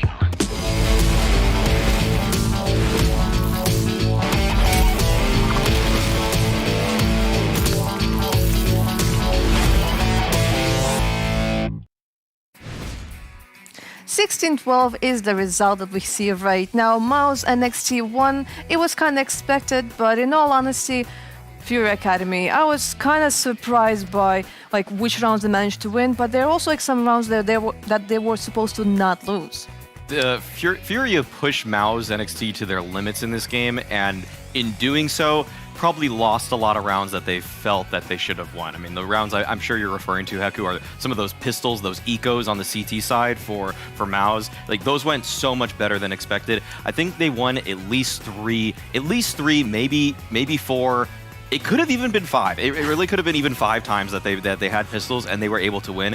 And yet when they had gun rounds, it was so hard. And I actually want to give FURIA a little bit of credit here, because that's something that I did not expect coming into this one. I thought MOUZ was going to roll over them. I thought it was going to be a lot easier than that. But FURIA actually did a good job on those gun round versus gun rounds, where they were actually able to find a little bit of map control and then just kind of spring out of connector or just fly out of A. Like those kind of explosive plays coming out from FURIA and how successful they were, I'm surprised that they got the mileage that they did on this map. I'm starting to feel a little bit sorry for FURIA, because I agree, this was actually one of the best performances we've probably seen in the WePlay Academy League all along. You know, I know they've won a couple of maps, and of course winning is better than losing, but you're going up against MOUZ NXT on Mirage, which is a map MOUZ NXT have forced into this video, and they looked solid. They looked really, really solid. Of course, when you lose so many eco rounds, when you lose so many rounds against pistols, you are going to lose the map. That's just the way it is. So that sucks for FURIA, because that's been the same case we've seen so many times, where they get so close. They probably sit with a feeling right now that they should have won the map, that they were the better team, that had they not lost that, you know, 1, 2, 3, maybe even, as you said, 5 eco rounds or pistol rounds. There were so many. So I feel a little bit sorry for FURIA, but then again, it's also one of them learning experiences, one of them reality checks, I feel, where we said this before. FURIA can play Counter-Strike at a high level, but they don't know how to win Counter-Strike games, and that's the problem, and we see it time and time again. So I'm kind of running out of solutions. I'm kind of running out of things to say outside of the fact that I feel a little bit sorry for FURIA, and especially this guy pulling up a massive round as well with the Deagle, but they just can't seem to win their games. Yeah, Kaosu, he was pretty insane this map, and I'm a bit worried for the FURIA Academy team, is because like they had drop in the first season. He didn't stay there for too long because he got promoted, he went to the major, he got a sticker, and maybe potentially we'll see the same thing again. Maybe they'll pick up this guy, and again FURIA Academy will be like, okay, like, we just found this playmaker and he was taken away, and we'll just keep on being on the bottom. It's not gonna happen, basically because of the role. Right now FURIA are in a transition period where Art has been AWPing the main roster, and he's not gonna do that for the future. They're looking into getting in an all player, so if this guy were to replace someone, you're looking at Quesarado, you're looking at Urien. That's just never gonna happen. So I wouldn't worry too much if I were them. He's playing a good game right here, so is Decency, but no. I think FURIA, again, you know, Drop and FURIA and whatever they're called, who played for the main roster as well, Honda as well, like it was out of necessity and not necessarily because they're performing well. Right. I wouldn't be too worried about this FURIA Academy team breaking up unless they decide to find a better player. I think that, though, it's really cool to see that Decency is getting some help, because I'd say last season, I really expected, Honda to do better, but like now we get this Kawaz guy, and he is really sharp. Like, his mechanics are very clean. I'm not even just kind of like just saying that because of one round. Like, that was a handful of rounds where he was beating MOUZ NXT in 50-50 gun duels, even sometimes when he's disadvantaged. So not even 50-50, 40-60 kind of ones. And that's something that you need to be hyped about if you're looking at prospective players, which is what the Academy League is all about, finding where the raw talent is, how to mold them into becoming a more consistent force. And if Kawaz can already do this against MOUZ NXT, that speaks volumes to me. That says that he is doing it against a team that has their protocols outlined already, and it's not just messy Counter-Strike that's getting him there, it's actually the fact that he's beating them in situations where they knew what the setup was, and yet he's still able to dismantle it. Like, those are the kind of players that leave you just wanting to see more Academy play. Yeah, I kind of want to see more of MHL, because right now it looks like he is having some difficulties. Maybe he has problems getting used to the team. Maybe it's the stress. Maybe, he didn't really play on this level. But so far, he is not showing us the same thing that we saw from Torzy. No, that's true. That's true. It's only been 3 maps, and I think the first game he played was all right. This one, yeah, it struggled a little bit, but it wasn't necessarily his fault. I felt that MOUZ NXT weren't doing well. It also takes a little bit of time. Torzy was a very unique AWP player in the way he was playing, super aggressive. Basically did whatever he wanted to on the server, whereas I feel MHL is a little bit more calculated in the way he moves around. Yeah. He thinks more about his moves and the consequences of set moves as it goes wrong. So it's a different type of player. So it takes a little bit of time, I think, before we'll get to see the best from MHL, but it's too early to worry for me. I think he's done okay. Yeah, I would agree with that. But if someone just told me MHL were Danish, I kind of would believe it. He kind of feels like he wants to play in a system, He's a little bit more calculated, more measured in his approach. But it's cool to see, a Polish opera coming up right now. That's actually, we haven't seen that for kind of a while, actually, since we've had a pretty, top tier one. I think the last top 21 would have been maybe Snacks as a hybrid or Pasha Biceps in 2014. So it's like, if there's some rising talent in this region, which MOUZ NXT is showing, they got Shuhei, they got Shane, they even have a Polish flag now on HLTV when you look at their stuff. It's a weird look for MOUZ, because, historically a German organization, but it's one that kind of gets me excited about that region, because I think Poland has kind of, they've kind of fallen off a little bit in the last couple years after the departure of VP from the tier 1 space, and it seems like they're starting to build from the ashes now. That could be a heartwarming story if it comes to fruition. Yeah, kind of after VP, they had some teams that would be somewhere between top 20, top 30, maybe Algo going here and back. But right now, we are not getting Overpass because it's the perma-ban of MOUZ NXT. We also are not getting Ancient. Actually, I think they could have left it open, because FURIA Academy, if I remember correctly, it's their perma-ban, so might as well just maybe not ban it, have more control in the veto, but if they just want to avoid it, they're free to do whatever they want. I think it's going to be Mirage again. I'm afraid. I think it's going to be Mirage again. I don't really know where. I think there's a very slight chance it's Inferno. When I was kind of looking at these vetoes, I thought maybe this could be Inferno or Mirage, and let's just give it to it. Just give us the Mirage. Just do it. 4 in a row. Let's go. Yes, there we go. We got it. 4 Mirages. We did it. We play history. 4 maps, same day. We actually made it, and we're gonna see it. The final showdown of the day on the same map once again. I love it. That is kind of wild, though. That is kind of wild. I don't think I've ever been part of that before. It's kind of unique in its own way, but okay, fair enough. I think the last time someone cried was when MOUZ NXT won Season 1, and there's a good chance that either me and Maui will do this in a couple of minutes, because we are going to see a 4th Mirage in a row. For this game, I think it's fine. We did have a good game of Mirage, to be fair, between MOUZ and NXT, so we have to be positive about it. It was a good competitive game. It was a game that was a bit messy. Again, FURIA Academy, they're sitting back with a feeling that we should have won that. We could have won that had we not lost all these pistol rounds. So yeah. I think they're happy for it, and I think MOUZ NXT also wants to prove a point, that was not a good game from us. We should be able to beat FURIA Academy in a more convincing way, and we should be able to not rely on winning eco rounds, etc., etc. So I think both teams are coming in super motivated, whereas for us and for the viewers, we have to yeah, we have to stick it to ourselves this time around and just suck it up. Well, let's just look on the bright side. You know, like previously we had, what, 5 Vertigos in the previous days. Now we're getting a Mirage, which means that we actually Mirage is a better map than Vertigo. Exactly. I like it more too. Exactly. Right now during the season we had more Mirages, that being 6, than Vertigos, in them being 5. When it comes to the odds, of course, MOUZ NXT, they are the favorites. The odds for them are 1.1. When it comes to FURIA Academy, 6.25. It is kind of expected, but what was not expected is how close the first map was.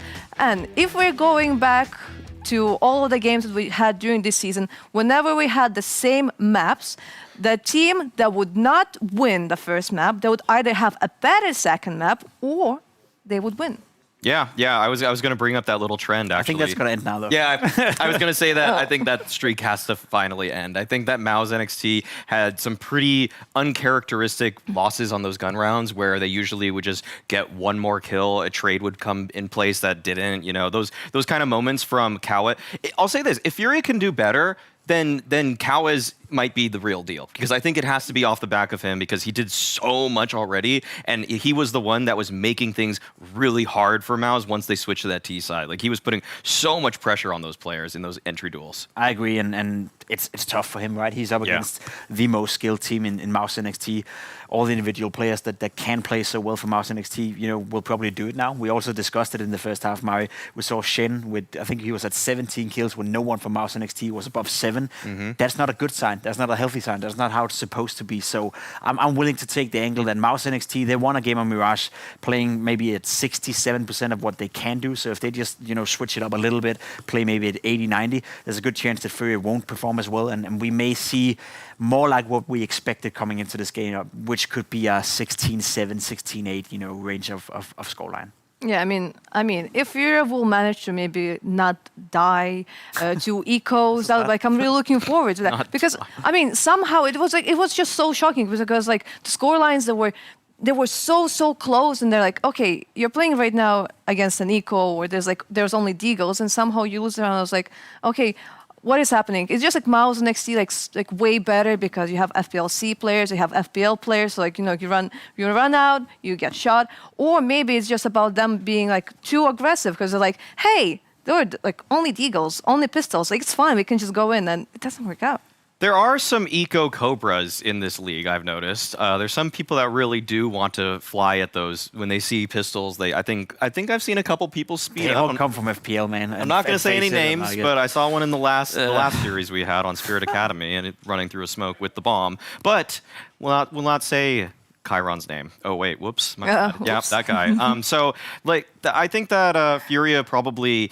I actually think that it's maybe not necessarily them being too hungry for ecos in some of those. I actually think some of those were nice stacks from MOUZ. You know, they gambled 4 players on B one time, and that's exactly just where FURIA went. So that's just kind of fortunate. You know, that's just kind of lucky to guess where you should stack your players. So I don't think really lightning can strike twice for MOUZ in terms of how successful their ecos are. I just think they're going to find more sustainable success from the gun rounds. I think they're just going to win more of those outright. I think they probably want to take a few more mid fights, because once FURIA got that connector control or cat control, they actually did a really good job splitting those bomb sites. It's just that MOUZ need to be a little bit more proactive on their defense. They need to take some fights towards mid, I think, earlier on. Yeah, if I had to guess, you're probably sticking to like MOUZ NXT, which is kind of expected, especially considering that when it comes to our parry match odds, you guys are supporting MOUZ NXT. It makes a lot of sense. Maybe I think that doesn't make too much sense is the fact that we have a 4th Mirage today, but let's check on Hugo and Harry, who will be casting this game. That's where they do the best work. They love Mirage. Yeah, we do. Yeah, we do. Hugo, though, what's up? I notice you're tearing up. Sorry, man. I miss him. Oh, no. I miss him, Harry. I miss him. Oh, Toshi. God, we're never forgotten. Up in the main roster now, Hugo. You'll get to see him. Don't worry. You'll get to see him. But right now, we're gonna watch MOUZ NXT versus FURIA on Mirage. Oh, Mirage? I love that map. Yeah, let's do it. Yeah, well, so what we've done is we've catered the map pool towards the matchmaking player base, and oh, here we go. The guy. It's a Mirage.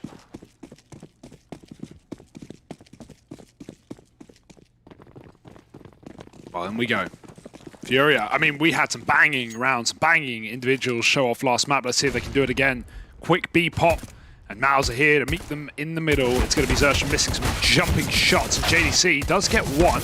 Xerxon couple as well. Of course, it's Cowards coming in with the kills. He was the pistol king back last map. Bomb stuck at bench. He throws it over. Good stuff. But full info now for MOUZ on where they are. Oh, what happened to my men? It's a thing of beauty, Hugo. Cowards quickly becoming the guy to keep an eye on here.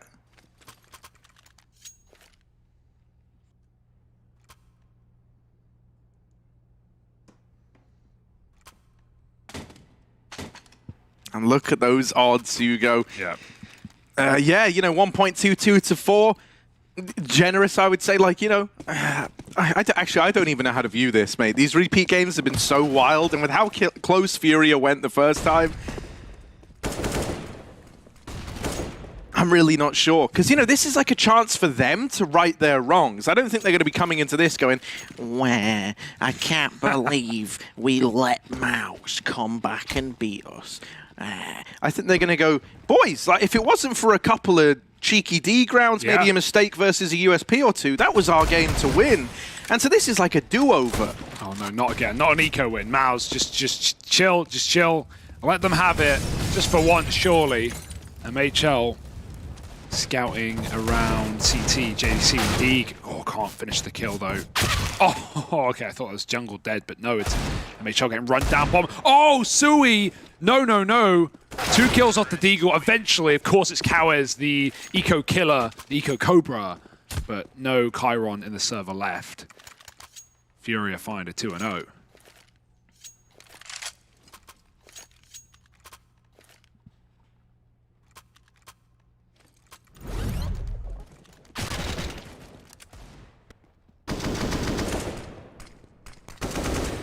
Let's listen into the MOUZ boys. Let's see where the vibes are. Yeah, Vibe I want check. to be default towards BIOS to be able to pick short. I'm gonna be able to somebody go bench, somebody hide fan. I'm hiding bench. Nice. I'm gonna You go should bench. pick short on my contact. You Everyone. wanna? Yeah. Yeah, it's fine. The insta smoke top con. Flash A. Maybe it's the A rush. Double flash A. Do we rotate CT or? Yeah, we should just rotate CT. They're out A, I think. He's CT already pushing this. Dead.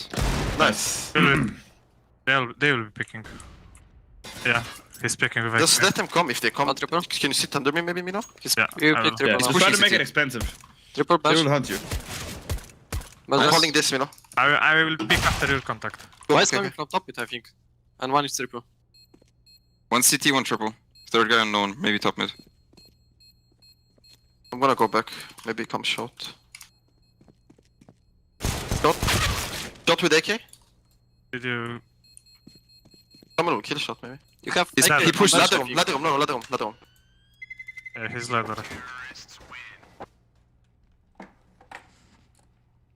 I always love getting a listen into the comms, man. Especially when it is, you know, teams comming in English, just because I understand the language, right? Like, really? Yeah, you know, there's always like a beauty to hearing all comms, right? Because I think you can tell a lot just by the tone, how clear it is. It's a lot of CS words as exactly, right, and a lot of like shared lingo.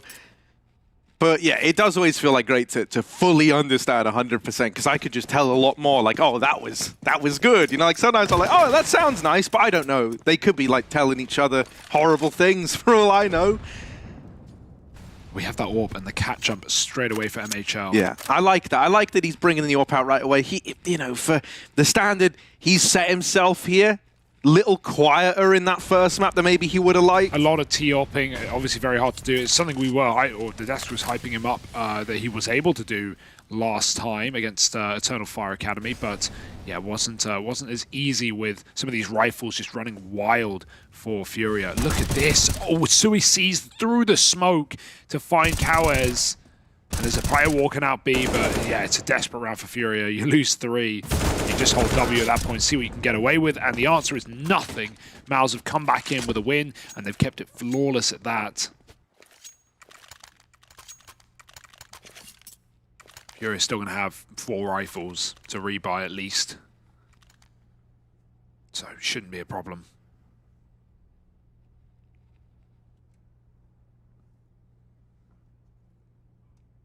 But you never know. Hell, man, if you've been with us all day after today, you will be a Mirage expert. You will be prepared for every scenario. I like that, right? MHL, Molly in the window. Gives himself a one-way. Oh, he got stuck. Oh, mama. He had to jump to the wrong side. It was his only option. This is a cool little bait. Shane's on top of Balk. But he doesn't want to stay there forever with Palace open. Zeus is into the smoke. Just in case. Just in case. You never know what lurks inside. Also a bit of BM. Oh, down though. The cross is stopped from Sui. Lovely spray. MHL does kill ZMB after one kill. Kawes, no way he should be getting this kill, but waiting the fade might do him favors, and it does. See Sui before he can see him. And now Decency trying to stop the cross, but the bomb is loose, and Kawes couldn't get past MHL. That's more like it. That's more like it, MHL. I'm excited for this, mate, because I want to see ZMB challenged in a big, meaningful way, right? Yeah. He was able to find impact last time with the AWP. Decently, I think, as well, looked really good on that secondary. That'll come up, I'm sure, when they swap onto that CT half. But, you know, ZMB's impact always kind of had a bit of a caveat by because of the rather quiet performance out of MHL in that entire game. First half, I think, was really where the struggle set in. Obviously, that was the T-side AWP in there. So now that he's got a chance to flex his muscles a bit, this is where that AWP on the other side would be lovely. Not in this round, though. It's just the run boosts into middle. And hell, they'll get a kill from it. You're content with that. Oh, why not make it two? Kawes is actually just... this guy. He's a beast. He needs to chill out today. Like, this guy is winning fights that should just never be... He's like 2P250. That's not down illegal. Mid, yeah. 2P250 kills. Cat and window. Like, no. Not allowed. 9-3.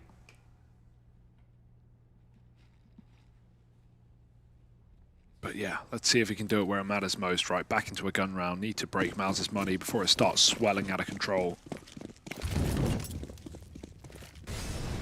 MOUZ want to keep going flawless.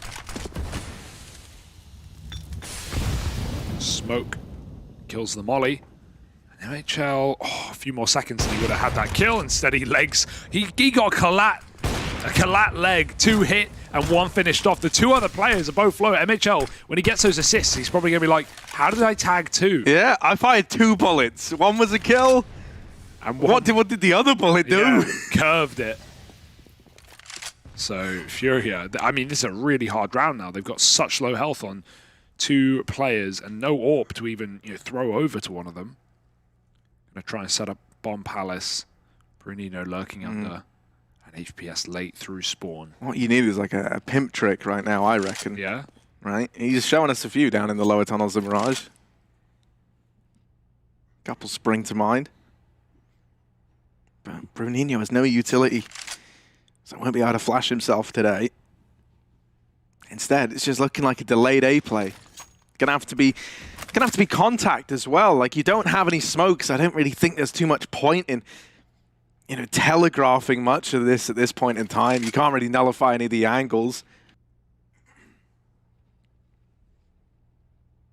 This is either a very long save or... They called it at like 1:10. They called a save. Fair enough. That is the impact of the AWP collat right in the start of the round and then following up with a kill, right? And MHL will never know. He'll never know. Have to watch the demo back. You're mollying at 14 like, oh, I got him. They're screwed. But they called it a long time before you did.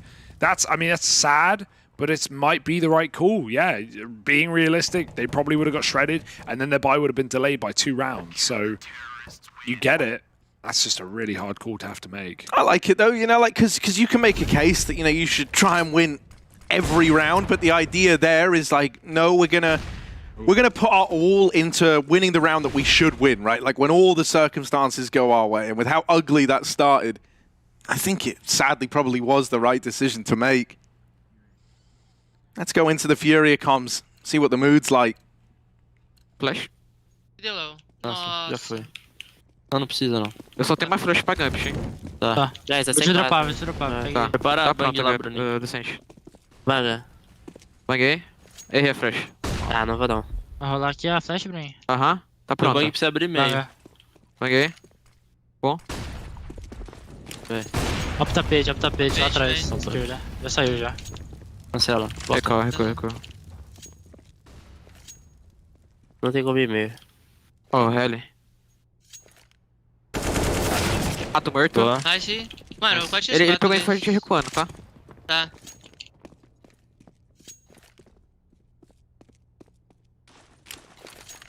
Voltar B, vamos voltar B. Voltar pra B, né? Mano, vem comigo pra Bruninho, vem. Dá C4 pro decente aí. A gente vai fazer um fake A, vocês entram B depois. É boa. Espera o tempo, espera passar o tempo. Ah, mira. Vai palácio, Bruninho. Tá bom. Tem caverna. Caverna aí. Oi? Vai palácio.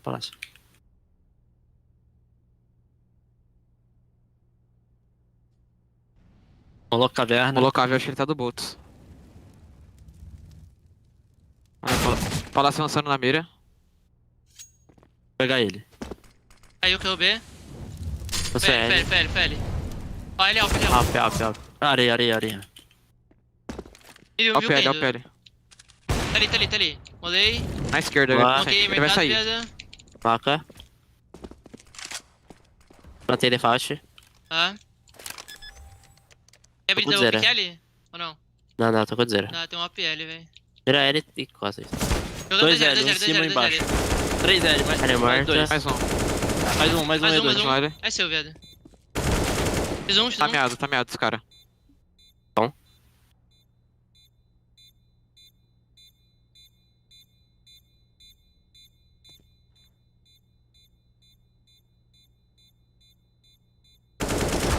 Ai, que pecado. Ai, valeu, Dedê. Valeu. Você tá meado? Yeah, you can hear the stress getting to them at this point, right? Nothing worse than losing a clutch like that. A little 1v1 with a clock in your side. And yeah, FURIA starting to get a bit ruffled now as MOUZ, they're only going to be warming up. I imagine it's the polar opposite over on their side. At a DC, so we'll be waiting for them to rejoin before we continue. Hopefully just a little crash or reconnect. But yeah, some close rounds out of FURIA, but you wonder how much steam they used in that first map. Even though Cowards came into this one swinging, it's so hard to keep it up. We saw same effect when we had NAVI playing the other day, and Headtrick would have like that 30-10 game or 30-14 game, and he couldn't keep it up when he repeated the same map. Odds are insanely good for MOUZ. 1.08, 7 to FURIA. It's going to be a long climb back to the top. So let's have to wait and see. Yeah, just waiting for our guy. He has to get back into the server. But yeah, no, I mean, let's kind of talk Cowards though, because it is very, very exciting that he's been this impactful versus the best team in the league, right? Like, that's no easy feat. You're not coming in here playing versus some unknown quantity or a team that we've seen have weaknesses before, right? There's a reason why these guys on MOUZ NXT are back-to-back champions of the WePlay Academy League, both in Season 1 and 2, and it's because they're damn good, right? They're trying to kind of herald in this little MOUZ era in the Academy realm. But it makes the performance that Cowards is having that much more impressive in my book, right? It's been a real treat to see, because one of my biggest concerns for this FURIA Academy squad was something that we touched upon earlier. They've had players, come in and out through this revolving door. They've had promising guys, moved up to the main team and drop. They lost Pyria. There's been a lot of moving parts. And so for me, it was this worry of like, well, how do you bring someone in to replace that? Like you're looking at a lot of unknowns, a lot of kind of unknown entities there. But Cowards seems to be one hell of a replacement. HPS, you're on the wrong team, buddy. Swap! Go back to the Brazilians. He's like, no, I want the trophy. I'll be the 6th man. I promise. He's hopped it. Let's go, boys. One way to do it. I like HPS's glasses. I wonder if HPS stands for like Harry Potter Stan or something like that, because they are like some thick rims. Thick rims. Oh my god, the milk bottle just fell on that restart. This shop's dirty. I wouldn't buy anything from it. No? Well, certainly not in a post-COVID era, right? It's a little bit minging, I think is the word we're looking for. Technical, I think the doctoral term. Yeah. HPS decided if I can't play for MOUZ, I'll play for no one. Oh, now he's back on MOUZ. This is awkward. We cool? They keep messaging him like, no, HPS, you can't join us. Yeah. Please. Oh, MHL swap sides, and now it's MHL and FURIA. We've done the swap. Here we go. These player trades are getting crazy, man. Y'all thought the OG one was wild, right? Swapping Alexi for Nexa. Yeah.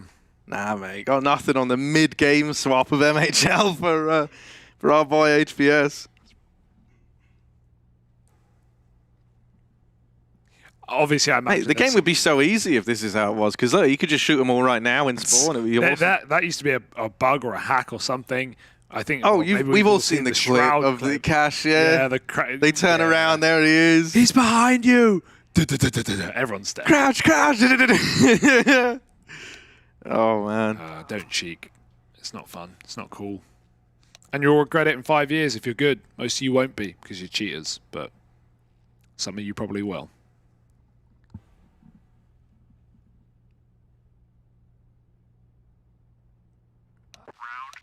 Hey. Okay, this is a good sign. Yeah. This is things getting fixed. Okay. We're taking a little tour de Mirage.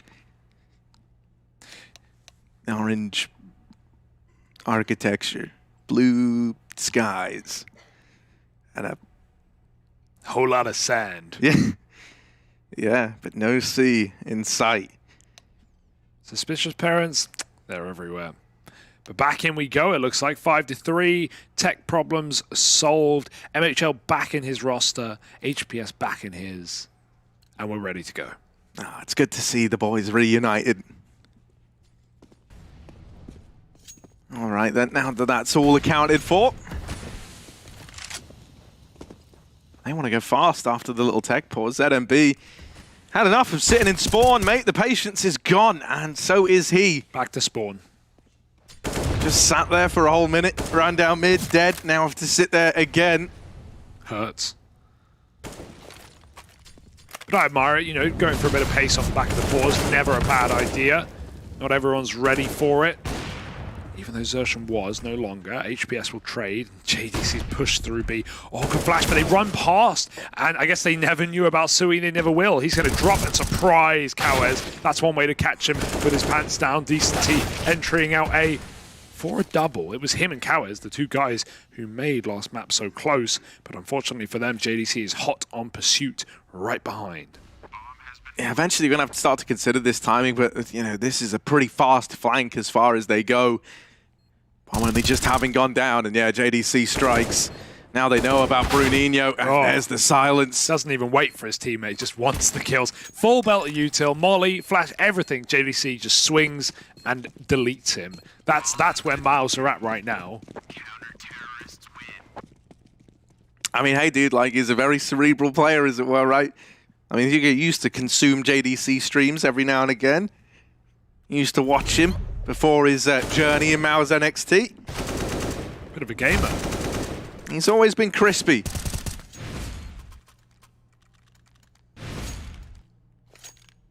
Right now it's FURIA who are getting fried.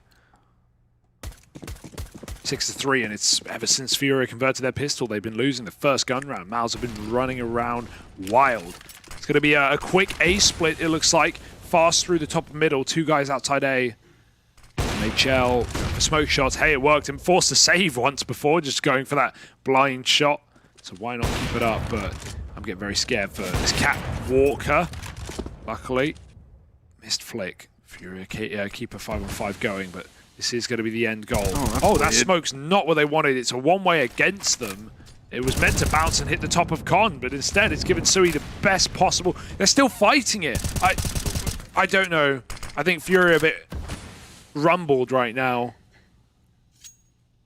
Oh dear. Yeah, I mean, dude, just compare and contrast the way this game started to the last one, right? Last one competitive from the offset. Yeah. FURIA looking really good, able to build upon that throughout. Well, here they've had some very unfortunate rounds. They've You know, I mean, there was as mentioned, the save with the collateral in mid. Now there's this missed smoke giving a one-way to their opponent, which got them all shut down.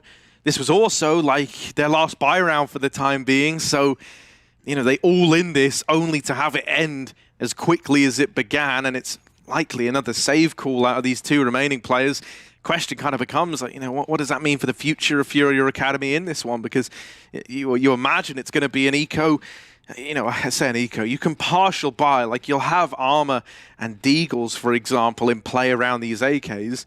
So that's something. Maybe the rifles can get you armed, get you equipped. But even then, you're going to have limitations on two if you don't find, you know, a bomb plant or a handful of kills.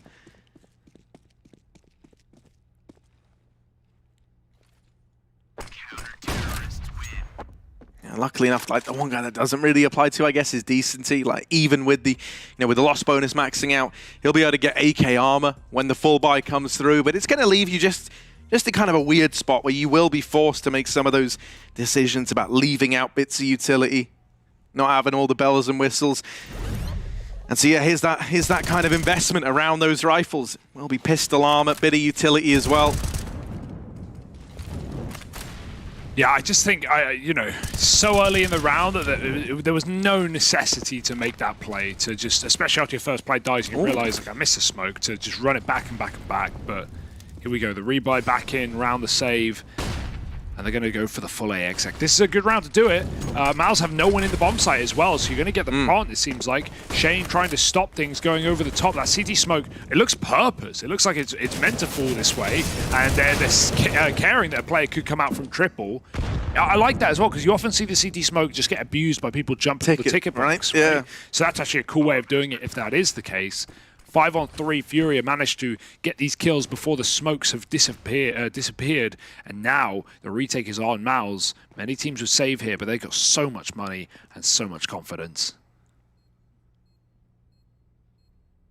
See, that may be true, but they're not wild either, you know, like they still want to try and play this one by the numbers. We've all seen CT side spiral out of control. You know, you go for one round, we're in the heat of the moment, everything feels fine, everything looks fine, and very, very quickly, all that money runs out.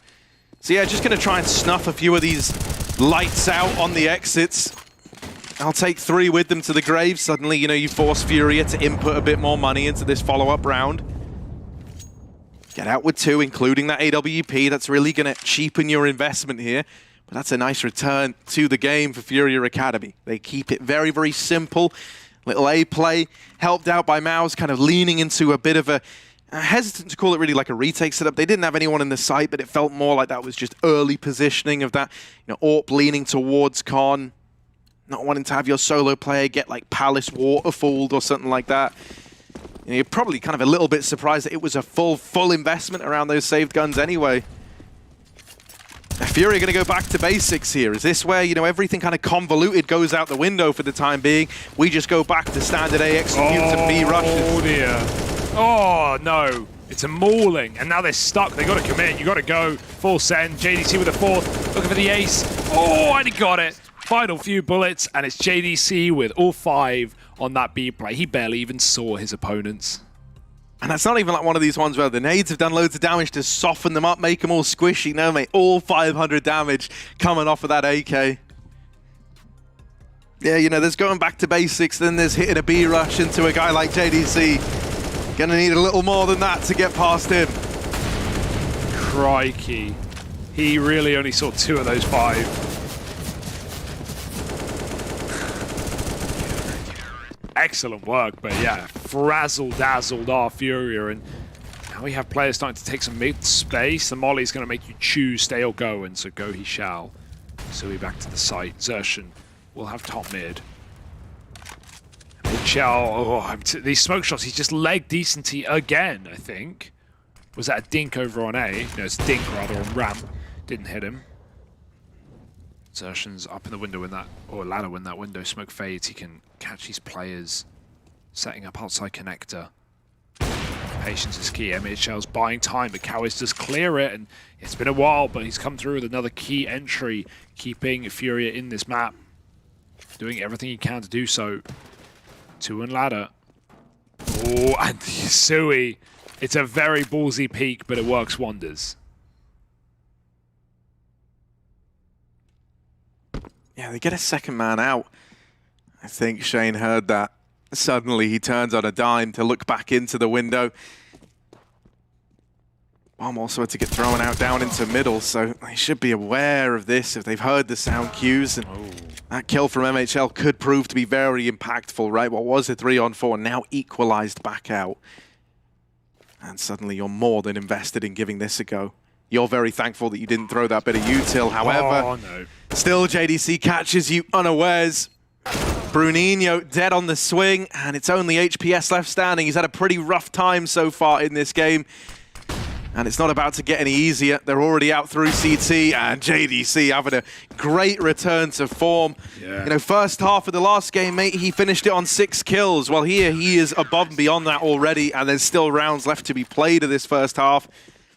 I guess that's like the question, you know, when we have these back-to-back matches, it's like, what kind of team are you? Are you a team, especially when you're an underdog, like if you lose, like, do you use that to power you forward and improve? Or I think in FURIA's case, they used so much energy and they used, you know, they came in and they were so impressive in that first map. It's so hard to repeat that when you lose. It almost feels like, you know, so demotivating. You played your heart out, you played the best you could, and you still only got 12 rounds. And now you come in here and MOUZ are just going, yep, well, we destroyed it. Well, not destroyed, but we won first map. When they played well, we can definitely do it again. And the confidence is flowing. And that's why I think you see these, you know, for the most part, you see teams just win twice.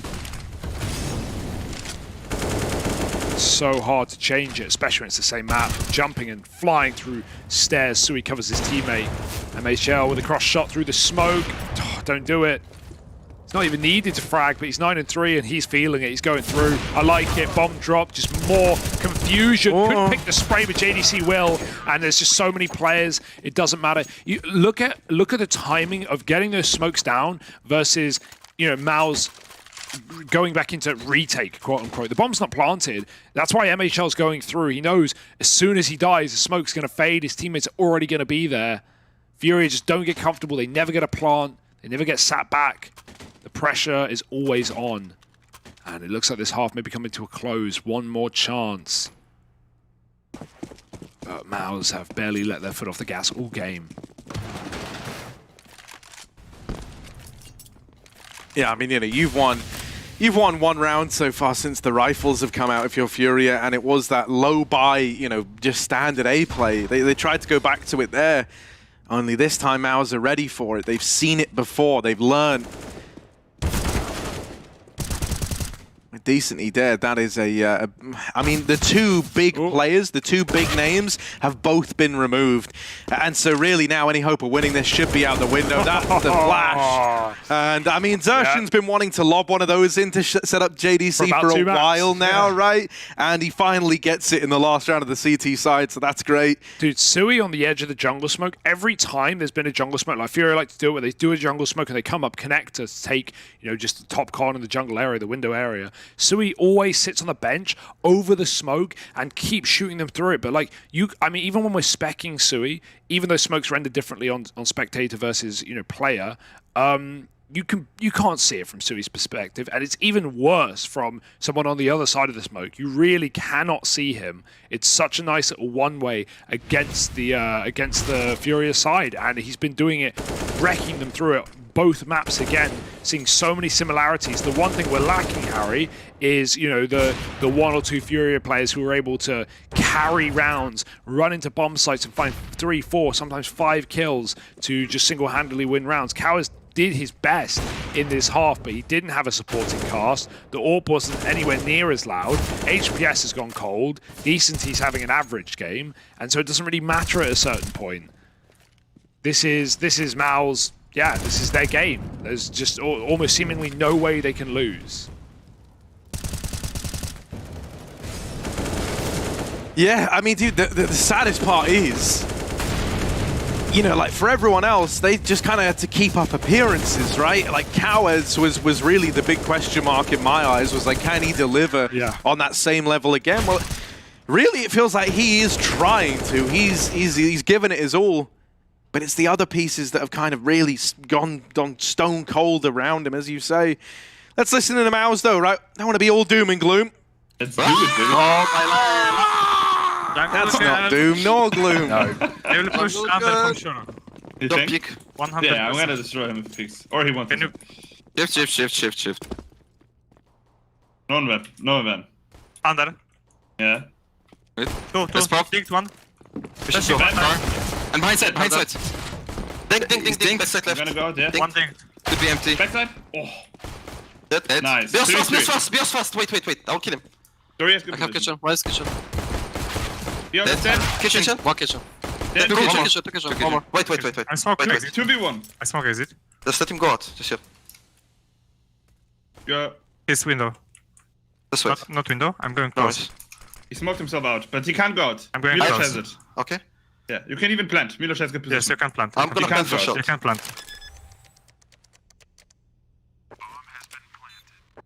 I'm gonna go I'm short. going Mina. kitchen. I'm on kitchen. He can be Kitchen's out. there. He can be Watch out. out short. Kitchen Oh, clear. watch out, shark. Yeah. He can be out. I don't see him in the smoke. I'm holding short for Okay, myself. he's Mina. shark probably. Short You can of pick on me. Short. Nice. Yeah, it's just so clean, man. Like, you know, all the possibilities, all the potentials covered.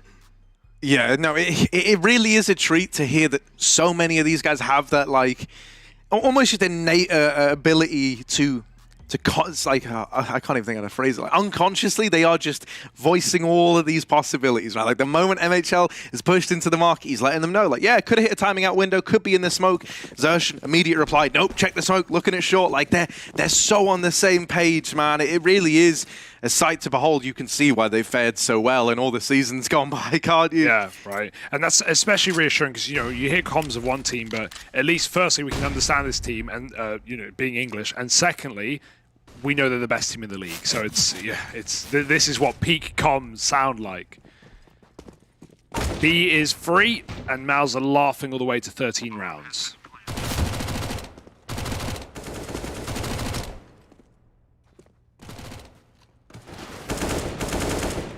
Yeah, just hunting. Just hunting, mate. No respect. No, nothing for FURIA Academy. That was just the full eco, right, with the goal of buying up here. The downside to that, you know, you don't win this one. You don't win this round, mate. It's all over.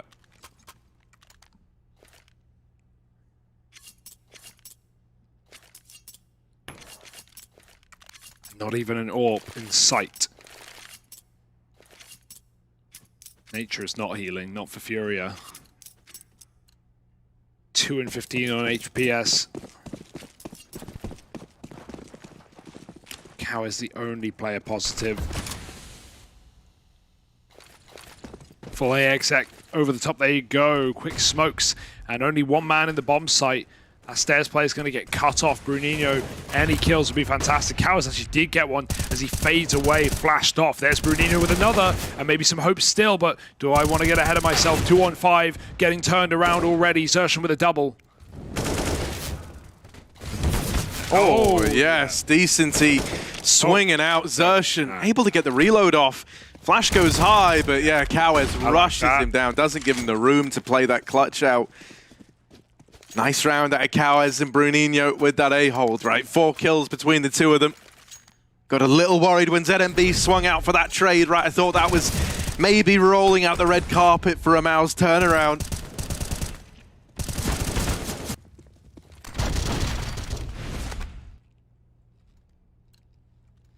No, that was just the bonus round for MOUZ NXT. That means they're still coming into this one, donning these weapons. Plenty of firepower. It's the utility that's lacking here. Likely means they can't really afford to take a very drawn-out round. You can't throw any kind of extravagant fakes in here.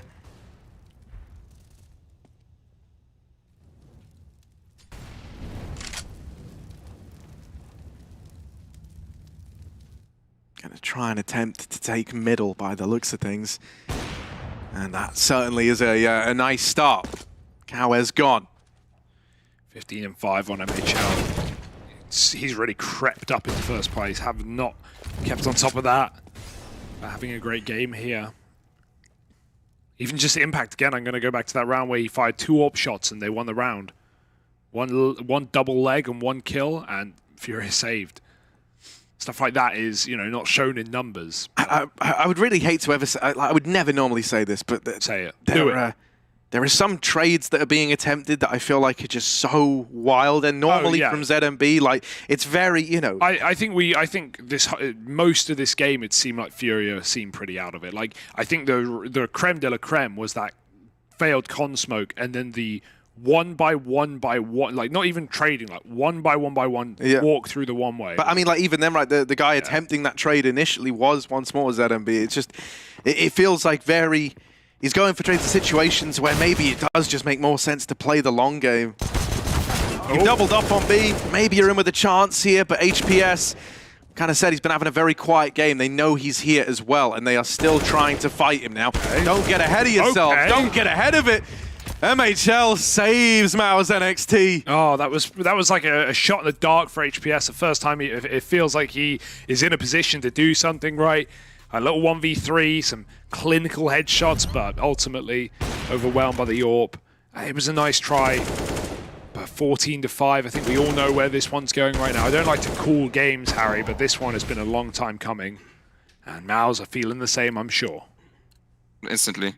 I honestly think you I will should pressure mid, and then Dory, you go back Palace. Then we went to flash. Be careful under, please. We will just walk out Palace. Flashing. Nice. Go back Palace. Go Go back Palace. Okay. One flash ramp, yeah, they can go ramp. Give me bomb, baby. Yeah. Okay. We just walk out 3 guys Palace to ramp. Me and John ramp. Let's walk now. Let's walk now. Let's walk now. Walk now. Yeah. Push.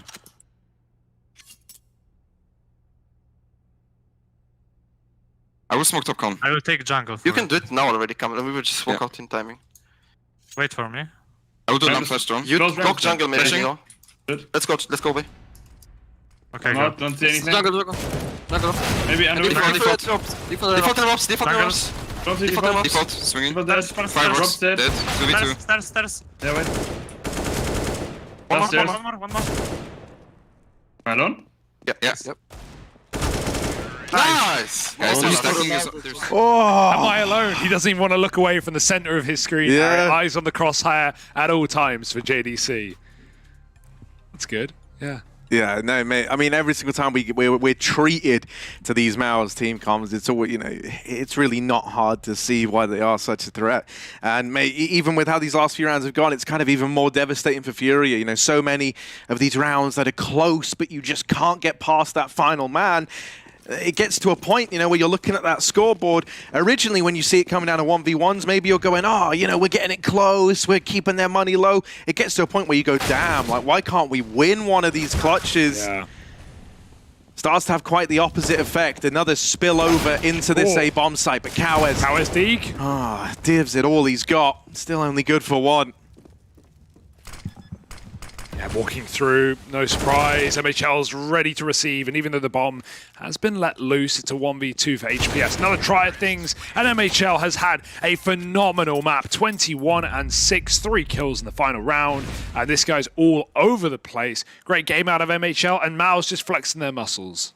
Yeah, I mean, dude, this was just MOUZ NXT showing up in like the way that we expect, and it's a shame for FURIA. A part of me wonders if like having the replay map there actually comes back to haunt them, right? Maybe a change of scenery would have done them some good.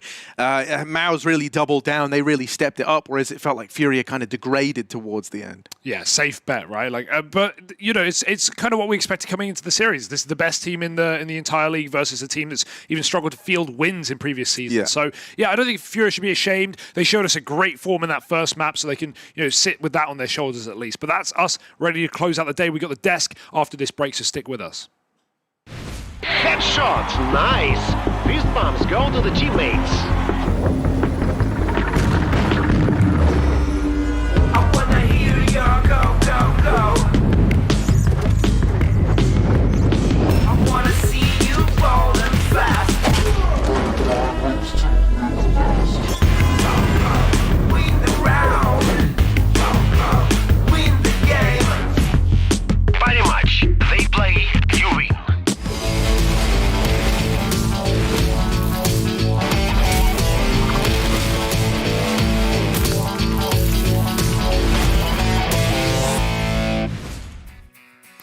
MOUZ NXT take the first map of Mirage and they also take the second map, but it was kind of surprising to see that FURIA Academy, they managed to perform pretty decently in the first map, but in the second one it feels like they already used all of their strats, maybe all of their preparations, and when it comes to, you know, like second map, it was a hard time for them. It was clear that MOUZ NXT were more ready for those mid kind of fights that they had struggled with in the first game. This time around, they were a little bit more proactive. I saw MHL, JDC, a few people fighting towards middle. Actually, not JDC, but either way, it was MHL. A lot of MHL. He was doing a great job in terms of finding those frags to alleviate a lot of the pressure off of his teammates. And I don't know if they necessarily fought mid a lot more, but they were a lot more successful in it. So that was nice to see. Also, there was just a flurry of dead FURIA players in Connector. Like, if there were a heat map this game, I think Connector might have been the spot for them. And I think that's something that really bit them in map number 1. And I think they made the proper adjustments. They knew where they needed to take the fights to FURIA before they exploded on the bomb site. It's the right kind of adjustment we want to see from the reigning champion. Much better looking MOUZ NXT, no doubt about it. FURIA couldn't really get it going. MOUZ NXT, as you said, it felt like they came in a little bit better prepared mentally. I think as a team, you know, they of course knew that they were supposed to win this game and came in focused, but it felt like they made a couple of mistakes in the first game that we also discussed that was a little bit unorthodox for them, right? Coming into the second game, it was just a clean performance where you saw more so of the normal StarCast, you know, playing well. We talked about Shen having a good first map on Mirage and really keeping MOUZ into it in the first half. This time around, it was all the players. You can mention pretty much all 5 having rounds, you know, where, okay, that had impact. That was a good kill. That was a good round. So I feel happy on behalf of MOUZ NXT. You know, it's good to see them play at the A game. It's also a scary prospect for the rest of the teams. They must be looking at them right now thinking, oh, if they're playing this well throughout the tournament, it's going to be tough for anyone to beat them. And of course, for FURIA Academy, I can only refer to what I also said between map 1 and map 2. That was their chance, right? For them to win a map against MOUZ NXT on Mirage the first time around, had they not lost all those anti-ecos and had they not, you know, thrown away that game basically, we could sit in a situation right now where at least FURIA would have gotten something out of their efforts. But again, like it's been the case for FURIA, pretty much throughout the entirety of this history of the league, they came so close but can't really get it done. Yeah, I mean, when it comes to MOUZ NXT, they are considered the favorites, and that's like there's a really good reason for that. FURIA Academy, what should they actually do to not end up being on the bottom of their group right now?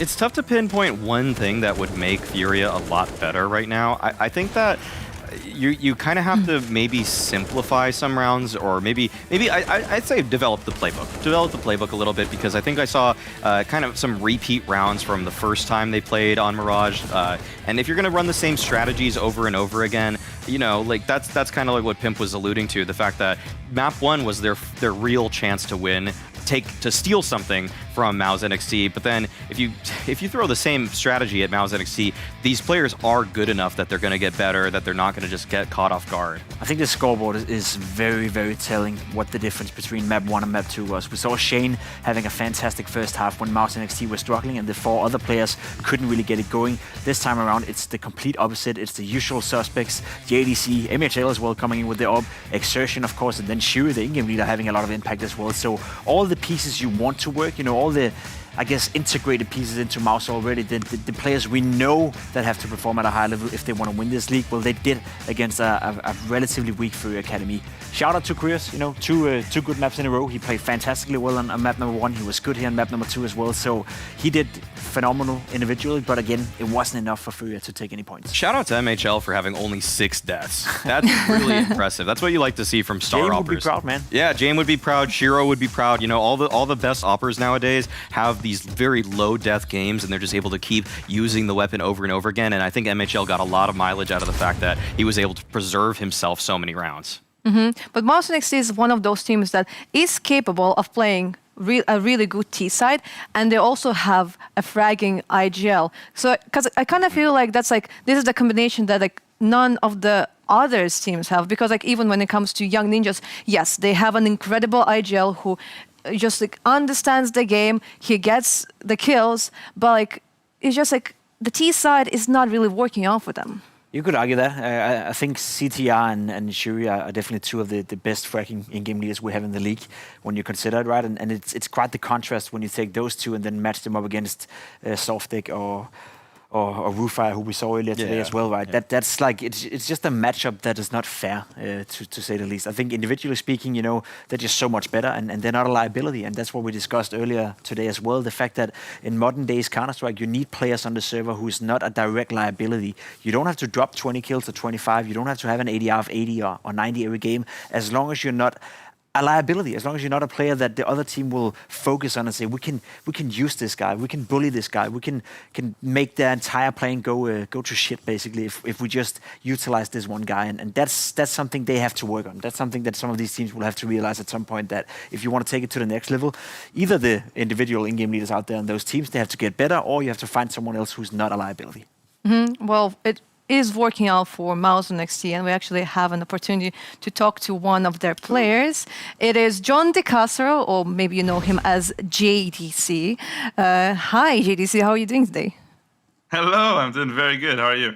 I'm doing great. I mean, it's our fourth Mirage, and you're kind of like one of the causes why we get, but like we cannot blame you. We saw like some nice plays. JDC, the question that I want to know is, what is happening right now in the team? Because, you know, like, you changed your opper and your coach is gone. Are you kind of like now like the dad of the team? You can say that in a way, I would say. I mean, I put that role up before as well a bit, just emotional-wise. But right now, everyone in the team has to step up, obviously. We made huge losses, and we need to compensate them. So everybody needs to step up individually and mentally. And the boys are doing that exactly. And I think it's going in the right direction no matter what happened to us and the roster. And we are managing it pretty well. Okay, JDC, first off, great hair today. It's looking really voluminous and well-styled. So, yeah, so the question I have for you guys is, are you guys right now on the lookout for a new coach? Because you obviously Cyclone just got promoted. Is there like an open search for that, or what's the deal? Well, yeah, we wouldn't mind, obviously, having someone that is there to help us develop and improve, right? But it has to be the right fit, and if the right fit appears, we will definitely take into consideration. But right now, we are feeling comfortable, I would say, working on the mistakes we have and improving. And if there is an opportunity for a new coach, then we will definitely take it. Cool. One more. For FURIA Academy, you guys were able to dispatch them relatively easily in map number 2, but did anybody on their roster stand out to you? Because that's really what the Academy League's all about, you know, trying to discover new talent. I would say Decenty stood out individually. And, I mean, they played individually in general very sharp, yeah. I have to admit that, and they were a pain in the ass on the first map. They have a very unique style. They have a very unique style playing, and it's tough when you're not on edge to counter it. But I would say Decenty on the first map stood out individually and was kind of annoying. Cool. JDC, I'm curious, and I want to kind of pick your brain a little bit here, because we've seen Torsi obviously being promoted to the first team, if you can call it that, in MOUZ. Now Cyclone, your coach as well. It must be a split feeling between being super, super happy on their behalf, but also maybe a little bit disappointed that you guys couldn't continue with the old roster. Do you think you had the potential to pull off, I've asked you this before, but do you think you had the potential to pull off, you know, the same story as Gambit if you would have stayed together? If I'm honest, I truly believe that, yeah. I think we had all the necessities for actually accomplishing something like that. And we were proving it time to time, and we were on the right road. And I think if we had more opportunities on different tournaments, then we would have showed that potential. But that's not how the industry works. And I'm very happy that they got the chance they have now and that they can prove themselves. Obviously, we are all sad. It's an emotional roller coaster letting them go after such a ride. But like I said, it's part of the industry and they deserve it. So unfortunate, but very nice as well. It must give you guys some motivation as well. You yourself obviously have made a great case for yourself in the Academy League exertion as well. And basically all of you, Shane and Shu, are doing a fantastic job as well. Is it motivating to see that there is a road to the next level? Like, is it something you use as inspiration? Yeah, definitely. It's the ultimate goal of every one of us to actually reach the highest level in the game and compete on tier 1 consistently and improve, and as well just, you know, make history in a certain way. So seeing that it's a possibility and it's very close to grab is what everyone in the team motivates even more and sparks the fire. So 100%, yeah. Cool. GDC, the first time when I made an interview with you, you were not yet signed by MOUZ NXT, and I tried to do my best to bait out just some kind of information from you, and I will try to do the same thing, because right now one of your teammates got promoted to the main roster, but he is going to play an op. Right? We saw that Robs moved to FaZe, which means that the main roster of MOUZ is looking for a rifler. Should we expect for MOUZ NXT to have some changes anytime soon? It's a nice try, I have to admit, but you won't get me there. You have to wait for any kind of announcement, and there will be definitely a change, but not in our roster as far as I'm concerned. But maybe there will. Who knows? Well, yes. That's a yes. That is a yes. I mean, Pim has a lot of experience with this kind of stuff, so he says yes. Well, I mean, you cannot judge me. I try to do my best. I can understand you don't want to leak anything and get into trouble. So, but thanks a lot, GDC, for this interview. I wish you a really good evening. Again, every time we make an interview with you, we say like, congratulations with your win. But again, this time it was kind of expected.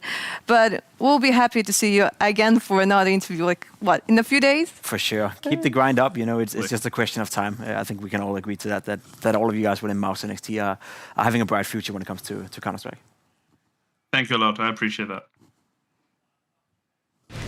I mean, I tried. That would be like a really, good clip. You know, you gotta take the shot. You can't win. You cannot, I mean, you can never know. Sometimes like maybe something slips out. You know, you get some information. You might get the twist reveal. You know, like I'm departing. Like that's it. He drops the mic or something. To be honest, maybe not right now. You know, maybe they're looking somewhere else right now in terms of like building the roster. But you already integrated Torsi into them. Yeah. First was you now have your coach as well, who knows these players very, very well. So if there ever comes a point where they need a stand-in and where they are looking to change a player or looking to change the roster, there's a pretty good case to be made for players like Exertion, players like Shu, if there's an in-game leader you're needing, or JDC for that matter. So already now, you know, you kind of grew the seats in the main roster, and you can always pull them up. And honestly speaking, I'm kind of sad we didn't get to see them finish it, you know, in the sense that I would like to see, you know, give them half a year more. Let's see where they're at. Maybe they will only be a top 20 team or a top 15 team, but that in itself would be quite the accomplishment considering how competitive Counter-Strike is today. So that's the only thing I can think of, you know. It's good for Torsi. I'm happy on his behalf. I'm happy for Cyclone, happy for anyone who moves up the ranks, but it would have been nice to see them finish it. I know. They got to, I think in the HLTV rankings, at least top 28 or so. Like that's a huge launch pad, because you're going to start getting those tier, instead of having to grind through every qualifier, you're just going to start getting some invites to, you know, the close part of the qualifier, or even some small tournaments, small cups. You'll get placed high seeding in it, and those kind of opportunities, once you start receiving them regularly, you're almost in a way based off of just how the HLTV rankings work. You're kind of destined to keep succeeding, because if you just keep getting more opportunities, you win a couple matches versus other high seed teams, top 30 teams. That'll just slowly build up your ranking points. And yeah, MOUZ NXT had a chance to, like you said, Pimp, like they could have probably made it.